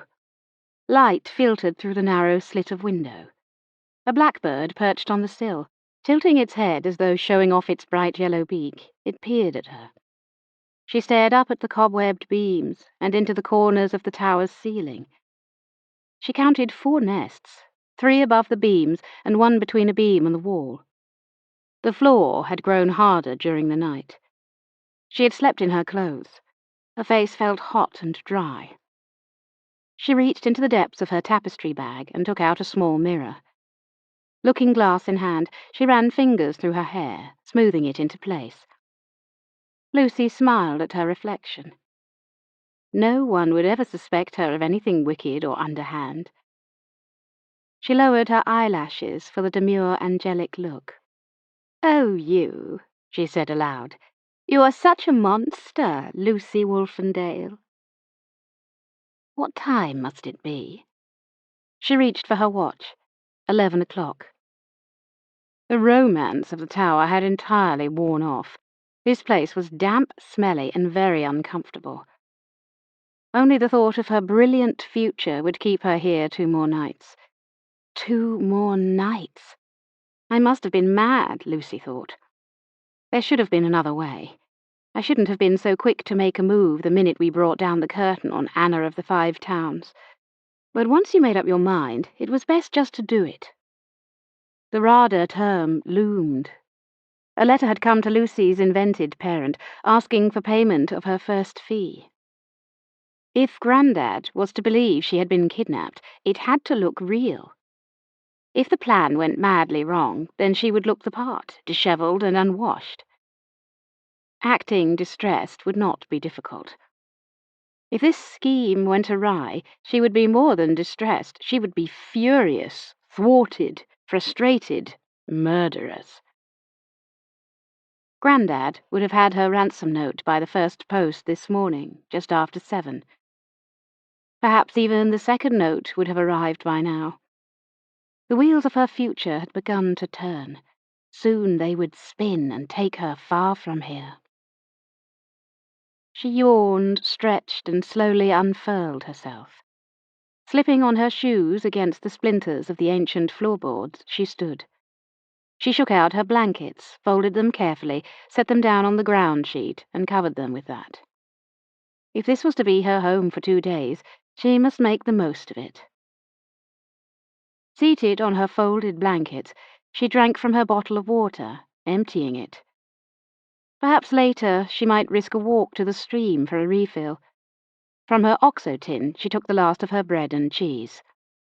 This would have to do, until Dillon brought her more food. He would not come yet. Saturday was a working day for him. The thought of work reminded Lucy of another annoying attitude of her grandfather's. He did not believe that girls and young women of their station in life should work. It was no use telling him that Alison had a job in a solicitor's office. As far as Grandad was concerned, Lucy should marry, settle down, and soon. A knocking on the door of the tower disturbed her thoughts. Her heart began to thump. She had been so sure no one came here. For a moment she hardly dared breathe. Then she hurried up to the battlements and looked down. Dillon. He took a couple of steps back and waved up at her. "Let me in." She threw down the key. It fell into the long grass. She watched as he bobbed down and searched for it. Moments later, he bounded up the stairs, empty-handed. She hoped he would have chocolate in his pocket. He spoke all in a rush. "I haven't got long. Everything's changed, Lucy. Someone has been asking for you." "Who?" "That woman, that friend of Muriel's." "Mrs. Shackleton?" "Yes." "Well, what about it? Let her ask." "She knows." "What?" "She knows I've helped you." "Dylan, you didn't—" "No, but I could tell. She made it plain. Your grandfather must have set her on to look for you." Lucy's eyes widened. She had thought only of the police, and that he would not contact them because of the threat in the note. And now this. How dare he send someone looking for me? It could be dangerous. For all he knows, I'm in the hands of horrible, I don't know, bloodthirsty bandits or something. Well, Mrs. Shackleton has worked it out somehow. Oh, Lord! Lucy put a hand to her mouth. If they've been in my room, he'll have found the magazine I cut the note from. But he never goes in my room. I suppose today was a bit different. Lucy stamped her foot. Dash and blitheration. I won't give up. She sat down heavily on the folded blankets. Have you brought food? He opened his hands and with a stricken look said, I'm sorry. I've brought nothing. I came as soon as I could, and I don't have long. He looked around the tower room. I must have been mad to agree. You shouldn't have spent the night here. A tramp could have broken in. Anything could happen. Come back with me now, on the bike. No. As he spoke, a distant church bell tolled noon. Go home. Say you managed to escape. Anything. Say it was a joke. Lucy wound her fob watch thoughtfully as the chimes died away. Are you mad? I should have had my inheritance on my 21st birthday, just like Anna did in the play. Grandad won't give it to me because he knows I shall leave, but I'll make him. Dylan shivered. It's so cold in here. It's lovely and warm outside. I don't want a weather report. She patted the space beside her on the blanket. Come and sit beside me, Dylan. No. Why not? Because I have to get back to work, and because if I sit beside you, you'll get round me. You'll make me go on helping you when I know it's no use. At least Grandad didn't go to the police. For all he and Mrs. Shackleton know, those magazines could have been put under my bed by someone else. Anyhow, perhaps they didn't find them and she's just guessing by coming to see you. Dylan knelt on the ground sheet facing her. Come away from here. Let me cycle you back. I saw gypsies in the lane. This is just the kind of place they'd come to, rip out the floorboards for firewood. Let them. I'll help. And I would rather run away with the gypsies than give up and go back now. If anything happens to you, it'll be my fault. No, it won't. I'd have done this with or without your help. Just 48 hours and I'll be free. Mrs. Shackleton should be on my side. She does what she pleases with her life. Why shouldn't I? I hurried here as soon as I could. Now I have to go. Lucy, give it up, please. Never. Dylan lowered his head. Oh, God, what have I done? This is all my fault for showing you the tower. Don't be a ninny, Dylan. Just fetch me a flask of tea and a cheese sandwich or jam or anything. Dylan sat back on his heels. He looked away, through the narrow window. There's something I haven't told you. Lucy waited. She was becoming impatient. Dylan had seemed the ideal person to help her. Now she wished she'd been able to do this all alone. He said, You wanted to get away from Mr. Milner, didn't you? Don't ask me to go over and over this, that, and the other. It's too late. Dylan gulped. There's no need to worry about Mr. Milner any more. Lucy's eyes widened. What do you mean? Mr. Milner's dead. That is not clever. If you're saying that so I'll give up. I thought better of you. It's true. How? When? Last night, after the theatre. He was found dead in the doorway. It's all over town. How did he die? Horribly. She waited, but he seemed reluctant to say more. How? Someone said a gun. Someone said a knife. The police are interviewing everyone. I expect they'll want to talk to you and your granddad, so everything's bound to come out. Lucy felt some subtle change inside herself, a kind of bracing for what would come next. I'm not sorry he's dead. The only thing I'm sorry about is that if Grandad really doesn't have the money for my ransom, he could have got it from Mr. Milner. Now he won't be able to. She saw the shocked expression on Dylan's face. Immediately her own look softened as she reached out and touched his cheek. Poor Dylan. Now you know what I'm really like. It's up to you whether you go on helping me, but I shall stay here until Monday morning, and then I shall go and collect my ransom, if it's there. If it's not, I don't know what I shall do. But whatever happens, I'll be leaving. Slowly, Dylan rose to his feet. He walked back down the uneven stairs, treading heavily, as if hoping the world would give way beneath his feet. Lucy followed. He left without speaking. She locked the door behind him. He had gone without promising to bring food. She would show him. She would show them all. Lucy needed no one. Lucy would come through. Later, she would go out into the meadow. There was clover in the meadow. She could gather and eat clover. There were blackberries in the hedgerow, the stream not far off. She felt angry with Dylan for being so ready to give up. Her head had begun to ache. She needed a pee. Lucy pulled down her drawers and squatted over a gap in the broken boards. And then it happened. The key fell from her hand through the space to the hard ground far below. She pulled up her drawers quickly and looked down to see whether the key was visible. Down, down to nothing. Down to a hard earth floor, strewn with years of debris, straw, dead leaves, the droppings of rodents. She hurried back up the stairs, 1 story, 2, and another to the battlements. She somehow missed her footing, tried to right herself, and twisted her ankle. Her cry of pain bounced back to her from the thick stone walls. "My ankle! Dylan!" she screamed. "Come back!" Knowing he could not hear her now. He would be pedalling back towards Harrogate. She pressed her hand into the cool stone wall for support and made a wish that this was just a trial, like in the fairy stories, and there would be some way through, and she would find it. If she were Rapunzel, she could let down her long hair. But Lucy's hair was a neat, short bob. Besides, who could climb down her own hair? The thought made her smile. Dylan would come back. Dylan climbed on his bike. He felt too heavy for the saddle. His leaden feet did not want to push the pedals. He was stupid to have helped Lucy, idiotic for taking her to the tower in the first place. The road dipped on a downward camber as he rounded the bend.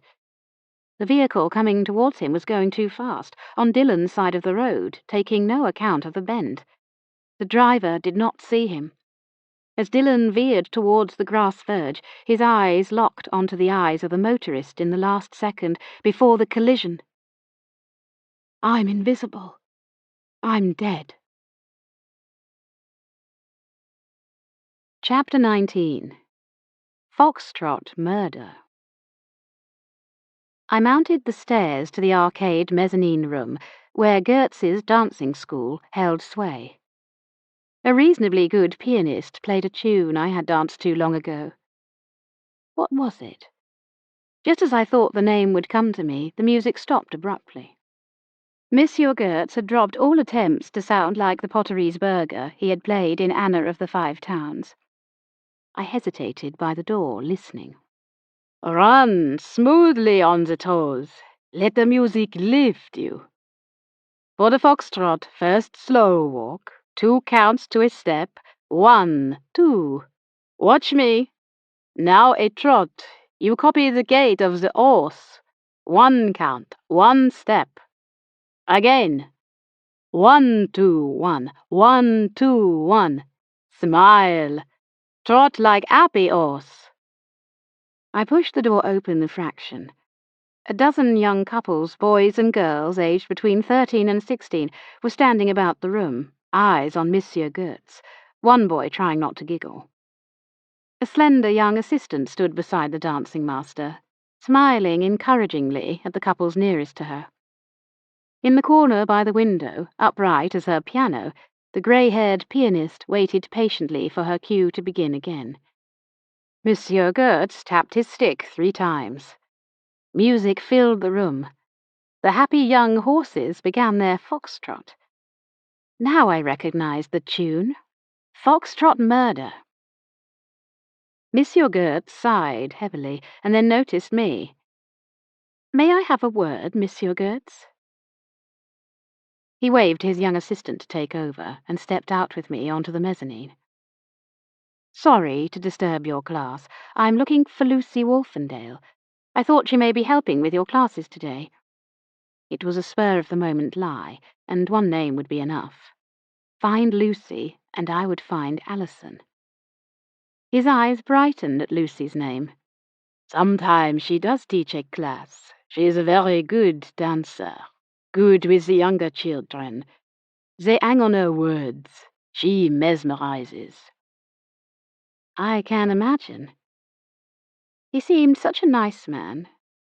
In my statement for Inspector Charles, I had pointed him out as someone who could be suspected of murder, the jealous husband.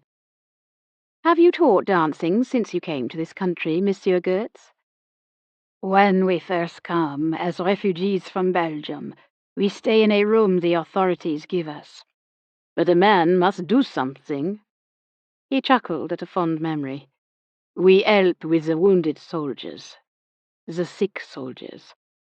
Some officer organized a Charlie Chaplin look-alike competition. That is when I get the hang of English sense of humor. The soldiers, they look like Chaplin, but not move like Chaplin. I show them. This is how you move like Chaplin." He twirled his cane and did a few Chaplin steps along the mezzanine landing, then back towards his dance studio, shuffling ahead of me. One moment more, and he would disappear back into the land of foxtrot. "Lucy came to your house after the performance and party last night." He shook his head vigorously. "No, no, no." One no would have been enough. There was no way to keep this tactful. "She and Alison were seen at your house, and not seen since." He tensed. His jaw tightened. "Who says this?" "I just need to speak to them. It will save time and trouble if you tell me the truth." "Lucy was not at my house." We faced each other for a long moment. "Monsieur Goetz, I'm sure you don't need more troubles than you already have." "What do you mean?" Inspector Charles had asked me not to say anything, but I felt sure Goetz already knew about Milner's murder, just as Mr. Crocker had known. Monsieur Goetz's look was wide-eyed and innocent, as though he was not a man who had been cuckolded by the murder victim. 2 girls go missing on the night of Mr. Milner's murder. He turned pale. "The police do not think—" "Not Lucy." "I do not know what the police think. I have been interviewed, and you will be too. The police will also want to speak to Lucy and Alison, and I think you know where they are. Wouldn't you rather tell me than the Scotland Yard inspector?" He pushed his hands into his pockets so that I would not see he was shaking. "Go back to your class if you would rather speak to the police about Lucy and Alison." I turned away, taking a chance that he would not let me go. Suddenly he was behind me. 1, 2, 1, 2. "Where do you go now? If Lucy is missing, I worry." "Where do you suggest I go?" He ran his tongue across dry lips. His fingers reached for his moustache as though he had been told of clinging crumbs. "Wait. It is all around the town about Mr. Milner. I know the police. 2 and 2 together, and they think they tango." I waited. A thin film of sweat broke out on his forehead. "I hold nothing against Mr. Milner. The advertisement in the play program for our dancing school, he insists to pay for that. My concern is to find Lucy and Alison." He shook his head. "Lucy? I don't know. Alison, go see my wife." "I shall. The address, Monsieur Goetz?" I took out my notebook. He looked at his feet for inspiration and then gave me his address. "Thank you." His long, slender fingers touched my wrist.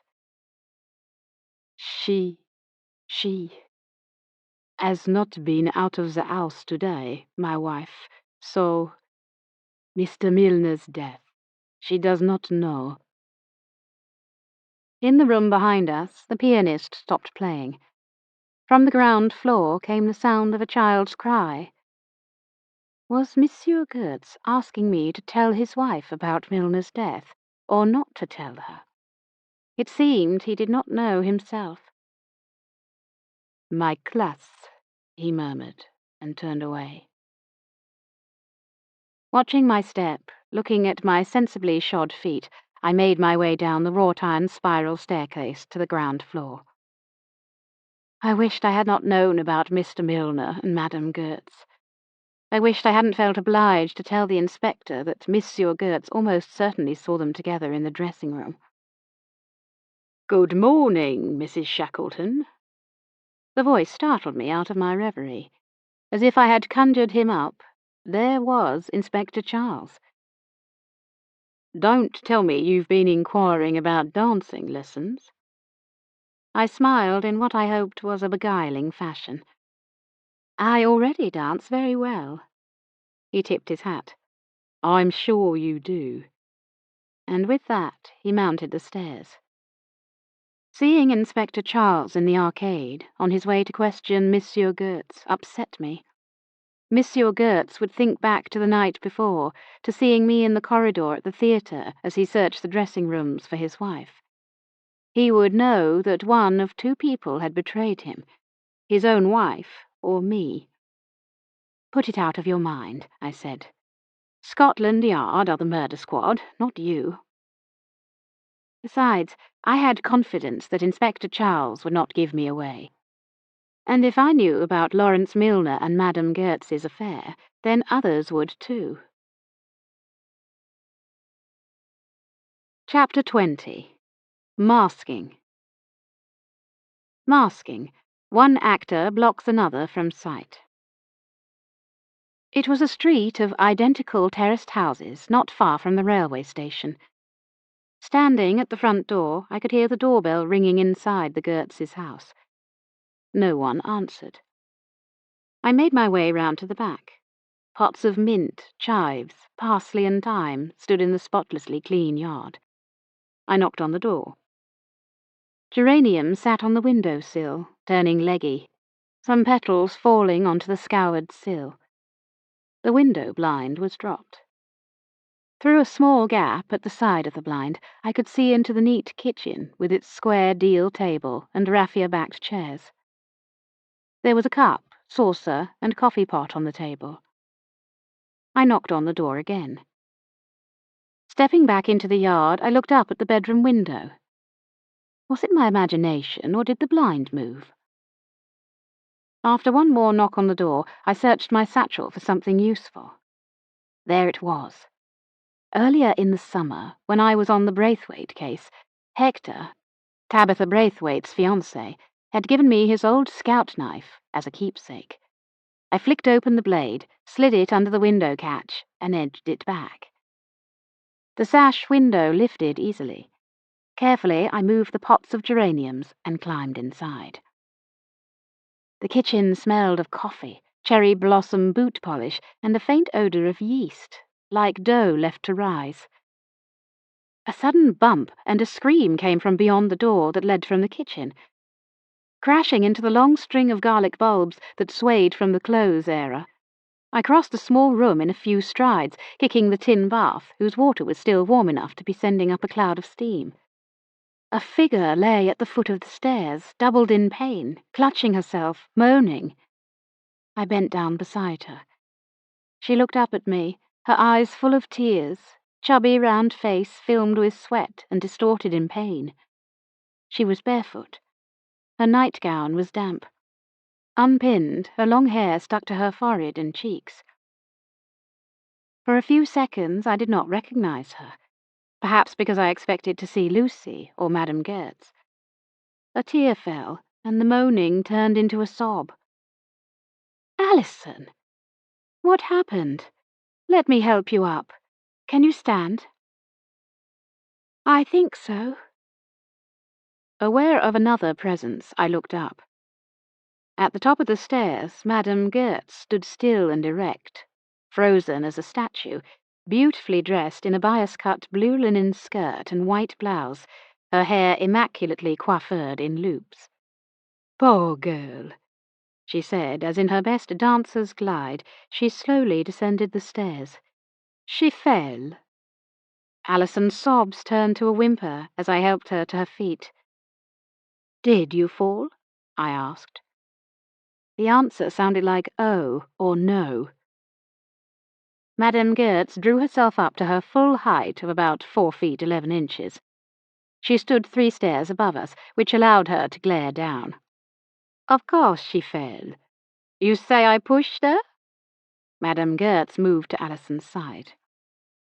The 3 of us stood in a tight knot at the bottom of the stairs, scarcely able to move. Madame Gertz tried to edge Alison up the stairs. "Don't speak. You must lie down." I hurt. "Where?" Madame Gertz demanded. "For heaven's sake, woman," I said. "She'll hurt all over. She's just taken a tumble down a dozen stone steps." 15 steps, Alison whined. "Then march back up 15 steps," Madame Gertz commanded. I ignored her and helped Alison into the downstairs room that was kitchen and living room. Alison's bare feet splashed into the water that had spilled on the floor from the tin bath. Madame Gertz followed. "Who let you in, Mrs. Shackleton?" "Myself." "But—" "You must have heard me knocking." I led Alison to the Windsor chair by the hearth. "So the Englishman's home is not a castle. There is a law to answer the door?" "There is a law against pushing a girl down the stairs." "Push her? Push her?" She... Alison's voice came out in choking sobs. "She didn't. I fell. I fell down the stairs, and it did it." Madame Gertz brushed past me and faced Alison. "It is best you lie down, Alison." I stepped between Madame Gertz and Alison. "From the way things look here, I don't believe you are in any position to say what is best for Alison to do." Madame Gertz jutted her chin. "Oh? And what do you insinuate?" A hot bath. Alison falling down the stairs. A powerful smell of brewer's yeast, but no baking in evidence. "What did you buy in Leeds yesterday?" "Cohosh, slippery elm, pennyroyal, something to restore female regularity. Your visit was a secret from your husband because—" "You are wrong." "He would have asked what you were doing there. He would have connected it with Alison's stay and why you are not at the dancing school this morning." Madame Gertz turned pale. "You know nothing." "On the contrary, I know a great deal. I was in the VAD during the war. Soldiers were not the only casualties." "Alison is in trouble. I try to help." Shut up, both of you." Alison rocked back and forth in her chair. "I'll lie down. I want to lie down." My instinct was to gather her up and take her home, but she was in no fit state for that. Madame Goetz and I looked at each other across Alison's bent head. It was almost a moment of truce, but I was determined not to let her get the upper hand. "You make some tea. I'll take Alison upstairs." "It is not tea that she needs," Madame Goetz barked back, but her bark was sulky. She would do as I said. "Strong tea, sugar for Alison, no sugar for me."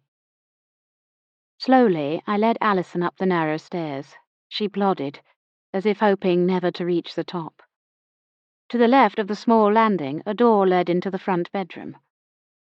"I'm in here," Alison said weakly, turning into a small whitewashed room with a single bed, washstand, small cabinet, and a straight-backed chair. The room smelled of violets, spearmint, and vomit. Its cream window blind was drawn down, but the strong sunshine outside broke through into the gloom and created an unreal air, like a stage set. I helped Alison into bed. "Let me brush your hair." She had looked so pristine and jolly, playing her part in the play the evening before. Now her hair lay lank and straggling. I propped the pillows so that she could sit up. First, I brushed one side of her hair, then the other, plaiting each side. With the plaits over her shoulders, she looked so very young. Returning the hairbrush to the washstand, I asked, "What age are you?" 21. "Same as Lucy." "I'm 2 months older than Lucy." "Alison, I know it doesn't seem like it now, but everything will be all right. Try not to worry." Her hands clasped at her chest. Her round moon face looked pale and drawn. She seemed utterly done in. Her breath was laboured, but she had stopped crying. On the cabinet beside her bed was a dish of chocolate bonbons and a glass of water. "I'm expected in work on Monday," she wailed. "What will I do if I'm like this?" Carefully, I handed her the glass. "Take a sip. You'll have your tea in a minute and you'll feel better. Don't worry about work for now." "If I lose my job..." "Shush." Alison emptied the glass. I took it back from her carefully and slid it into my satchel. With a little luck, there might be fingerprints, and then I would know whether she had helped Lucy write the ransom note. I pulled up the rattan chair, and we sat in silence. Moments later, Madame Goetz appeared with 2 cups of tea on a tray. She set the tray on the washstand and handed a cup to each of us. Alison made no move to take hers.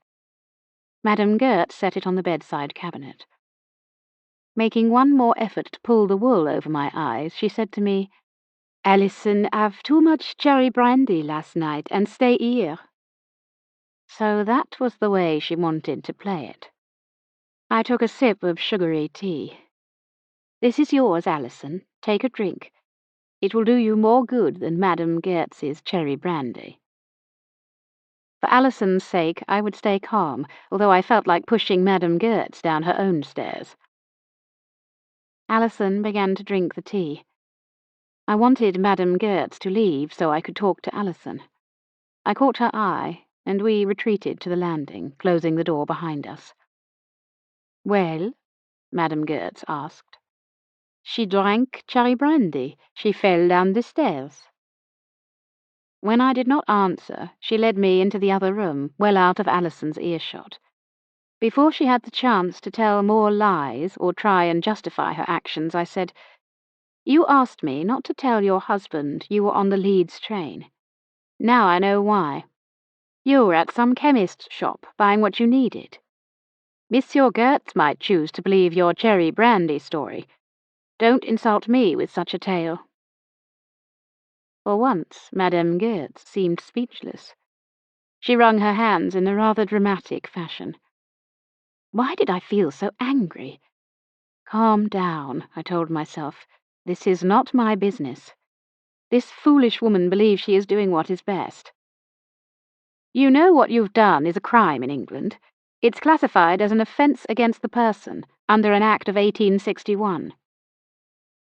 She looked towards the window, as though she might be able to fly away. "For the best. I did it for the best." "It's lucky for you that it hasn't worked." I said that with more conviction than I felt. After all, Alison might still miscarry. And I knew nothing of the circumstances. I thought of Alison's mother, busy with her preparations for the church fair, disapproving of the fact that half the proceeds would go to fallen women. It would not be an easy matter for Alison to admit to being pregnant. And of course she would lose her job in the solicitor's office.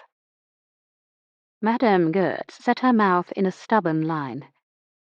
"The young man will not marry her.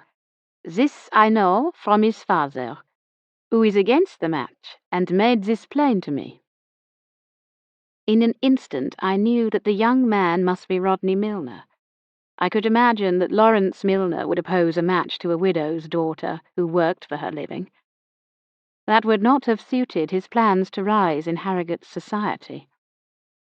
My feelings towards Madame Goetz softened, but for less than a moment. I wanted to tell her that Milner was dead, but remembered Inspector Charles's prohibition. Not that it seemed to carry much weight, since half of Harrogate now knew of the murder, but not Madame Goetz. "I suggest that you empty that bath and clear up any signs of cherry brandy." "Thank you." She breathed a sigh of relief. "Because it is unlikely I will be your only caller today." She frowned. "What do you mean?" "Just do as I say." "You will not tell?" "For Alison's sake, not yours. Now tell me, please, where is Lucy Wolfendale? She came here last night with Alison." "She walked with us, yes, and came in only for a moment." "Who else was with you?"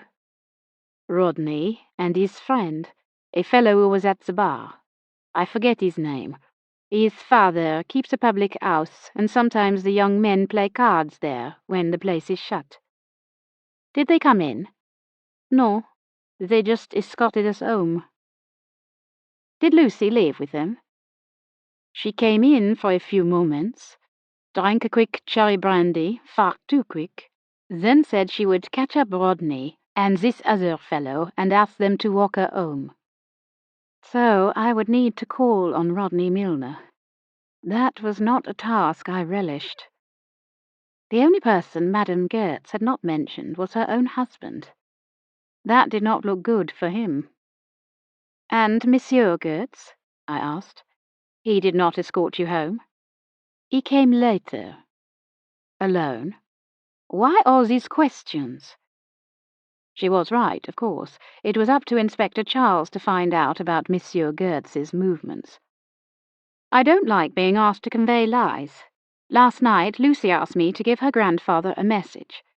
Captain Wolfendale was meant to believe Lucy stayed with Alison, just as Alison's mother believed she was with Lucy." Madame Goetz's brow creased with puzzlement. "She say, I do not remember exactement. I swear I thought Lucy would go home." "Unless she is found soon, there will be a major police search." Madame Goetz looked genuinely surprised. She shook her head. "Yes, I lie to you for Alison, but I do not lie now. If the police come, I empty the water." Without another word, Madame Goetz hurried down the stairs to empty the tin bath. When I went back into the small, whitewashed room, a cat had found its way onto the counterpane. Alison stroked its head. In a sudden instant, I felt that the words I had spoken to her before would come true. Everything would be all right. Alison's gaze fixed on her hands and on the cat. Slowly, tears formed. One began to trickle down her cheek. I produced a hanky. She dabbed at her eyes and wiped her nose. "Do you want me to take you home? I can fetch a taxicab." "No, please don't. Mother mustn't see me like this. I'll stay here a little longer. Mother thinks I'm with Lucy." "Does Lucy know why you are here?" Alison shook her head. Not properly. She thinks I'm just late. First, she said I missed my bleeding time because I was nervous about the play. We usually have the curse at the same time. That's how I know I've missed too. But she's your friend. Couldn't you confide? She said I could not be pregnant. It was just once, you see. And she felt guilty because she had left the two of us alone. And when we told Olivia, Madame Goetz, she knew what to do to bring me on. We thought it was just some blockage sort of thing, Alison said miserably. Her hands went to her belly. I resisted the urge to reach out and touch Alison's hand. Her eyes met mine. You haven't to say, not to anyone. Swear you won't. I won't say anything. Thank you. She blew her nose. Madame Goetz wanted to help. She explained that I could be pregnant, and that with me in this condition, Rodney could not have married me because of the disgrace. Did Rodney say that? No, he doesn't know. But it is true. His father... You see, they have a position to keep up. Madame Goetz explained that. Well, so do I have a position to keep up, and my mother. Some things are more important than appearances. Don't give up hope.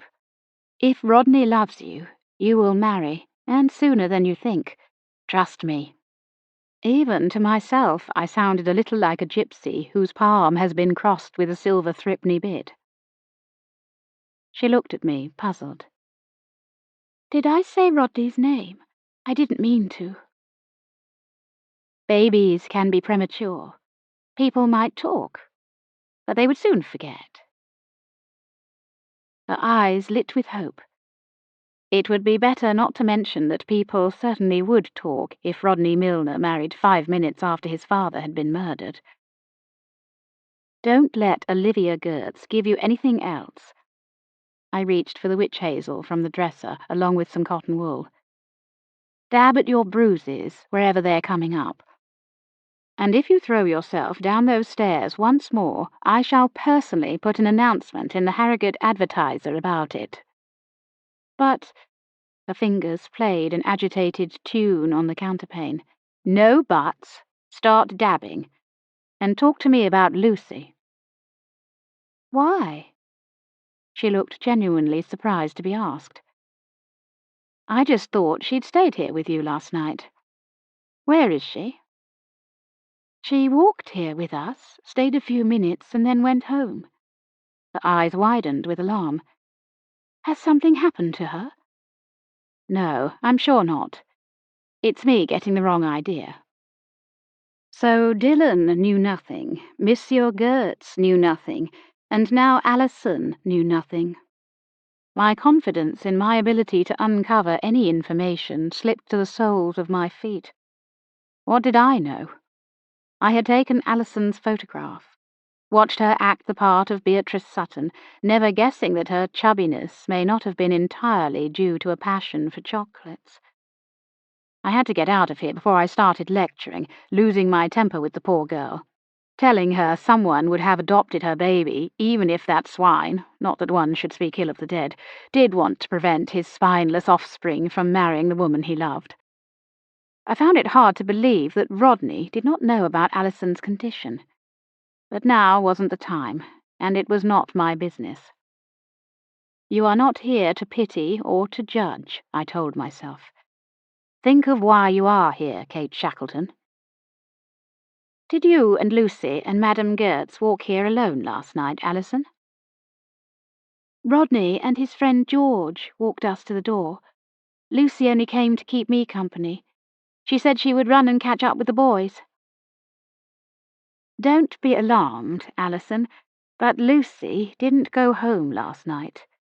Do you have any idea who else she may have stayed with? Alison shook her head. I can't think who. Not old school friends, because then it would have come out that I'm not with her. I'd better go. Just stay calm. Be well. and don't worry about Lucy." There is no greater way of helping someone to worry than telling them not to. So I lied. "I'll track her down soon enough. She's probably just being mysterious." Madame Gertz sat at the kitchen table. A large ashtray held dozens of pearl beads. She was rethreading a necklace. In a flat voice, she said, "I wish I had nothing to do with it." "Then why did you?" "It was for the best.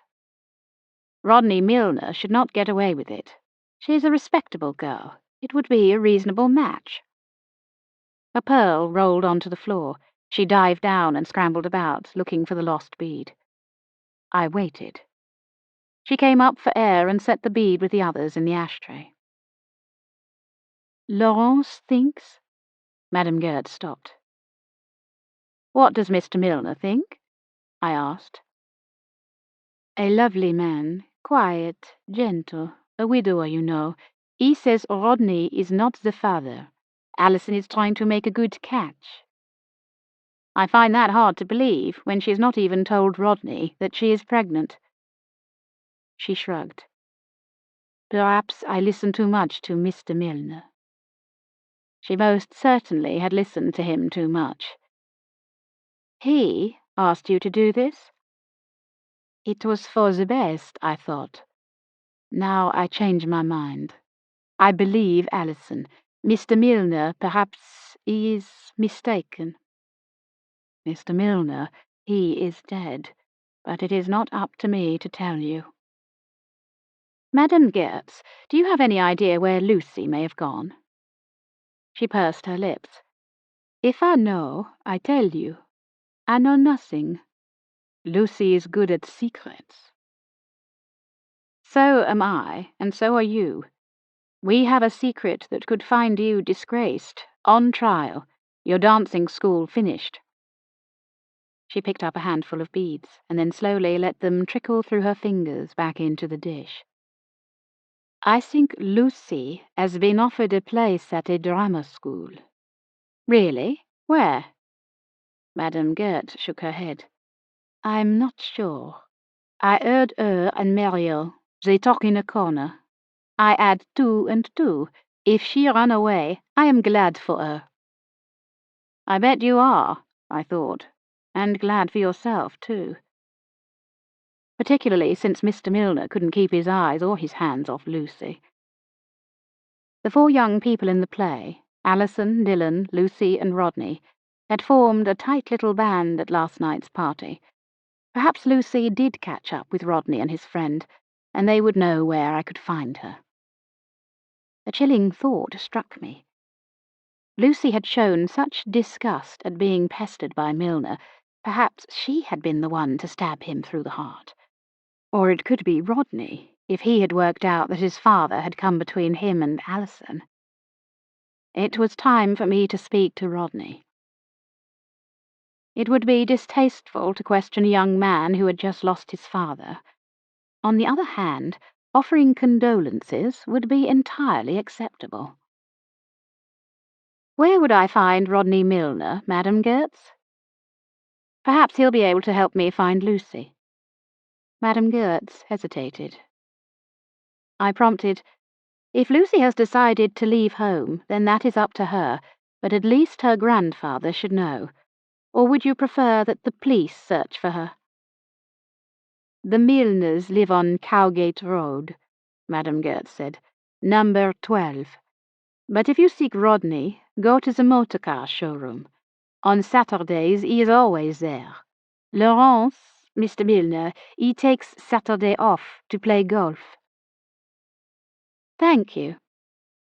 Soon Olivia Gertz would learn Lawrence Milner's golf club swinging days were over.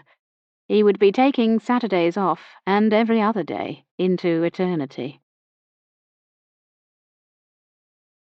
Chapter 21. Closed due to bereavement. I left Madame Gertz's house with the speed that anger gives. My old lady's shoes pounded the pavement and I almost broke into a run, needing to get away. And then it hit me. I realized where the anger, the throbbing in my heart had come from.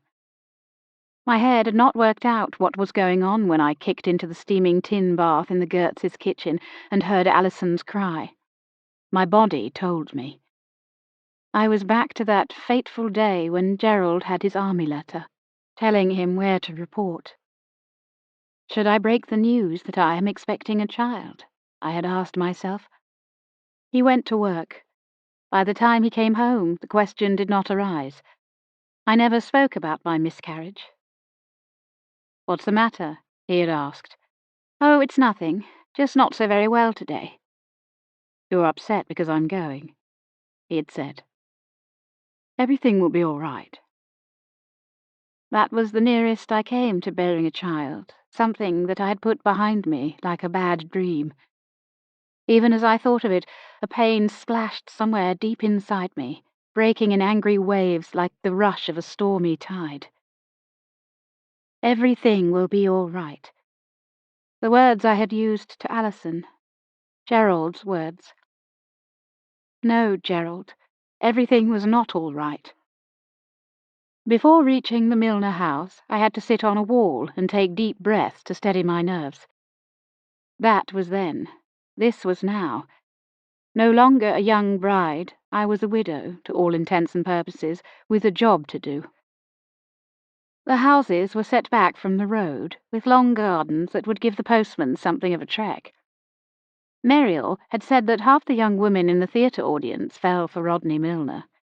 He was handsome in the style of a leading young man in a drawing-room comedy, with a strong jaw, thick reddish-blonde hair, and steady grey eyes. Though a little stilted, his manner on stage suited the character he played. Henry Miners, self-made businessman. Only occasionally was his ease of manner ruffled. That was when Mr. Milner, sitting on the front row, eating humbugs, smoking, made facetious comments at his son's expense.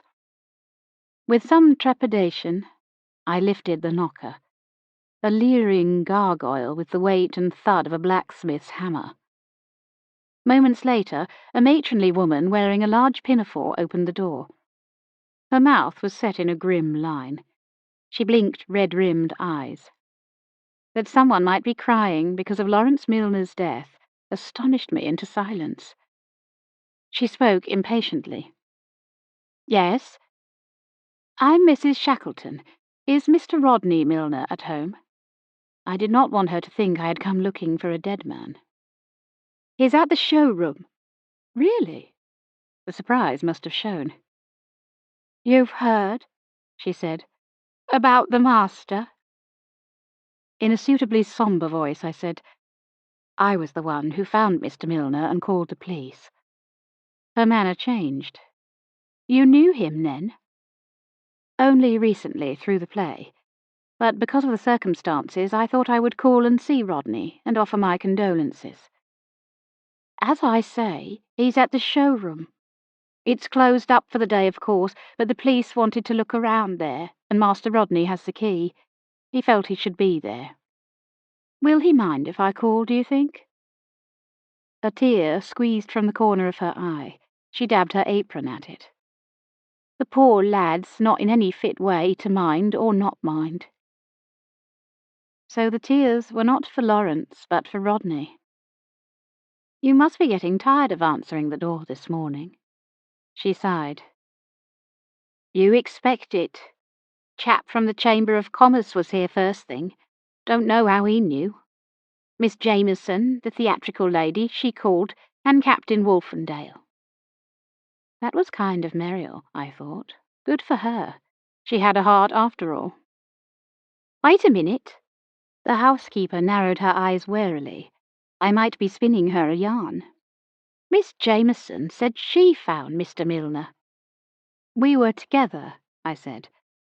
"Well, I'm sorry to have disturbed you. I'll go to the showroom." As I walked back to the Milner's gate, I wondered, was the captain really and truly there to pay condolences, or did he believe that Rodney might lead him to Lucy? If Wolfendale was so close to Rodney as to come round straight away, it puzzled me that he had been reticent about admitting that Lawrence Milner was his friend. Perhaps some snobbery was involved. After all, a captain does not usually become great friends with a corporal. There was some connection between them. Milner had said that an old comrade had helped him when he was down on his luck, and that then he had come to Harrogate and started his business. Curiouser and curiouser. If Wolfendale had stumped up some money, it was odd that he should be penniless when Milner prospered. All in all, I was beginning to wish I had not agreed to help the captain. After all, if he were fit and well enough to come trotting round to see Rodney, he could have searched for Lucy himself. I had only agreed because the old man had looked on the point of collapse. "You have a case of your own to attend to, Kate Shackleton," I said to myself.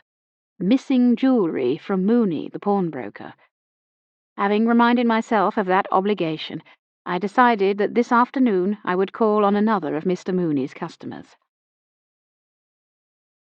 Milner and Son's car showroom colonized the corner of Summerfield Avenue and Leeds Road. It was a bold, triangular, futuristic building that looked as though it might sally forth and crush all before it. Bricks faced with white porcelain formed a fascia above the plate-glass windows. Above that, on the first floor, were smaller iron-framed windows.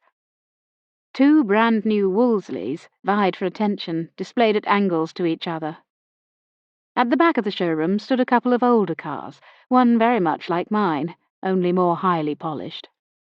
The building was so avant-garde that I could not see the way in at first. On the other side of the window, a tired-looking old man in a brown overall stooped as he wielded a broom, sweeping slowly and methodically. He looked up and pointed to the doorway on my left. The sweeper-up moved to the other side of the door, indicating to a sign that said, "Closed due to bereavement."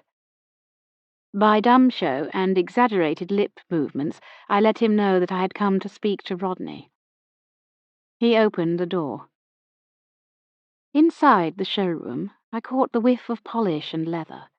The man held his brush close, as though without it he might fall, and stood so near to me that I could hear his short, wheezy breathing and catch the smell of a body pickled in nicotine. "Afternoon, miss," he said politely in a soft Irish accent. "Mr. Rodney's in the office, only he won't want disturbing." "It's all right, I know him." Still he stood there, the brush tilted at an angle, ready to present arms. "I'm here to express condolences. I'm the person who found Mr. Milner." While he was taking in this piece of information, I sidestepped him and made my way to the office, which I could see on the left. I tapped on the door and opened it. "Rodney, may I come in?" Rodney looked every inch the man about town. He wore a dark mohair suit, trousers creased so sharp it would slice a finger. He stood up. As if forgetting his situation for a moment, he switched on a brief, semi-professional smile. The smile oozed the assurance that comes from imagining you have the best of everything under life's bonnet. The confident manner said, "I'm in this salesroom by choice, not necessity." But the practiced smile did not reach his eyes, and he let it slip as he offered his hand. "The police told me you found Dad." "I wanted to say how sorry I am, Rodney." "Thank you. It must have been a shock for you to see him in that doorway." "I should be saying that to you. A shock for you to learn of his death." "Won't you sit down? It's strange to be here with that sign on the door. Saturday mornings are sometimes so busy. Today it's I was going to say like a graveyard. I can't take it in." "Excuse me, Mr. Rodney." The man in the overall put his head round the door. "Yes, Owen?" "Will I fetch you both a cup of tea?" Rodney looked at me. I nodded. "Yes, thank you, Owen." "Oh, and, sir, will I be in next week?" "Well, yes," Rodney said in surprise. "Not Monday, of course. We will be closed as a mark of respect for my father, and then on the day of the funeral, but I don't know when that will be." But I should like you to come in first thing Monday, so that you can ensure the note is on the door. I've spoken to the works manager, that you could be here in case any of the mechanics don't get the message and turn up for work." "Thank you, sir." Owen nodded gravely, but it seemed to me there was something like pleasure or relief in his voice. At the risk of being nosy, I gave Rodney a questioning look. "My father sacked him, said he was too slow. Today was to have been his last day, working out a week's notice, but I shall keep him on. What does it matter if it takes 20 minutes or 35 to sweep a showroom or clean a motor?" It occurred to me that the business might improve with Milner dead. Unless Mr. Milner Senior was the one with the business head, and then Rodney may turn into one of those agreeable young men who let an inheritance slip through their fingers.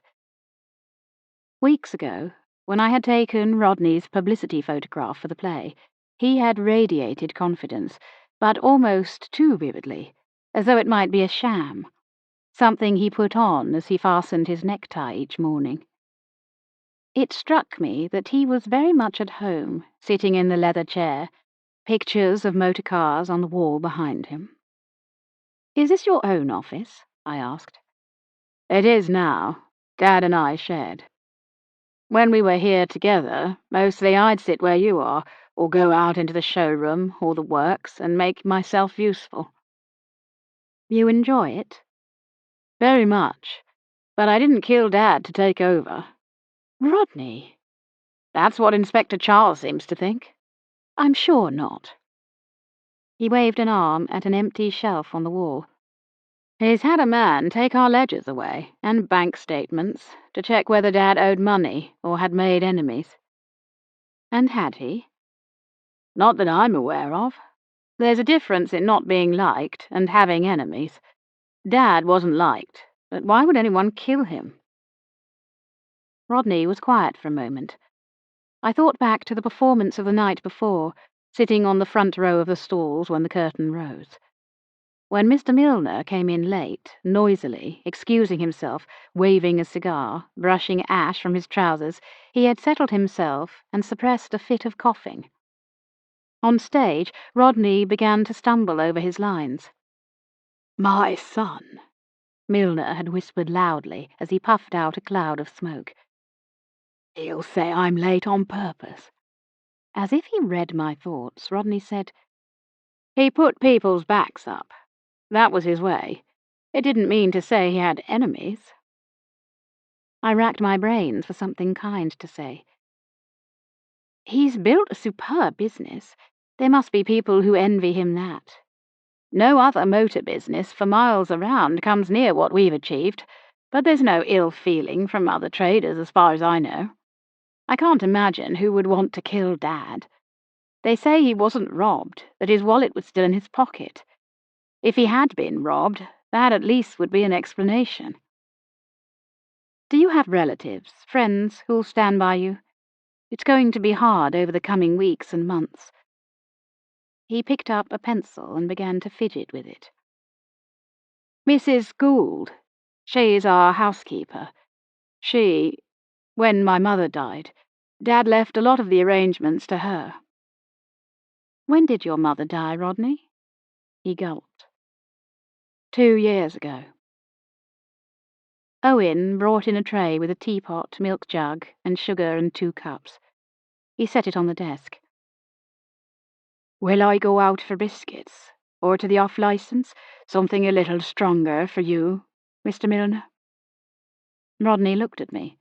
I shook my head. "Not for me." "No, thank you, Owen." Now I was glad that I had come. Poor Rodney seemed so very solitary. I stirred the tea in the pot and then poured milk into the cups. "Your mother's death is quite recent. That's so sad for you." Rodney concentrated on watching the tea as it came from the pot. When the cups were filled, he said, "You pour tea just like my mother did, as if you can't trust the spout." "Well, you can't always," I said, "especially if it's an unknown spout." "Can I tell you something?" I wish you would. I know what it's like to lose someone close to you. Dad drove Mother to her grave. He treated her badly. The stuffing went out of Rodney when he said that. He shrank on his chair. I was sorry to hear it, but not surprised. In what way? I asked. Oh, bullying. He can wear you down, and, well, other women. So I feel. You were too young to help her. I didn't know how. And now you could, had she lived. If she were still alive now, I'd take the very best care of her. I hated him for it, but I didn't kill him.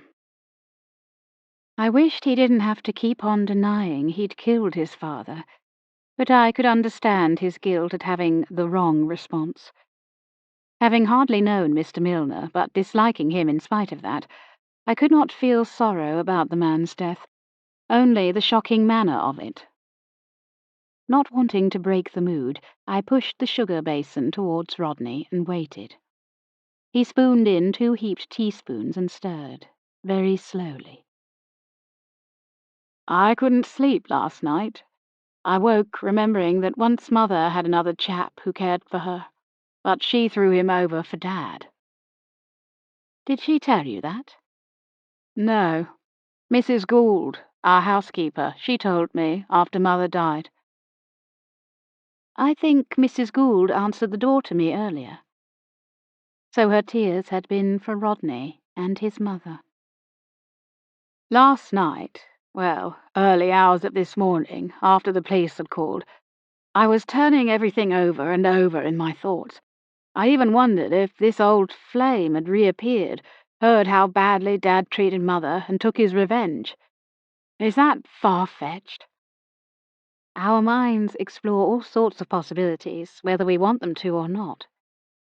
I knew that well enough. That was why I liked being a detective. It gave my mind something real to ponder, rather than will-o'-the-wisps and might-have-beens. The trouble with having received a wartime telegram to say my husband was missing, presumed dead, is that straight away the imagination turns that around. Missing, presumed alive. We concentrated on drinking our tea in silence. Did your mother help start this business? I asked. He looked surprised. Don't think so. Why? I was just wondering. Mr. Milner was a corporal in the army, and still quite young when he came out. Something like this must have taken a lot of capital. It's funny you should say that. Rodney lit a cigarette. Someone else asked me about that recently. Oh, may I ask who? He blushed. It was Alison. She has a very quick mind, you know. Trained at the secretarial school and did accounts and everything. She works for a solicitor. Now I was the one lost for words. What a fool Alison had been not to tell Rodney of her pregnancy, and to confide instead in Olivia Gertz, who went trotting off to Rodney's father with the news. I could just imagine the two of them putting their heads together over it. Keeping as neutral a tone as possible, I asked, "And what did you tell Alison?" Why, that I didn't rightly know. Except Mother once said Dad won money from Captain Wolfendale, and that probably we should be grateful to him. She used to invite the Captain, Miss Fell, and Lucy to Sunday dinner. So I was right. There was a financial link between the Captain and Milner, and one that the Captain might have reason to resent. I wondered, had Mr. Charles made that connection? Are you very close, you and Lucy? He looked at me sharply, picking up straight away on the meaning behind my words. Not in that way. We're good pals. I was here to ask about Lucy, and here was the perfect moment to do so. But he did not know she was missing. I felt sure of that. You must be the only young man in Harrogate not in love with Lucy Wolfendale. It was a relief to see him forget himself for a moment and laugh. That's exactly what I said to Alison. It is because I know Lucy too well. When you asked me earlier who might stand by me over the next weeks and months, well, Lucy will, and Alison. She and I are very close, as you put it. We've talked of becoming engaged. I'm glad. I hope you'll both be very happy. Neither of the girls must have heard yet, or they would have come to see me. They were staying with Madame Gertz last night. So much for thinking I would get a new lead on Lucy's whereabouts. Your housekeeper said that the captain called this morning. Yes. They'd known each other for years. He and Dad served in the Boer War together, though they never agreed about it. Lucy and I got so bored when that came up over the roast beef, and the salt and pepper pots moved around the table, replaying battles. How did they disagree? Oh, you say it. They disagreed. The captain said the war was necessary for the good of the Empire. Dad said it was all about gold. Mother used to get upset. She said our soldiers burned down the farmhouses and destroyed the animals and crops so that the Boers would have to surrender. She said they put the women and children in camps, horrible places, called concentration camps. Chapter 22. English Teachers. English teachers do not try to teach Boer children to be English, but to know the English as their friends. Command Paper 934. South Africa, 1900. Captain Wolfendale cursed his luck. He had given the order to blow up a cartload of Free State ammunition that they did not have the capacity to carry. Some fool of a private had been too hasty with the charge and killed himself. The blast threw Wolfendale into evil red rocks. It knocked his shoulder out. When he regained consciousness, the pain stopped him in his tracks.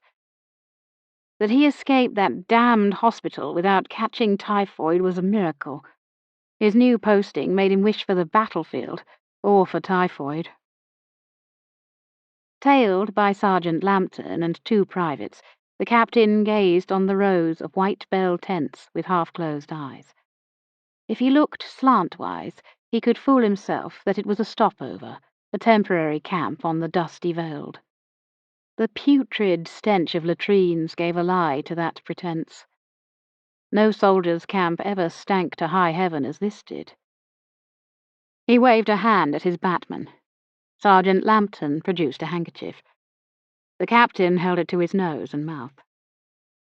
Damn it, we should number these rows. And why don't they raise their tent flaps in this heat? He stopped at a tent with an open flap, thinking this must be the right place. The woman might be a traitor to her country, but an English woman would have the sense to want fresh air. 3 adults sat listlessly, gazing at nothing. One nursed a child. Another child lay motionless on a mat, flies buzzing around its face. It was not the right tent. They kept going. Further on, the sergeant stopped. The captain opened the flap with his stick. Flies buzzed inside the tent. 3 women looked up. At the back of the tent, 2 young children lay on a blanket.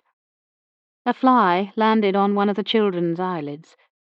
The younger of the women waved a scrap of material across the children's faces as if to cool them. As his eyes grew accustomed to the gloom of the tent, the captain could see that the tiny bodies were covered with red spots. One of them had yellow pus oozing from a scab. The captain leaned into the tent and addressed the younger woman. "Are you Elizabeth Binderman?" She did not budge, but glared at him defiantly. "Yes." "Your husband is on commando?" "He is." "And when this war is over, you'll answer to him." The captain turned to his batman. "Send for a stretcher." The sergeant passed the order to a private, telling the second private to stay by the tent. "Make sure these 2 kids aren't disappeared into some other tent." "I'll take care of my own children." The woman placed her fingertips on the forehead of the smallest child. "Just get me some fresh water. Some calamine lotion." The captain said, "You won't be taking care of anyone, not for a good while." "Don't send them to that damned hospital to die." One of the children moaned, more like the hurt cry of a small animal than a human sound. "They'll be better off there. You're coming with me." "Don't take them." The woman pleaded now. "Children die in there. Go in with measles, come out dead from typhoid." She came to the front of the tent, blocking the children from view. How did you deal with these people? That was the question the captain asked himself. If she were a soldier, there'd be rules. He knew better than to send her off to the magistrate in town. It would reflect badly if he could not keep order in the camp. Better to deal with this himself. She stared at him in sullen silence. She was a fine-looking woman, a bit scrawny, but good bones. "You were seen leaving the camp. Supplies went missing. You were giving succor to the enemy." She stepped from the tent. "So shoot me. You've just condemned my children to death." From a shadowy corner of the tent, a woman raised her head and in broken English said, "You're mad. What Elizabeth give? Nothing. No food, no wood for fire. Nasty, nasty." Elizabeth Binderman said, "She's right. What succor can any of us give? We queued 6 hours for mouldy horseflesh that we can't cook. There's no fuel to bake bread with your rotten, weevil-ridden flour, even if we had clean water." "I'm not here to listen to complaints," the captain said calmly. "I'm here to investigate." If she would vehemently deny giving help to the enemy, he could go back and write in his report that he had investigated and found no evidence. If these foolish crones would give her an alibi instead of coming out with a battery of complaints, he could say that his informant had been mistaken. "You were seen leaving the camp, madam." "And where did I go on these mysterious escapades? Do you think I would stay here if I knew how to leave?" "I did not mention more than one occasion. You have just done that yourself." "Who accuses me?" Another reason not to send her to the magistrates. That would suit her, to demand in court to know who were the camp informers. "Escort this lady to my office," he said to the sergeant.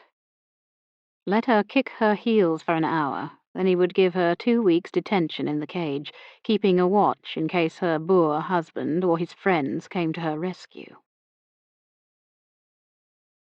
In the camp office, Captain Wolfendale made a great show of looking at his notes. "You were seen by the camp fence 2 nights ago, passing food through the wire. Last night you were watched going through a gap in the fence." Fires had been lit on the hillside. Scouts were sent, but, as usual, found no one. Brother Boer, as ever, disappeared into the heart of the mountains, following the Pied Piper. Before dawn, the explosion from the railway track had lit the sky, and this was the shame of it. He believed it was not the men on commando who had done that, but Elizabeth Binderman. She did not deny it. "Your trains won't fetch any more souls here to their slow death," was all she said. "For breaking camp regulations, your punishment will be 2 weeks' detention. Sergeant, escort Mrs. Binderman into detention." He could not say to the cage. "Say it," she said. "Say that an English officer condemns an English woman to be caged." She fixed herself to the spot and closed her eyes, her fists clenched.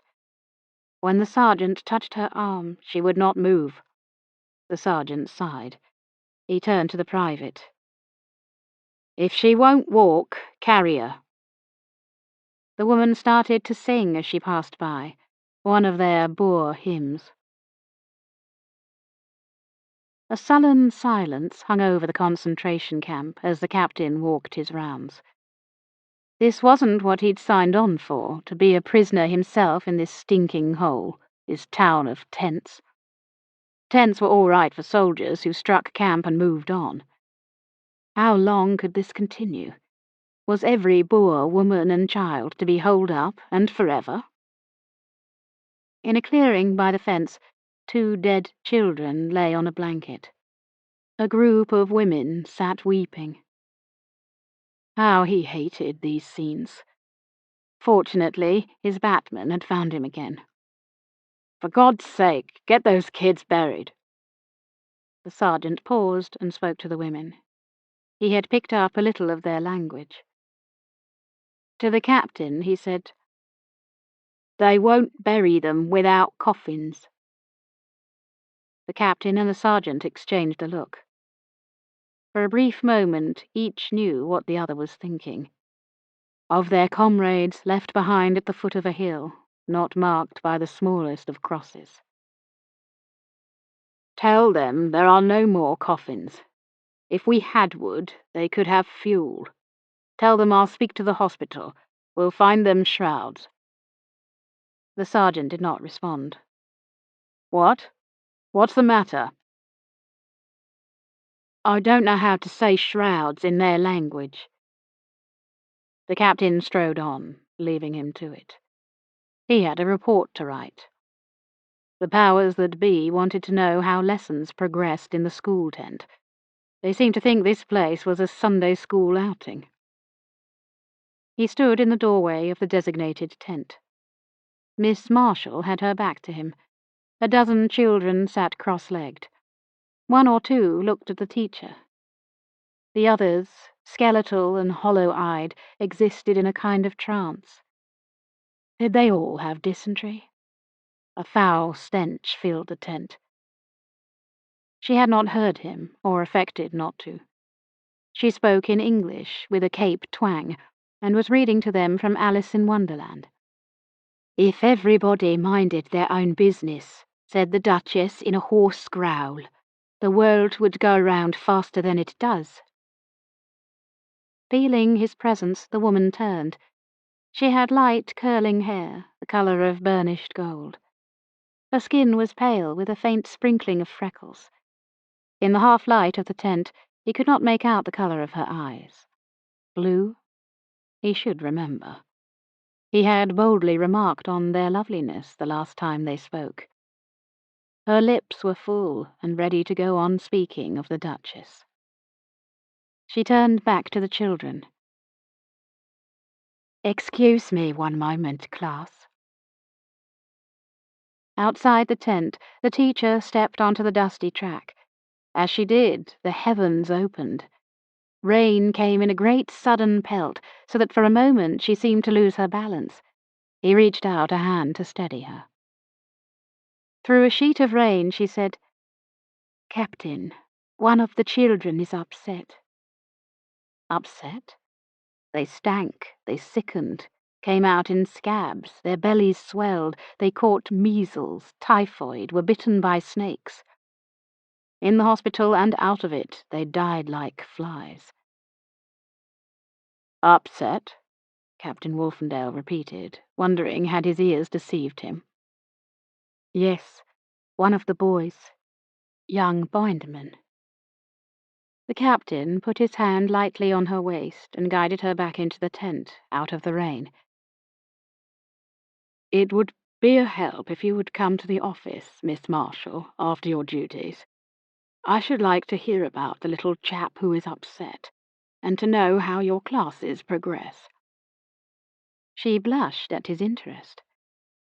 He spoke in a low voice, almost cajoling, as if his life depended on her answer. "You will come to see me?" "At what time should I come?" "Would 6 o'clock be convenient?" "Yes, I think so." "Good." Women were such fools.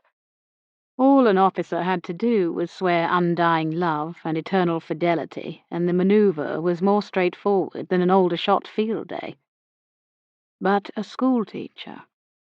This would be a challenge, he could tell. He smiled at her, looking adoringly into her deep-set eyes, a washed-out blue. She was not in the first flush of youth.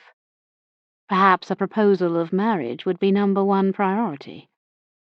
He felt sure his reputation had not reached the well-meaning schoolteachers of Cape Town.